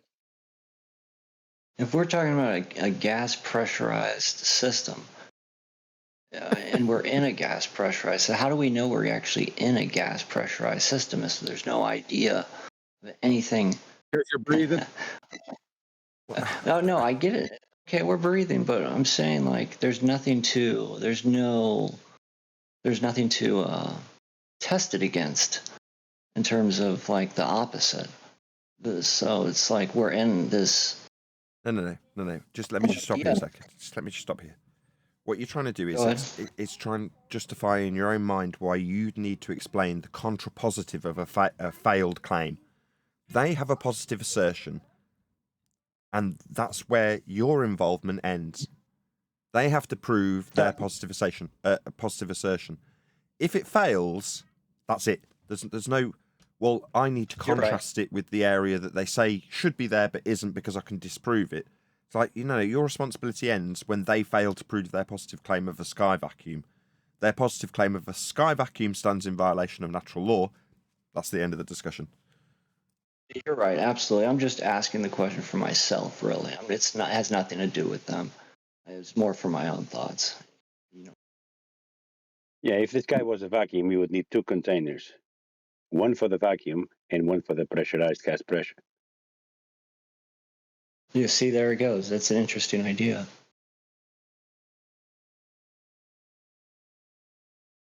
That's a very interesting idea. Like, so you a flatty, Phil? Where do you stand in all of this?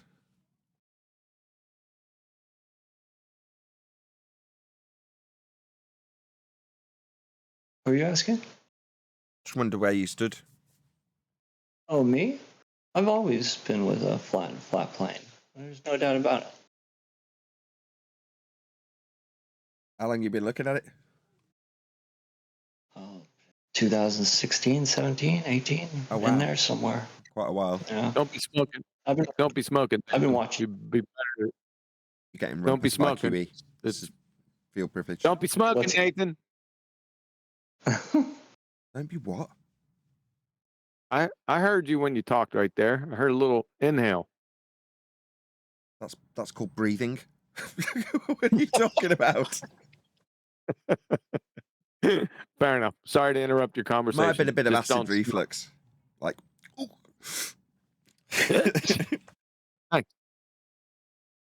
Okay. You Hold and on, Devo, just you're one both second. I've got to medical get control of nightmares. a panel, Phil. You do realise Phil was in the middle of telling us something? I'm sorry. Go ahead.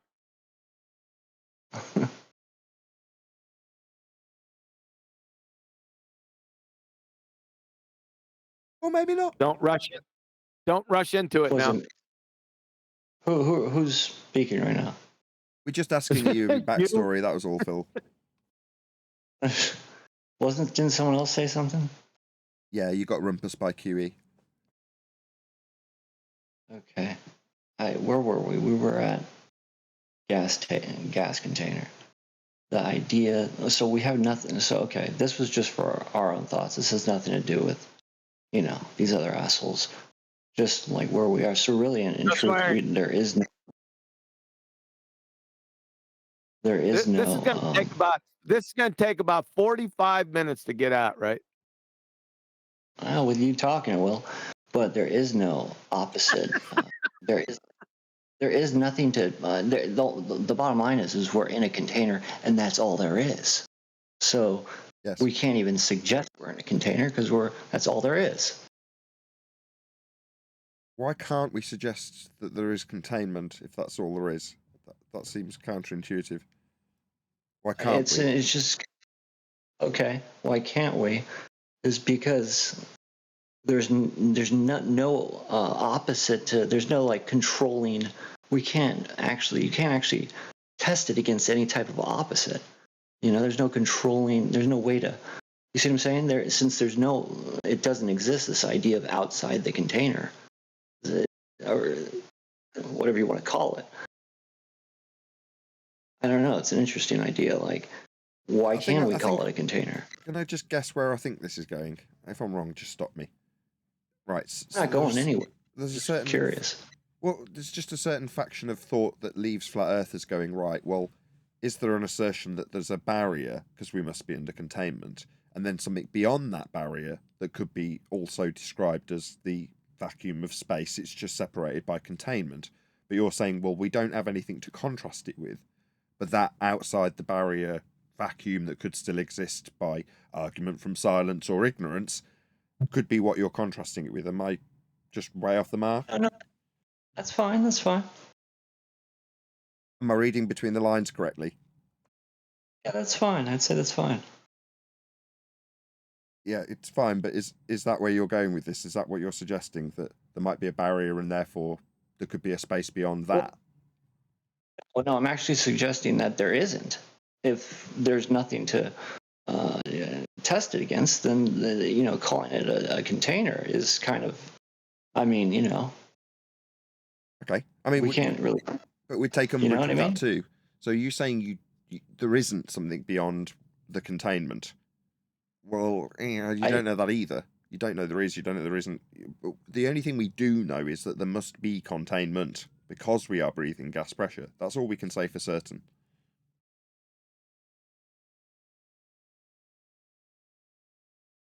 Can't you kind of can. I mean, I don't know if you can, because that would still suggest that the opposite is out there. No, it doesn't. Kind of does, right? I mean, tell if us you're how. saying one thing, go ahead. Well, I've already tried to lead you there once, and you were like, "Yeah, that's fine," but you didn't carry on. So you're now saying it would lead you to the contrapositive that I tried to tie you down with, but you were like, "That's fine." Okay, well, I don't say that's fine. I say definitely not. But why would it lead you to assert that there's an opposite to containment with gas pressure that we definitely experience? Why would that lead to anything opposite of that? No, I said there isn't. Therefore, we can't necessarily say we're being contained if there is nothing that's actually there. Yeah, but we can, because we wouldn't have gas pressure to breathe if we didn't have containment. That's an antecedent-consequent relationship. But the antecedent-consequent relationship of containment and gas pressure doesn't lead to any contrapositive void that because we haven't got it, we can't suggest we would have containment. We can. We do. We must, because we're breathing gas pressure. I guess what he's saying, if I can interject, what it is what we discussed with Neil and everything. Whether it's what it is, that's what it is. It's just humble ourselves and admit that we don't know what it is, but there is containment. What it is, what it's made of, whether it's dome shape, whether it's rectangular shape, whether it's diamond shape, who gives a crappy poo? What our perspective shows, there's containment. What it is and what it's made of, that's beyond our knowledge, and we need to humble ourselves as men and just sit down and shut the F up and stay in our lane about it. But the fact of the matter is, there is containment. And there is nothing beyond that containment because we would never reach there. Because once you try to breach it, Stop. whether with a pen, I've got to stop you, D. No, you don't know. If you can't even surmise what the containment that we must have is made of, I'll agree with you up to that point. When you say there's nothing beyond beyond what? How can you say there isn't anything beyond it if you don't know what it is? How can you say there's nothing beyond it? You can't say there is either, but you just don't know. Is the honest answer. That's true, but I didn't mean to say that there is or there isn't. I'm just saying that we know that once you breach that containment, what happens? Entropy. All of the air goes. So there is containment.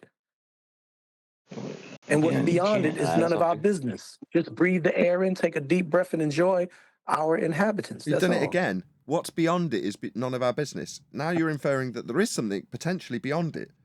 No, you've got to stop just short of where you get to. which is I that got there you. may or I may got not, you. or could or couldn't be, or is or isn't something beyond the containment. No. Whether or not the blue bit, the sky, is the containment, I don't know. What I do know is there must be containment, whatever that may be. Now, if it's beyond what my visible experience can tell me is a container, then I just have to accept that. I don't know. But if I don't know what's containing the gas, other than there must be something to contain it, I can't infer positively or negatively or any other way about what potentially could be beyond that which I don't know. So you're taking it that step further where you're like kind of implying that your suggestion is to say they can't say there's a sky vacuum beyond the high pressure gas. So there isn't that. I got you. I get that, but you didn't say that. Your inference is I there's... get you now, because once you start doing that inference and you start sounding like those TikTok guys, as below, as above, there's water above there, and that's what it says in scripture, and there's water above, and yada yada yada, and it's not space. Yeah, I know what you're saying. Then you get into all that speculative assertions, which is an oxymoron. So is it containers all the way up? Like turtles? Yeah.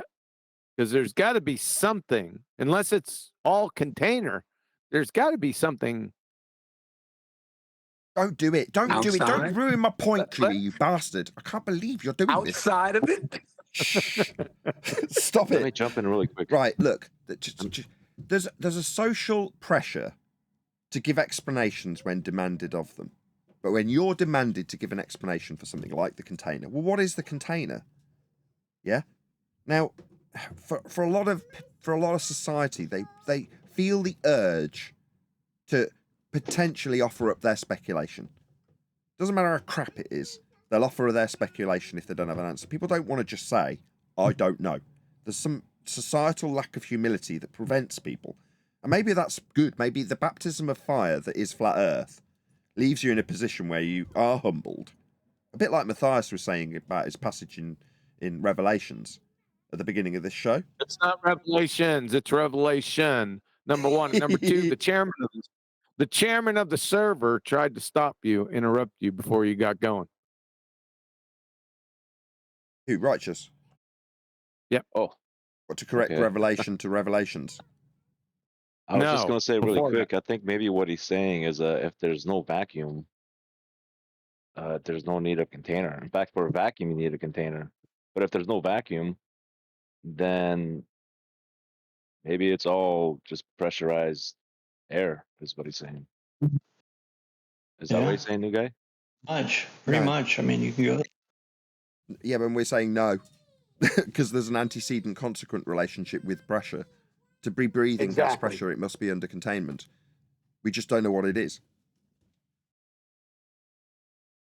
Exactly. It just goes back full circle. Back to the But at that point, you just have to have the humility to say, I don't know beyond that. I know. I don't know. Nathan? I'm talking to D, Don't I not always you. say that, Nathan? Hold on, I just want to make it clear. I'm not asserting that to Phil. I'm asserting it to D. Oh, okay. Nathan, I'm the one that always says that. I'm the one that says It's still all these guys need to humiliate themselves and say, I don't know, and just shut up about it. Hold on. Refracted's about to undermine all of this. Go ahead. It is irrelevant to what the container is, to whether the container exists. That's true. That's true, but he's out over his skis with this one. Unless he's saying the container, we got containers all the way up. Phil, please mute when you're not talking. You're causing audio chaos. Go, Kiwi. All right, yeah, I'm saying Nathan's a bit out over his skis when he's gone too far to say that, well, you can't say beyond the container. Well, if we can't say beyond the container, then it's ipso facto your position that it's containers all the way up. No, that is not ipso facto my position. I do not know is my position. Do not know what? What the container is, therefore what could be beyond something I don't know. Red herring fallacy. I didn't ask you what the container was. You said you gave the instructions that to D that you can't say beyond the container. Well, to say that exactly. No, to say that. No, that's not what I said. I said you can't assert something positive, negative, or otherwise about what is beyond the container. But there is beyond the container, right?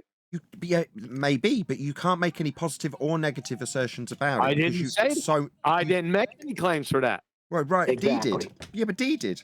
He said, well, there isn't, or there is something about beyond the container. And I'm like, no, that's where I've got to interject and take umbrage, because you just don't know.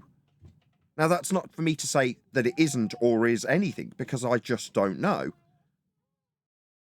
But there is beyond the container. Maybe.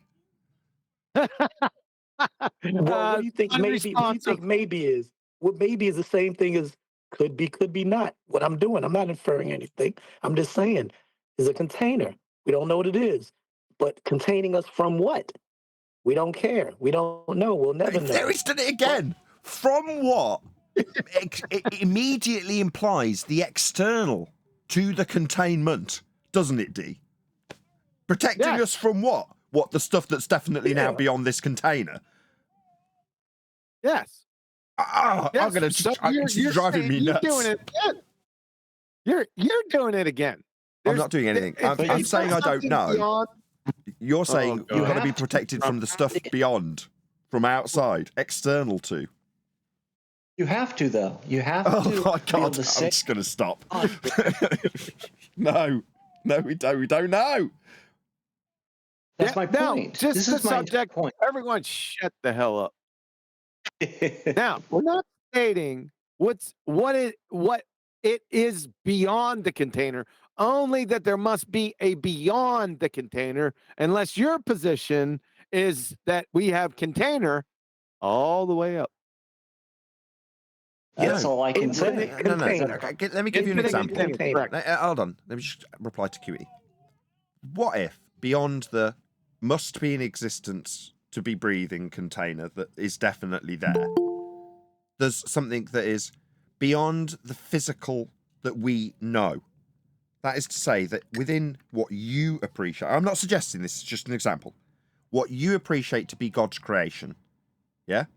Beyond which... Did I say that? No, I'm not. I'm just giving an example. I'm not saying you hold this position either. I'm just giving an example, yeah? Beyond the realms of which is not for us to experience in a physical capacity, yeah? Now, that is a possibility. I couldn't confirm that in any way, shape, or form, but it is, given that we know how the world is created and there must be an external creator that is not governed by those rules, then what? Going too far. Don't put a hypothetical on this. Well, my hypothetical example could stand, given what I understand.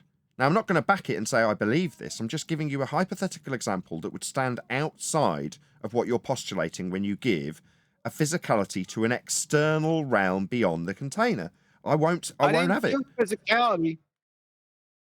I said just the mere existence of beyond must exist.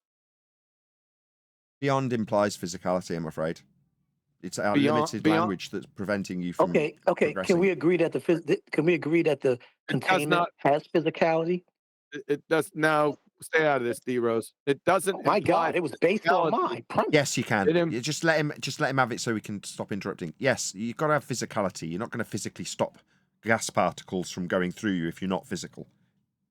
Let's see if it's space. Let's say they're outside the container. It's length, width, and height. Like begging the question, like let's automatically say the thing that you'd need to validate. Let's say outside the container. I'm not begging any question. I'm not begging any question here. It is your position that it's container, infinite container. No, that's your position. No, that's not my position. Yeah. No. Yeah. Ipso facto, it is. No, it is not. Yes, it is. No, not knowing isn't containers all the way up. Sorry. No. It's not knowing. Your position is not of ignorance. Okay, you said there's a container. You can't say beyond it. That's not ignorance.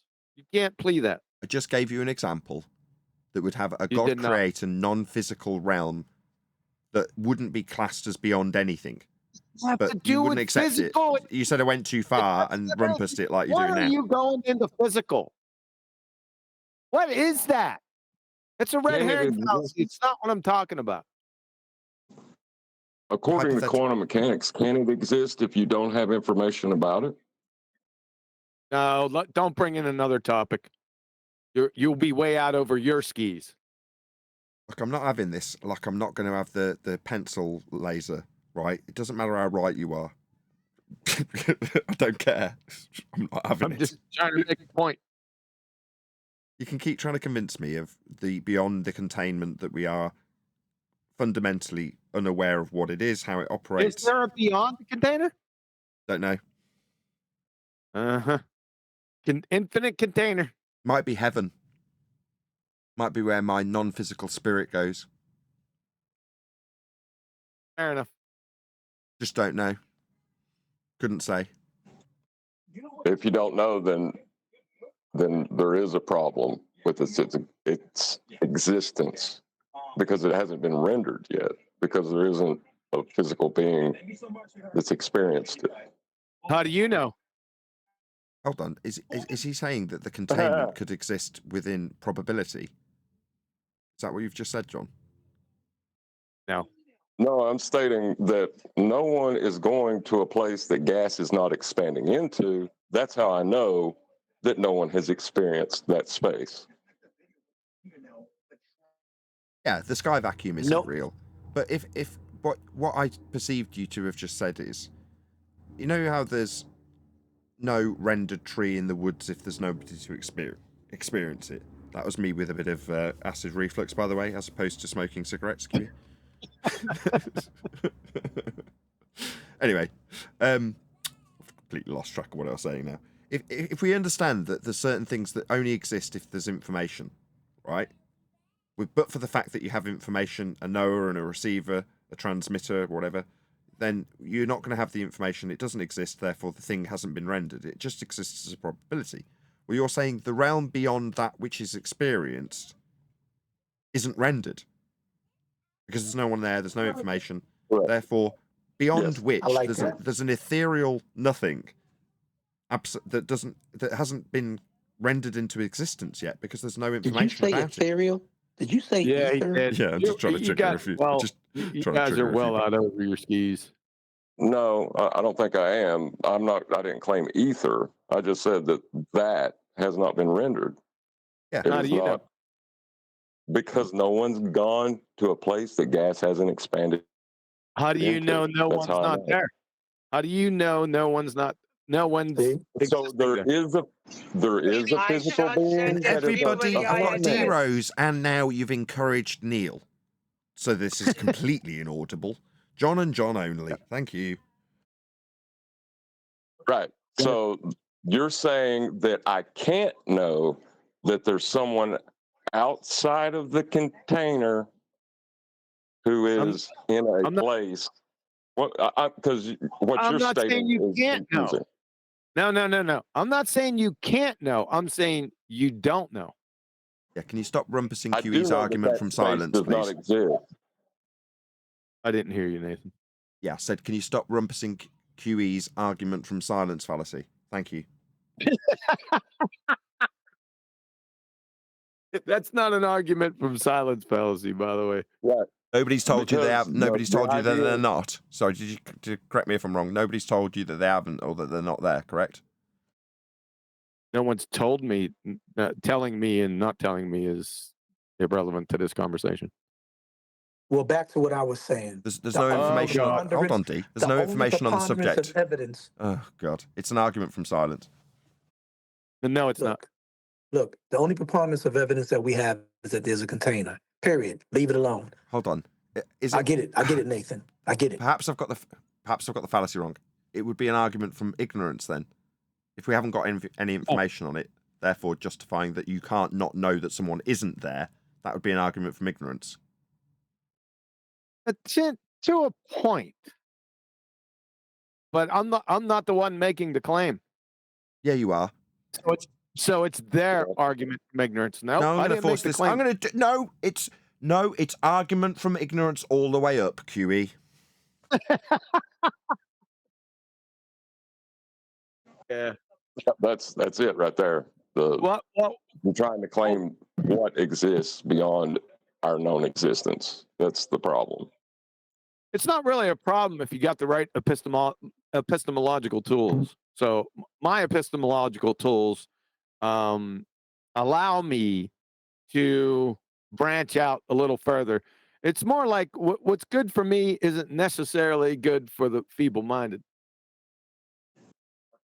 Right. That sounds like an ad hom. Poison in the well and ad hominem and stereotyping. It was nicely veiled, wasn't it?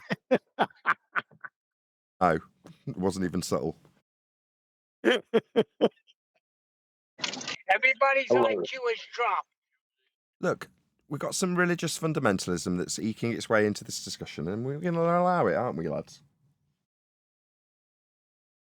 Religious? Yeah, that's the only reason we're having this discussion. Oh, well, we got the Irish in. All right, good. When I heard my epistemological tools are, I was expecting your and sister. That's what I was expecting.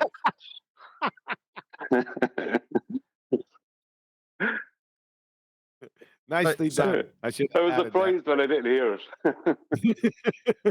My epistemological tools. Your sister. Yeah, I missed that opportunity, Brian. I'm sorry. Sorry to let you down. Go ahead, refracted curvature.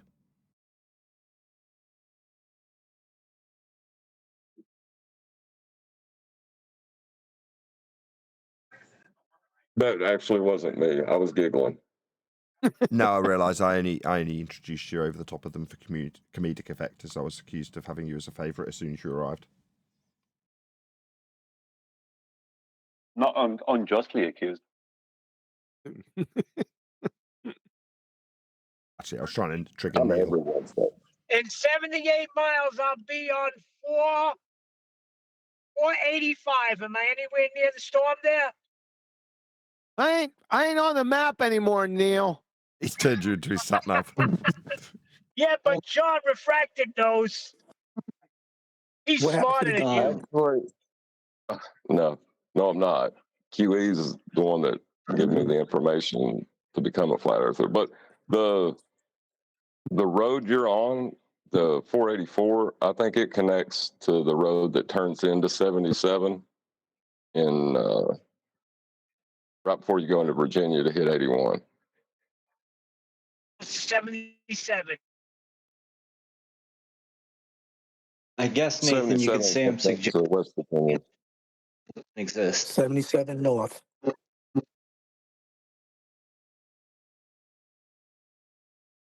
That's what I'm suggesting. Oh, he's back. That's the guy I was saying. Where did he go? He's the one that brought this up. Okay? I brought it up. Okay? Because we're just. It was good. No, it was a good topic. It was a good topic. It stimulated a great conversation. So what I'm ultimately saying is there's conversation? no. Sir, Nathan, what I'm saying is there's some kind of control of this. Me? Yeah. Is there's no way to actually even say there's a container, so it's unnecessary almost. What? No, there is a container, bro. Again, we already you're established it. inferring. You must have went to the bathroom. Else, you can't say that. Oh, Neil, shush. Everyone else apart from Phil, be quiet. Go ahead, Phil. Okay.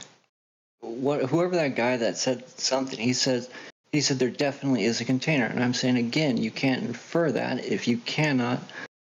If you're inferring there's something else, if you're even making that suggestion, so therefore there's no such thing as a container until I'm proven inferring otherwise. gas pressure. Yes, the something else is gas pressure, what you're breathing. Then by logical necessity, necessary consequent antecedent, there must be a container. Yeah, he keeps missing the antecedent. That's the problem. You keep missing that part. I'm not missing anything. You're But then you suggesting wouldn't that there's say something. that. But you wouldn't say that there's no container, or nobody can infer there's a container if you knew what the antecedent to gas pressure was. It's redundant. It's not. It's consistent. Yeah, whether the container is the boundary of physical existence or it is a system within another system, that is irrelevant. It must be contained with a container. Why? Again. Because you have gas pressure, you're breathing. There you go. There you go. That's it. That still is suggesting that there isn't this pressure somewhere else. It's somehow suggesting that. What? What? That was non sequitur. Pressure elsewhere, outside of this container. Again. Yeah, on your brain right now. Neil, calm down and drive. No, Seems you're like this projecting guy's your just own causing special pleading division fallacy onto us. over nonsense. Division. This is a interesting question. If you think it's division, then you're the one causing division. Oh, brother. No, I think someone from the panel identified it as a special pleading fallacy. Okay. Are you fair gonna enough. entertain this? Hold on. You're gonna tell me to drive when this guy's saying there's pressure somewhere else. The only place else there's pressure is on his brain right now. Hello? No need, Neil. No need. Right. Well, what he's angry. doing is he's appealing to the pressure differentials that we experience, and saying that since there's a pressure we experience here, then outside of whatever this is, there has to be a pressure exerted back, or we just constantly expand. But we don't that's why I said we're talking about the possible ending of the physical, so that can be defined as a container. I don't think that's what he's saying, John. What he said doesn't make any sense. Oh my God, Phil, when you're not talking, yeah, for whatever reason, to respond. You have to be server muted. Just take him off server, Defin, for a second. Do we ever? Wait a second. He's new to Discord. Yeah, don't worry about it. He's got it. The problem is, Phil, if you're talking to someone else, even when they're talking to you, if you're not on mute, it causes feedback. It's not your fault. It's just a Discord thing. Anyway, go ahead, Phil. No one else, just Phil. So. Yeah, there you go. So I guess what I'm going to say is, Nathan, at the end of the day, we're suggesting containment. I would agree that there's containment within this container. Well, there I go again. It's almost like you can't get away from it, this idea that we're contained. But there's no way to actually prove that. By breathing, you have proven that it is contained. How did you validate that there's no way? Well, I guess it does go both ways. If you're going to say that, no, it doesn't. Therefore, no, it only goes one way. You're breathing, then there must be a container. It doesn't go both ways. Well, hold on. So I like you're what saying. refractive said. Hold on, D. Go ahead, Phil. So okay, so you're saying what again, QE? I'm saying you must understand there's a necessary antecedent consequent here with gas pressure. To have gas pressure, and we definitely have gas pressure, there must 100% absolute certainty be a container. That's my position. I think the difference is very subtle, but what they're saying is containment, and the question is container. Kind of difference between saying that there's a ceiling and there's a roof. No, I think it's going too far. Let him say what he says. Go. I say that I would agree with you within, because even I have to suggest that there's a container, because I'm trying to run my little experiment here, and suck it down, take away all the oxygen out of it, and sure, it's going to try to find its way to its equilibrium, this gas within it, right? So that's within a container. That's the idea, but I guess that's the idea I'm getting at, is it's being done with, I guess it has to be within a container just to even say that. So it's kind of it is a weird idea. I don't know. How many shrooms have you taken in your life? No need. One of those thoughts. It's just it's a crazy idea because,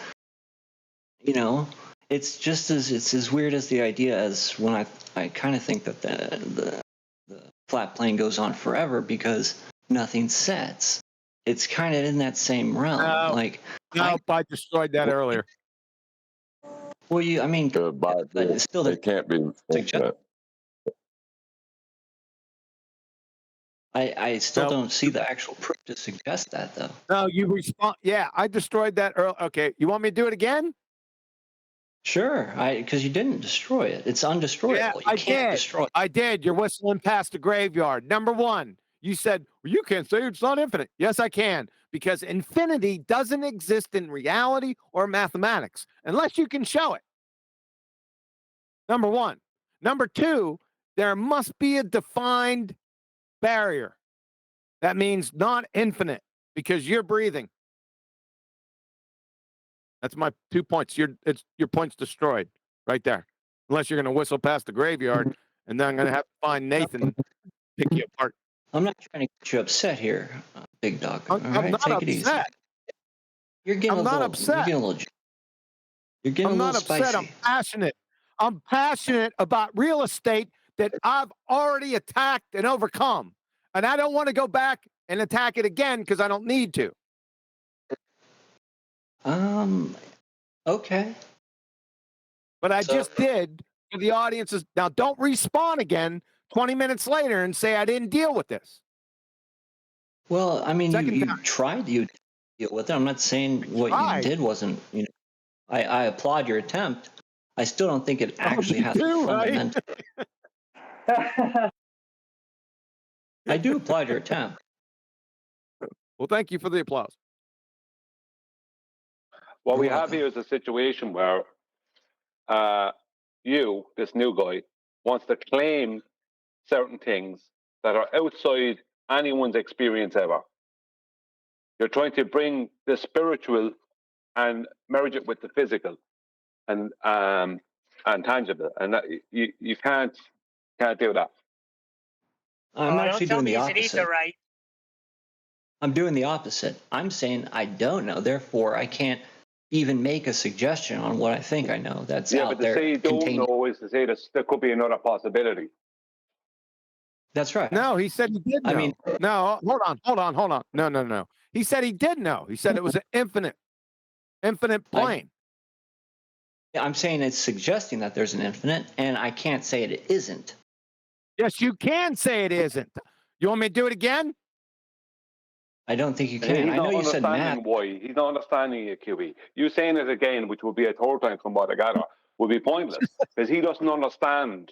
He's no offense to the lad, but he hasn't learned enough to understand. Infinite can't exist. Certain things can't be.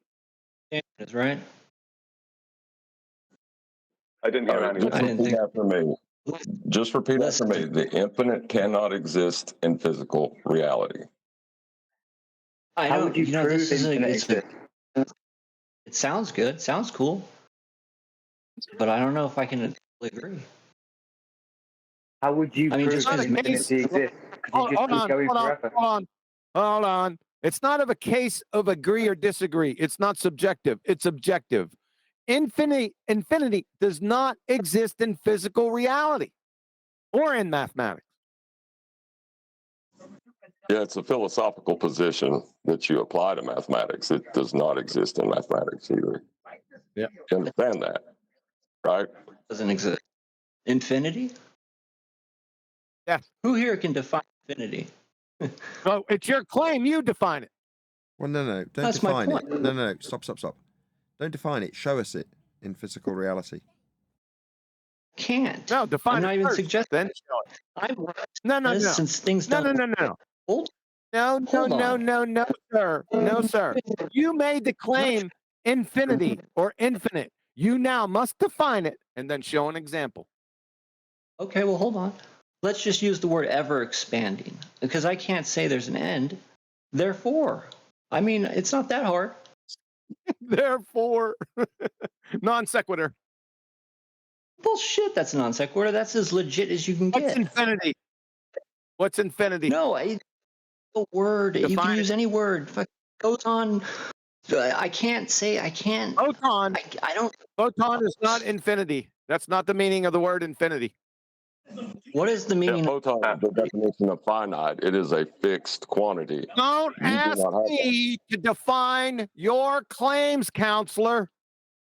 Okay, let's change the word. We'll just change it to ever expanding. It just goes on. Okay, let's ever expanding would be observation dependent. Saying ever expanding will be observational. Saying ever expanding will be observational dependent. And you would never form gas pressure with an ever expanding anything. You would exactly suffocate. Expand. I don't know that. Thank you. You just said ever expanding, bro. Oh, I'm trying to use a different word for infinity. Any word you want. I don't really care. It's just the idea. Okay, That's what I'm trying to come amoeba. across. Don't be an idea. That's all it is. That's all these are, really. Container. How about we use container? It's containers all the way up. You know why why Earth's flat Earthers?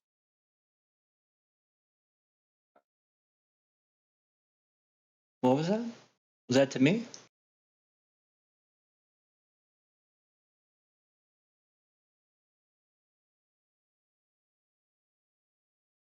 He must have failed out.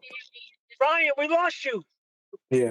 All we know is that thermodynamics, the laws thereof, are of physics. Physics is about the physical world, the reality, tangible, not about the esoterical and supernatural and spiritual, yada, yada, The yada. laws of thermodynamics, before you ramble on with your synonyms, right? The laws of thermodynamics are not physics.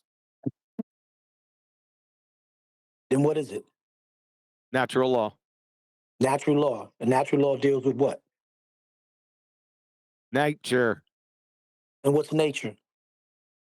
Is this going to be a never-ending, infinite regressive question? Does nature have a physicality? Yeah, but it's not physics. Okay, but you know what I'm saying. God, dog, No, you're I so don't. pedantic. You make me sick. But that's the standard that has to be kept, D-Rose. Physics is natural science, let's just say. I got you. Okay. Yeah. I shouldn't have used the term natural physics. law, unless you know the cause of entropy, then you can't call the laws of thermodynamics physics. I digress. But my question is, who's on first? That's the title of your autobiography. One sec. Phil, please can you put yourself on mute when you're not talking? Is that hard to understand? So, meanwhile, back at the ranch, infinity, you claim that you can't even define. You had to use another phrase in place of the term infinity, is utterly meaningless. Ever expanding. What's ever expanding? Man, I'm just trying to get to an idea here of this. Nothing ever sets. Therefore, from my perspective, okay, I'm not going anywhere else. From that perspective, I can simply say, guess what? Nothing ever sets. Well, this goes on indefinitely. Sunset. Yeah, and set is a rhetorical device to describe elevation angle change with relative to a flat plane. Are you a heliocentrist by any chance? Oh, please. Why does it always have to come back to that? Like I'm some kind of opposition that's Because here to... you're coming forth with fantasies. Because we live in a physical and natural world, right? Tangible physical world. And you're coming forth with, what about this fantasy? What about that fantasy? And we can take all those fantasies apart with natural law for most of it, and physics. So you're coming forward. What about if this thing could be the case and that thing could be the case? Not taking other important factors into account, not learning things before you come to any of those suggestions. That's the problem. What's a dynamic closed system? Just a question. Take it easy. Because if you don't know what that is, then you certainly shouldn't be coming to the conclusion you're coming to. That's not a rebuttal to his question. Why is he labeled a Glober if he's just asking questions? You see, FE guys ask questions and they wonder about things just like Globers Because do. they're fantasists as well, Rogers. That's right, Brian. I did not label him a Glober. I said that the language he used with nothing ever sets, right, it seems to be someone that is under heliocentric indoctrination. That was what I pointed out. Now, I did not say he was. That's why I asked him if he was. Righteous hears that he's a globe simp. I've defined what I'm saying. I cannot see anything set. So from there, therefore, I'm coming. I mean, there's nothing that it goes on indefinitely. I mean, you're sitting here fighting me as if I'm some creature from the other world, but it's not the case. Okay, everyone, Stop for a second. Stop. Okay, just one sec. Phil, right. I can control how my audience receives this material, but unfortunately you're ruining everyone's Discord experience because your mic's really close to your speakers. That means that every time you open your mic and come off mute, the second you do that, there's audio chaos. Now, I appreciate that you're opening your mic because you want to get a word in, but unfortunately it's just destroying the audio of this show because your mic is so close to your speakers that it's feeding back every time you open your mic. Yeah? So can you move your mic further away from your speakers so it doesn't feed back the moment you open your mic? Because it's ruining everyone's experience in Discord currently. Right, but the statement that nothing ever sets. Literally the second you started talking, Phil opens his bleeding mic and causes audio chaos. It is now the 6th time I have told you. Now, literally within 5 seconds of me telling him, he opens his mic and we hear noise from him. Now, either you are incompetent and can't cope with the use of a mic and speakers at the same time, or you're deaf. I'm starting to lose my patience with you, Phil. Yeah? If you can't cope with not causing feedback the moment you open your mic, then I'm going to have to remove you from this call. Yeah?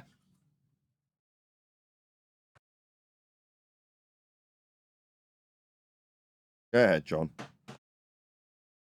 Right. The reason I asked that question, though, is that nothing ever sets was made as a statement, but we do observe things setting. And setting, as has been pointed out by QE, that it is a rhetorical device used to describe elevation angle changes with respect to the celestials and the flat earth we dwell atop. That is the angle change towards the horizon. To say nothing ever sets is wrong. Why do you keep saying that?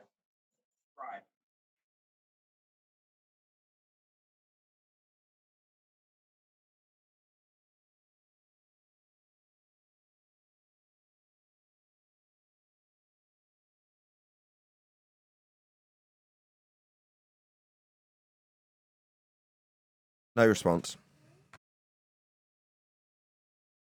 You insulted him. No, I asked politely. I didn't mean to. Politely not to cause audio chaos. Not you, Nathan. No. If you can't cope with not causing feedback, then I'm going to tell you off after the 6th attempt. I mean, it just seemed like one of those heliocentrist claims where they straw man us with a position and say, oh, we're claiming nothing ever sets. That's what flat earthers believe, that nothing ever sets.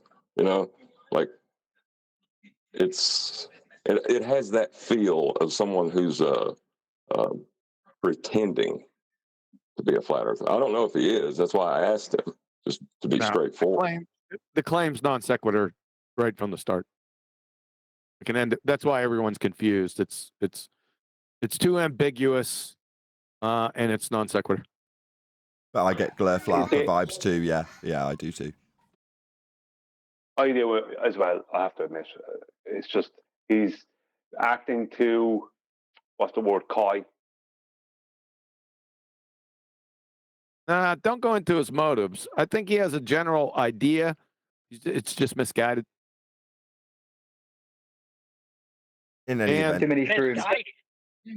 And he said he's on his phone, and every time if he opens his mic, he gets screamed at. And he said he's on his phone. There you go. He texted that, by the way. He's pretty new to Discord, guys. He just created his account, so he's also on the phone and new to Discord. So just something to keep in mind. That doesn't mean he's new to manipulation. Brian. That's right, Brian. That's right. Brian's on full alert. I don't think the full alert is warranted here. That's what I thought too. That's why I said the division. Sorry, guys. Before I was on full alert. Well, one thing is for sure is even I, when I ask questions and they're not within the like how everybody else sees it, I too seem to get like labeled, or not labeled, but like I get to seem like instead of people are talking to me who I am, they seem like they're talking to like a Glober instead. So did the guy called... Sorry, just one sec, Cheaper. Did the guy called Flatter, spelt with a P? Did you want to add something?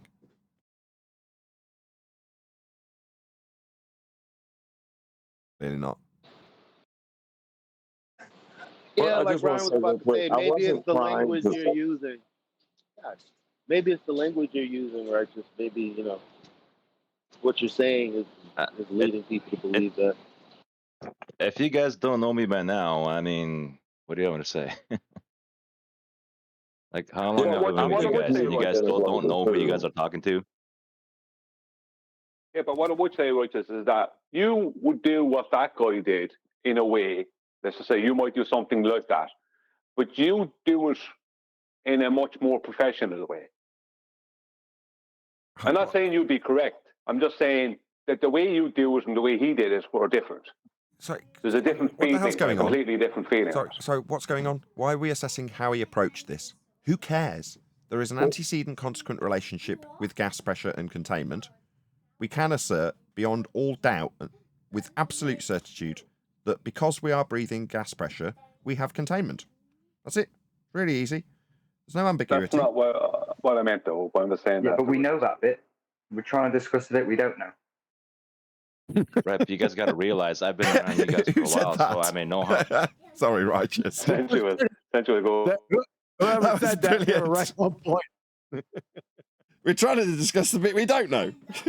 Yeah, like with Antarctica. Yeah, we should discuss the area that we expanded into that we haven't expanded into yet.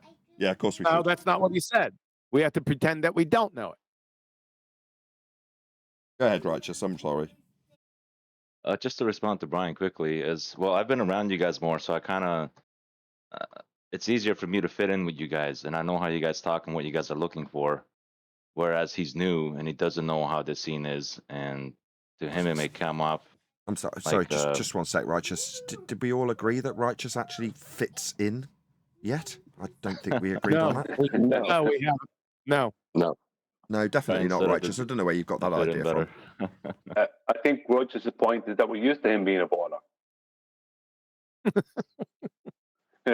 Well, my point was, and it's kind of gotten turned into like I was accusing him of something. The language he used when he was addressing the things never said was to make a statement that sounded like someone who believed that they lived on a spherical Earth would say flat earthers claim. And that's why I asked him if he was a heliocentrist.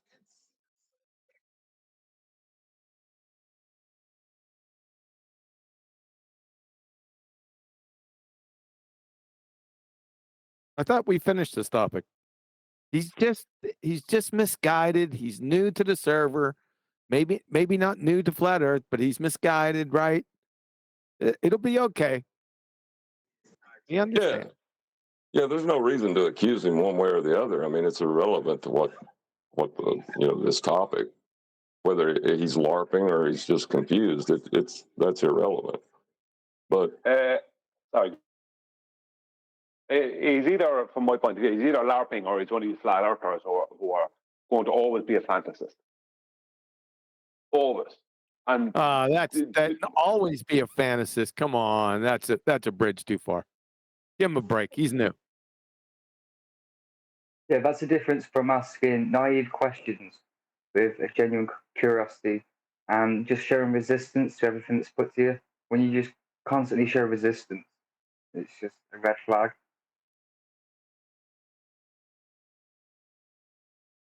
Well, I remember I used to think that sunset actually proved you were on a globe at one point in time.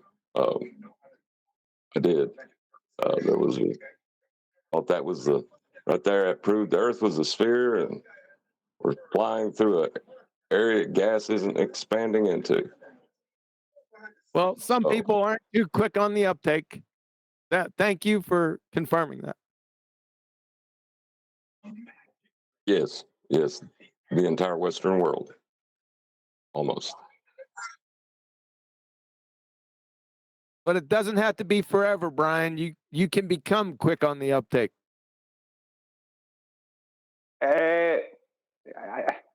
You can become quick on the uptake if you're interested in that. This lad strikes me as someone who might, if he's a flat earther, might very fast become an Ethereum or something else, because he's open-minded to fantasy. Objection, Your Honor. Pure speculation about the future. I accept that. Sustained. Based on evidence of the present?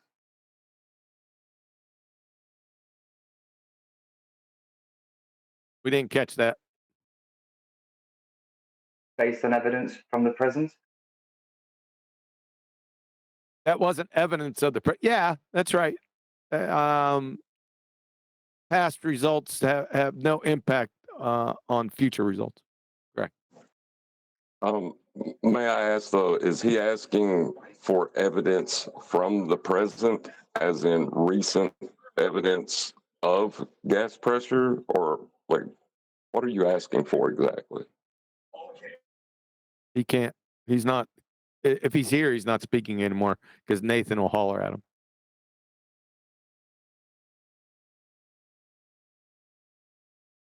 Well, what he's asking is, can I make firm decisions based off of doing no research and still come to the right conclusions?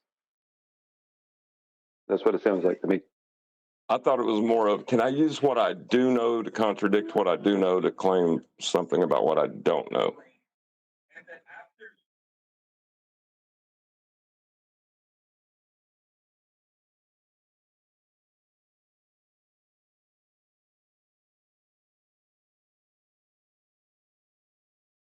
So, is there any riots in Ireland? No, that's all in the UK. It's mainly England. There was earlier in the year. Yes, there was in Dublin. And there was another few incidences, but no, there's not like the UK. I just got out to get gas, and it's pretty windy out here. Duh.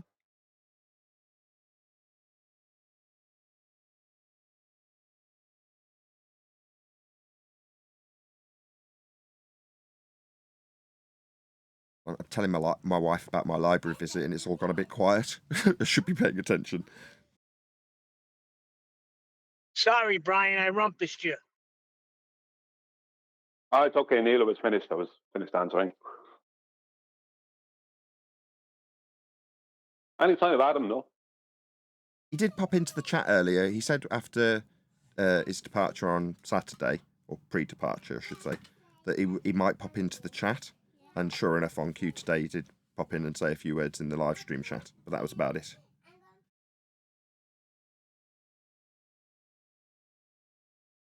Nice that you could even do that. You know, is like Neil, when there's not a show for whatever reason, people get a bit uppity about the fact that there isn't one.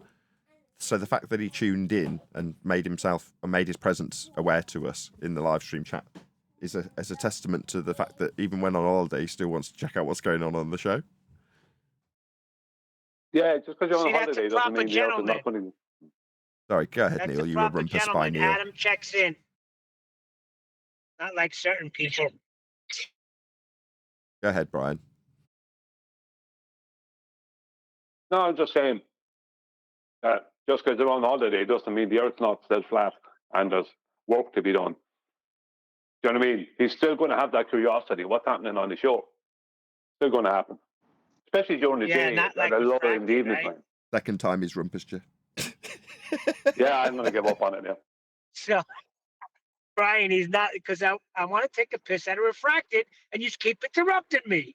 Not like certain people. I'm waiting to shut down a four-way rumpus, and then once I've got it under control, say, go ahead, refracted, even when he's not talking. Huey, what's the topic of discussion for tonight? I don't know, and that's the really cool thing about it. You just never know. What time is your show today, QE? The same time it's been for the past 5 years. Are you going to be there since you're on Billboard now? You sound like Neil. That's in about an hour and 10 minutes. Neil, I'll give you the time here in a moment. Neil wrote to me the other day. He's been here for about 4 years or so. He goes, Don't even say it. He goes, so the treatment tonight is just you, QE. Yeah. Because you invited us. I could have sworn you said I'll see you all there. Yeah, watching. I'll see you all there watching the show. Now, John, the show today is on at 1300. That's 1 o'clock U.S. Central. Good. Yeah. On the Quantum Racer channel. Be here, be sphere. That's 1900. 1900 for us, right? That's proper kissing ass there. Is it 1900 for you guys over there? I think it might be. Yeah, 7 in the evening. Yeah. Is it? Yeah, 1900. Yes. Yep. That's what I got written down. And 5 a.m. Sydney, Australia time. Well, that's. Do you guys in Ireland run on military time? If you went to the train station in Ireland, Brian, would the clock have AM and PM on it, or would it be in 24 hours?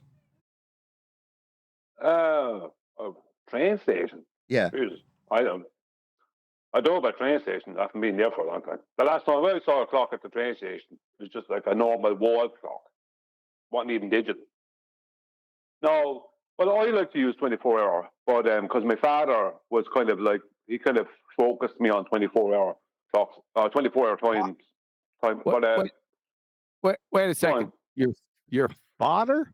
Can you spell that? FACHER. No D in it. That's no.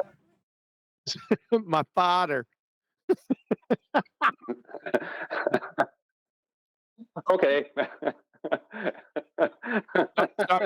Sorry to interrupt. Straight up racism. But we got to check. Oh, I'm sorry. You weren't finished. Go ahead. I don't think so, Nathan. I think it's mostly AM, PM. In Great Britain and Northern Ireland, we are on military time. Most of Europe is on military time. Most of Europe is 24 hours. I just didn't know if it's the same in Ireland. Whereas in America, which is the biggest military, their military is obviously on military time, but the rest of them aren't. Correct. The best way to describe it, Nathan, is the best answer to it. We are sometimes. Because nothing is consistent and workable here. So, you know what I mean? Sometimes, yeah, some days, maybe on Wednesdays, or sometimes on a Tuesday. We got in chat, Skanks. Stark Otter. He's too much of a coward to come in a VC and share his claims. He posted a citation that states this. The air surrounding the Earth is pulled toward the surface by gravity in the same way as a lead block we have been discussing. Consequently, the air also exerts a pressure on the surface. This is called atmospheric pressure. I like that. Hey, cat. Same way as a lead block. Is that what I said? Yeah. Yeah, this guy's got us, man. I mean, we're screwed. Let's hope he doesn't come into the VC. It'll be There's really no beating scary. that argument.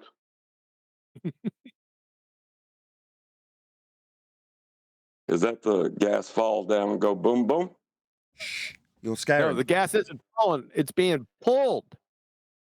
Pulled down. At 9.81 meters per second squared. Right. So it's still down, though. That's with respect to a horizontal plane. I don't think the citation said that, though, John. It No, said ipso towards the facto. surface. Oh, I'm sorry. Ipso facto down. Oh, you and your ipso facto. Yeah, it's either inward or outward when you're talking with relation to a sphere, but when you say up and down, that's with respect to a horizontal plane. Yeah, I humbled Matt Dillahunty, the Dilla doofus with that the other day. Did you catch that treatment? No, sir, I did not. That's cool, though. Yeah. I did. Yeah, I fumbled them guys a couple times with it. You'd have been proud. Yeah, it's a big one because they use it so much. She said.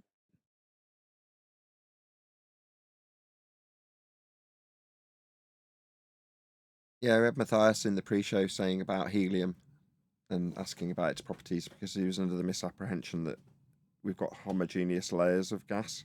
I'm like, no, it's all mixed up. He's like, what about helium, right? I'm like, well, that gets produced at ground level just like all of the gases. There's not helium factories in the sky. He's like, but you said it goes in all directions, so if I release helium in the sky, will it go down? I'm like, yeah, it'll go in all directions. He's like, but what if it's in a balloon? I'm like, well, then you put it artificially into containment that would make it displace the air around it. But the moment you release it from the containment, it's just going to dissipate through all the gaps in the rest of the air like all of the gases in all directions. Some of it will go down, but ipso facto, it's produced at ground level.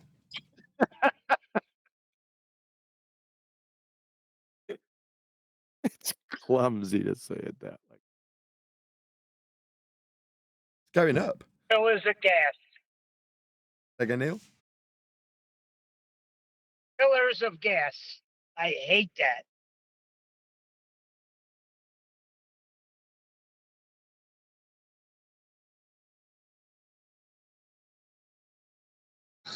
Pillars of gas are vertical. That doesn't make any sense. They can't claim vertical. Yeah, I got told off for this refracted the other day because what I did was launched into this aspect of the argument before saying you can't have gas pressure without a container. So I launched into, you're going to need a flat plane to describe this if you're going to be up and describing gradiated pressure with respect to its height above surface level or sea level. You'll need and then after the fact, I'm like, well, proud, I've done a really good job. QE pulls me to one side. What are you doing? Idiot. I'm like, what's wrong with that? It does need a flat earth. He's like, yeah, but you didn't actually mention that you can't have gas pressure without a container. I went, oh, yeah. Yeah, I kind of did forget that fundamental aspect to debunking this sky vacuum bit of it, didn't I? I shouldn't really neglect that in future. But that's what happens when you have an agenda. Oh, yes, you did, Piers. The concept of an ever-expanding infinite universe, that is with an idea that developed from the celestial sphere model, which still requires a flat plane. So, I mean, the idea that there is an area that gas isn't filling is dependent upon a flat Earth. Is how you would have said it, and I didn't, and therefore got it in the neck, rightly so. I'm sorry. You couldn't have developed that from the celestial sphere model because that doesn't exist. They do say that. They say the stars are infinite distance away. They say a lot. That doesn't have anything to do. It doesn't exist. My claim is non-existence. So you got to have them or they show the celestial sphere model. I want to see it. You've never seen it? Nope.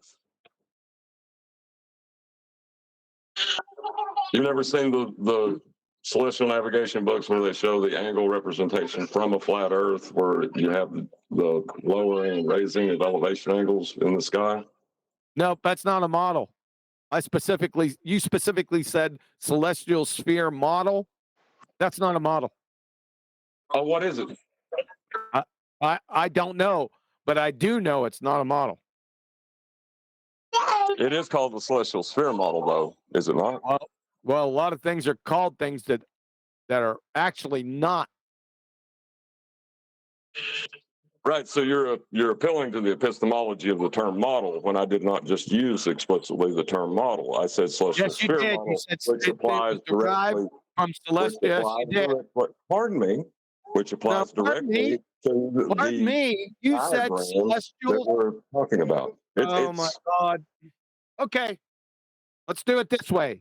It came out of your mouth that it was developed from the celestial sphere model. I heard you say it. Yes. And then you said that you accept that there is angle measurements that are shown within a celestial sphere. You've seen that, and you're asking me to show it to you. I'm saying that what you said was a model is not a model. Irrelevant. That's what it's called. That's irrelevant. It still exists what I'm talking about. I'm not talking about what the definition of model is.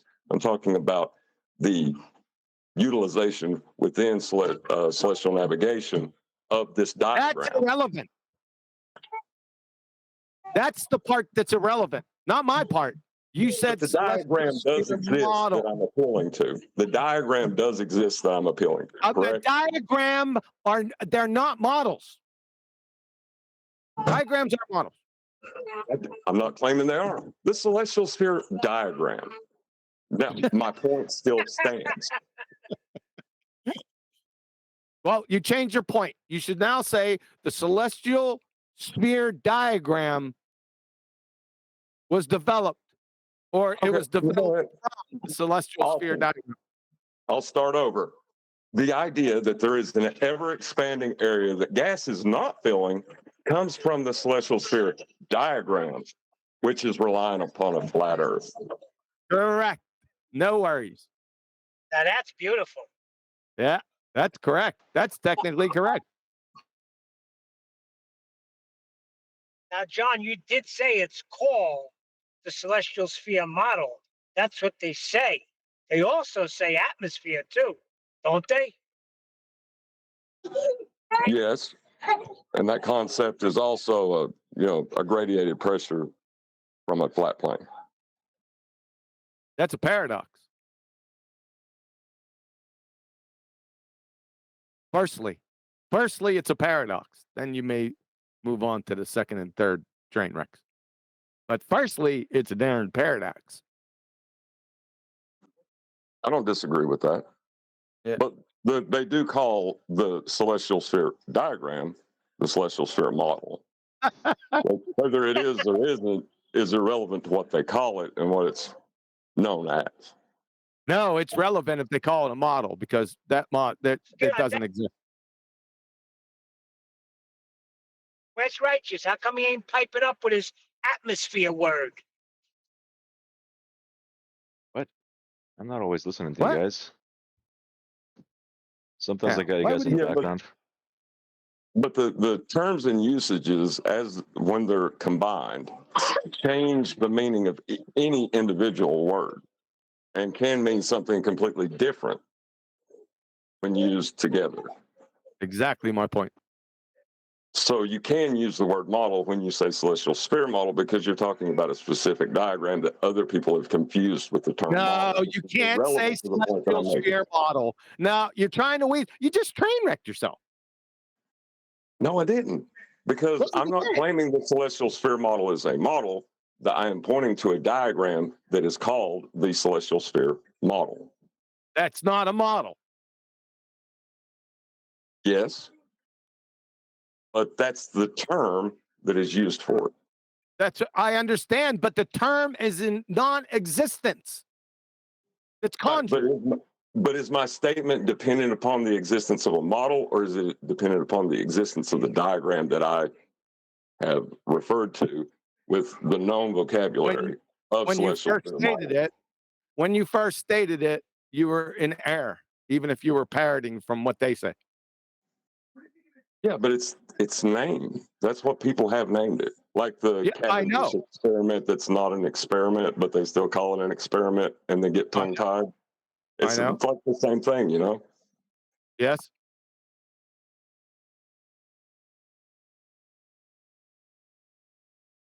Wow, that was fruitful.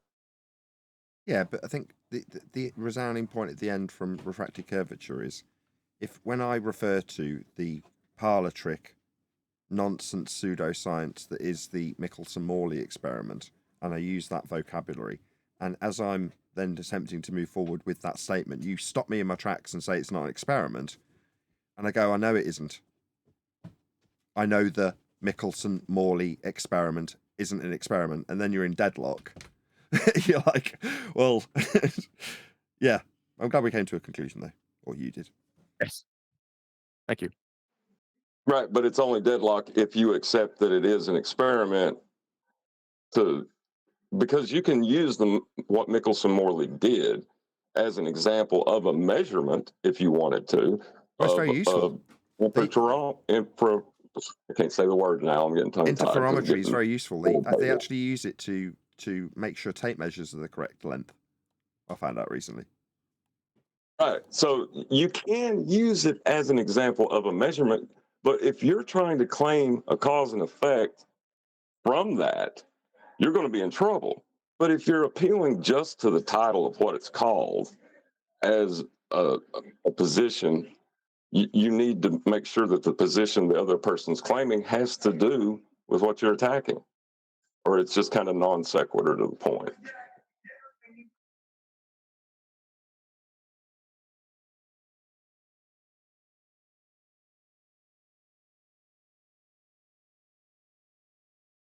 Indeedy.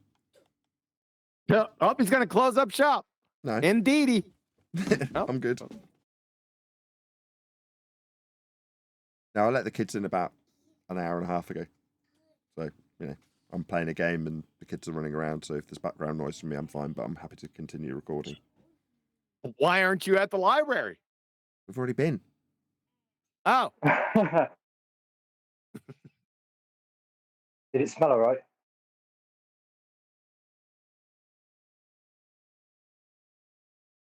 So, righteous. Uh-oh. What's up, Neil? You were claiming the word atmosphere a few weeks ago, but QE wasn't around. Do you care to reiterate? No. Howard. Was he stating the atmosphere of a room? Is that what he was trying to say? There, Neil. Yes.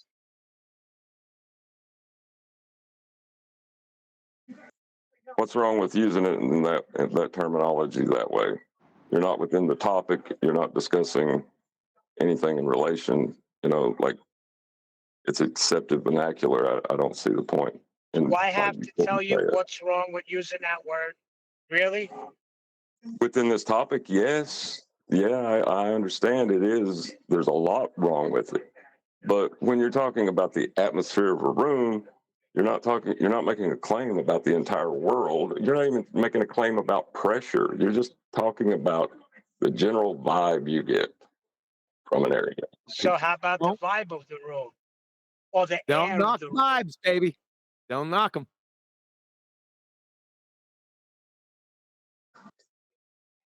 You know, Neil, I've never thought about that conversation ever again since last time we talked it, but you did. Pretty interesting. I just thought of it now when refracted and QE were going back and forth. It reminded me of your stupidity.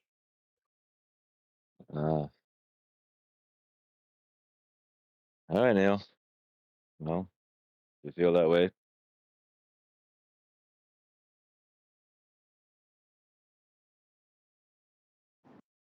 Not just I.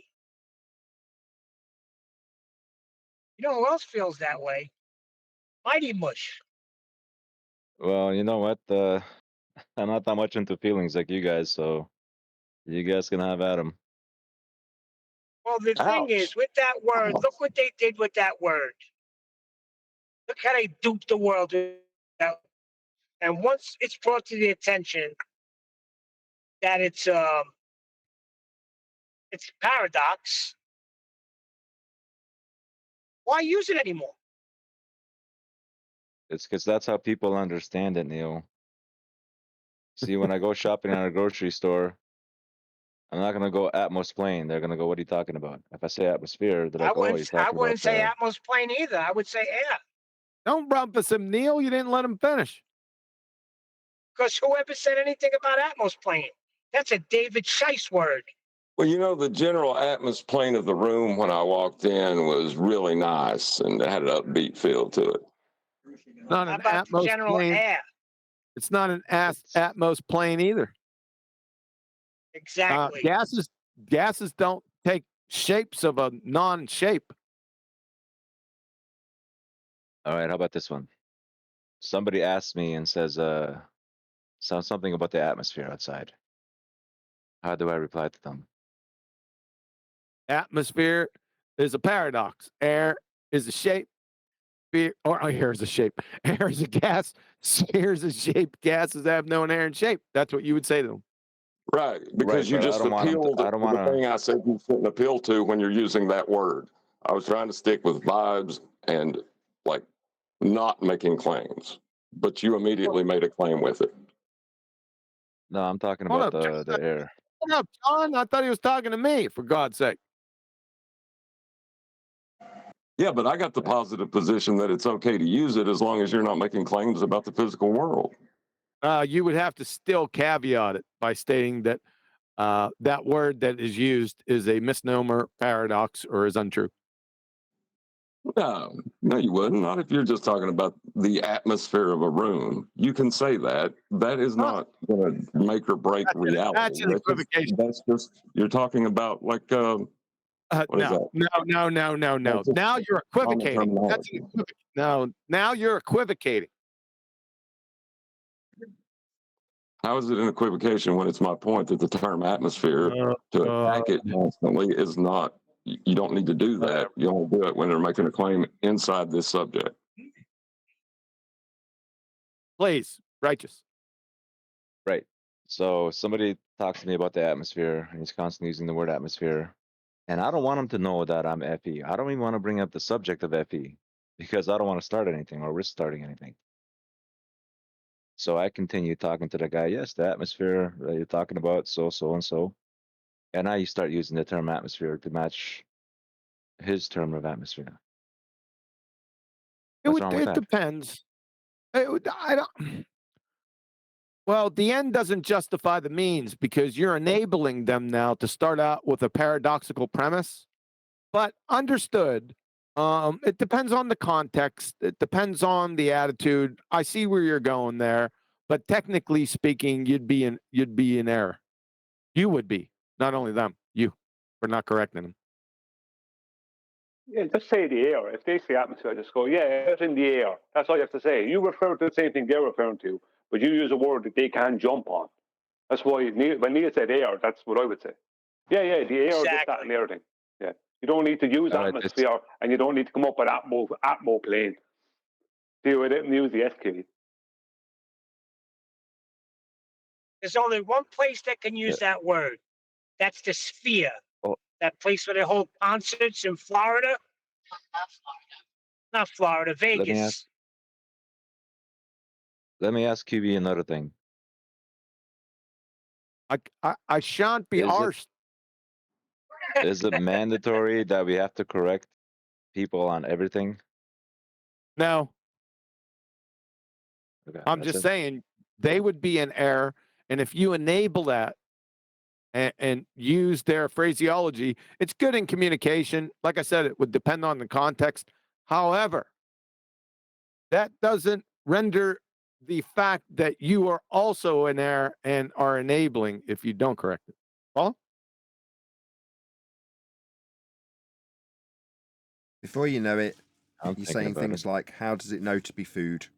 Because no one's correcting the cross purposes that you're talking at. Yeah, that's the problem. These things can snowball. Do you know what I mean? What's the next thing you're going to allow?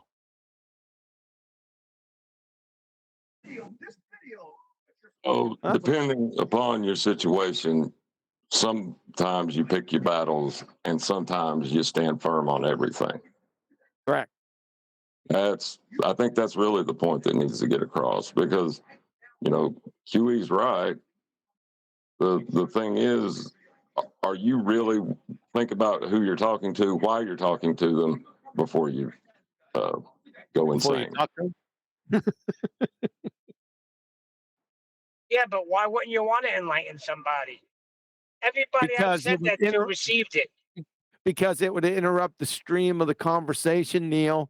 That righteous force is talking about real life with real people, right? If you're in a grocery store, if somebody came up to me and did that, I would probably gently correct them. It all depends. It's a feel thing, right? But if I didn't correct them, I would be in error, wouldn't I? Yeah, are you talking about a stranger or a friend? Yeah, stranger. Now, a friend, I've already told my friends, my new friends here, they know better than to go there because the hammer's coming down.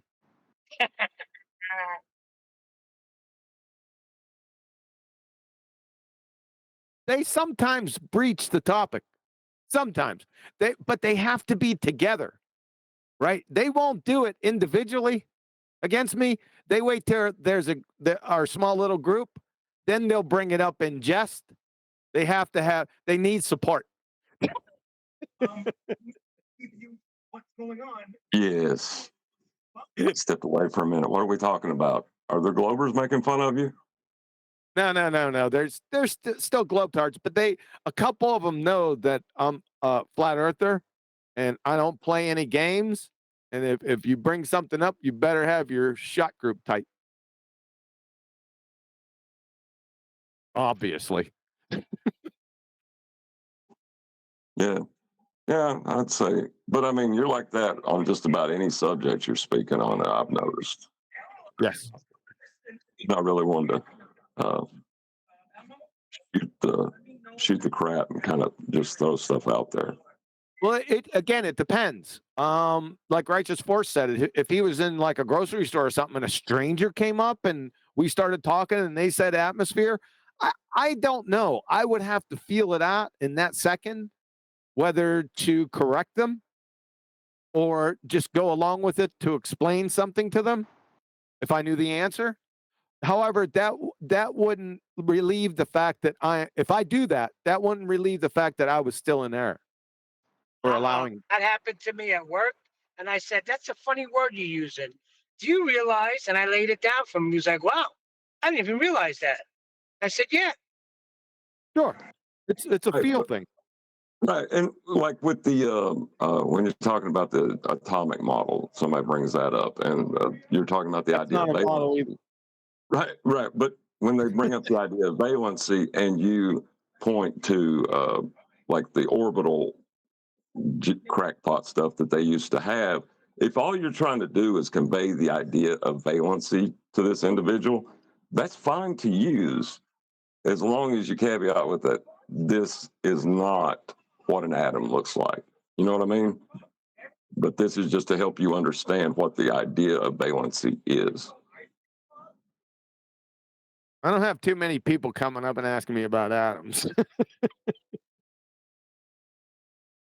Right. I mean, that would be way down the physics trail. But like if you're, say an electrician is trying to get his mind around the idea of current flow, and you show him the orbital model that's not a model, right?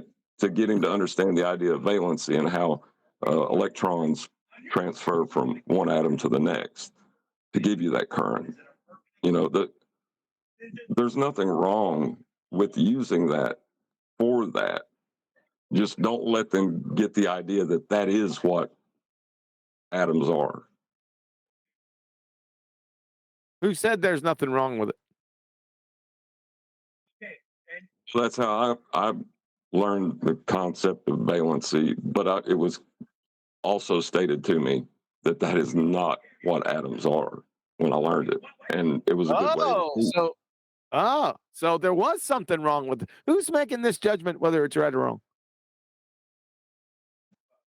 Well, for me, I'm saying that the way I learned valency was with that diagram, but it was made understood to me that that is not what an atom looks like.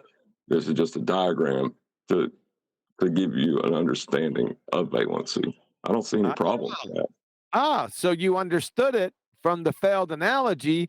And then I got another question. Does the end justify the means? Given that all of our world is kind of built on our understanding of valency, maybe. Non-committal. Mark it down, Nathan. No, I'd say yes. Yes. Because, I mean, valency is what we use for everything electrical. I mean, our understanding of valency. But like I said, there's nobody out there that's saying this is what an atom looks like. I hope there's nobody dumb enough that's saying that. Oh, there is. There's lots of people saying that. They actually think that the diagram is the atom. They actually think the diagram is the model. I got another question. Go ahead. How many people, when they use the word atmosphere, I'm talking about normal people out there, right? People that don't know about the flat Earth or whatever. How many of them that use the word atmosphere actually think sphere-shaped air or just air? What do you guys think they think? 6. Did I get it right? The reason I asked this, I don't know. The reason I asked this because I don't think I ever thought the term sphere-shaped air until Kiwi mentioned it. It's topic dependent. When you hear the term atmosphere, depending on the topic, that's, like if you're talking about vibes and feelings and all that, you're not thinking about air. Right, you're not talking about air. But yeah. But when they bring up, people in this topic bring up atmosphere, they are specifically talking about air uncontained around a ball. Hey, I gotta go. Fine, 12:22. Sorry, I gotta roll on out of here. Sorry for the interruption and this intellectual conversation, but I looked down at the clock. 12:22. I gotta go, man. All right. It's showtime here in about 30 minutes, dude. Right. We'll make sure we all disband from here and show up at your show, QB. You better, because Adam's not going to be there. He's on vacation. Betty's not going to be there. She's on they're on another mission. She's got a conflict. So I don't know. You going to leave me there? Buy me onesie? Nathan will be there. We might be able to get through a whole video. I don't have anything. I don't have any substance today. Like your winning personality. That's that. Well, thank you. See, that was kind. That was kind words. People need to be more kind, I think. Thank you, but I gotta go. So I'll see you on QE Live. See you. All right. See you. All right. Good to see you again, John. Good to see you again, John. I'll be over. Yeah, man, it's good seeing you too. I'll be over at your show though, for sure. I mean, I won't be able to stay too long, but I'll be over there. Okay. All right. Out. All right, later. All right, just to wrap up my point that I was making. Yeah, I was specifically talking about normal people. I wasn't talking about in this arena. I was talking about people outside of this arena. How many of them actually think sphere-shaped air? Because I never ever thought that. I don't think that I ever heard. The first time I heard that was probably from QE. So my point is, just to wrap it up, is if they don't think sphere-shaped air, then what do I have to correct them on? Didn't you hear what I said?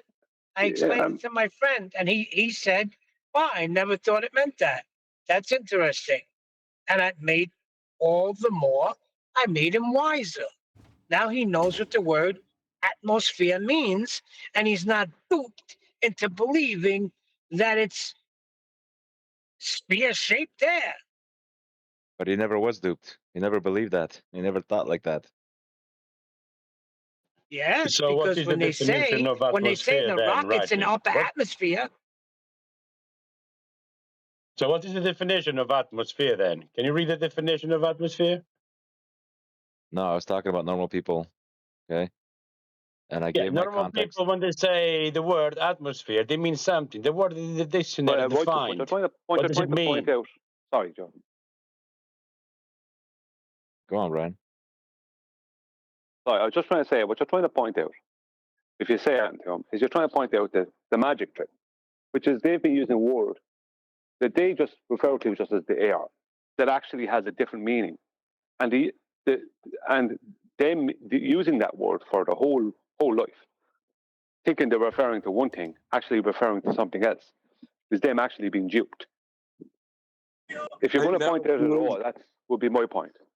Well, now that QE's gone, I can point out that this has all been a red herring to take away from the point I made, which is that the idea of an area for gas to fill requires a flat Earth, which was never addressed. I'll point out. And with that, I'm going to say a huge, massive, enormous thank you to both Discord and G+ panels for making today's after show possible. And of course, a massive thank you to all of you in either Nathan Oakley 1980 or Nathan Oakley Premiering streams, hopefully smashing the super chat, liking, commenting, sharing, subscribing, joining as a Nathan Oakley 1980 channel member, and all that good stuff. I've been Nathan Oakley, and I will see you all in the next video.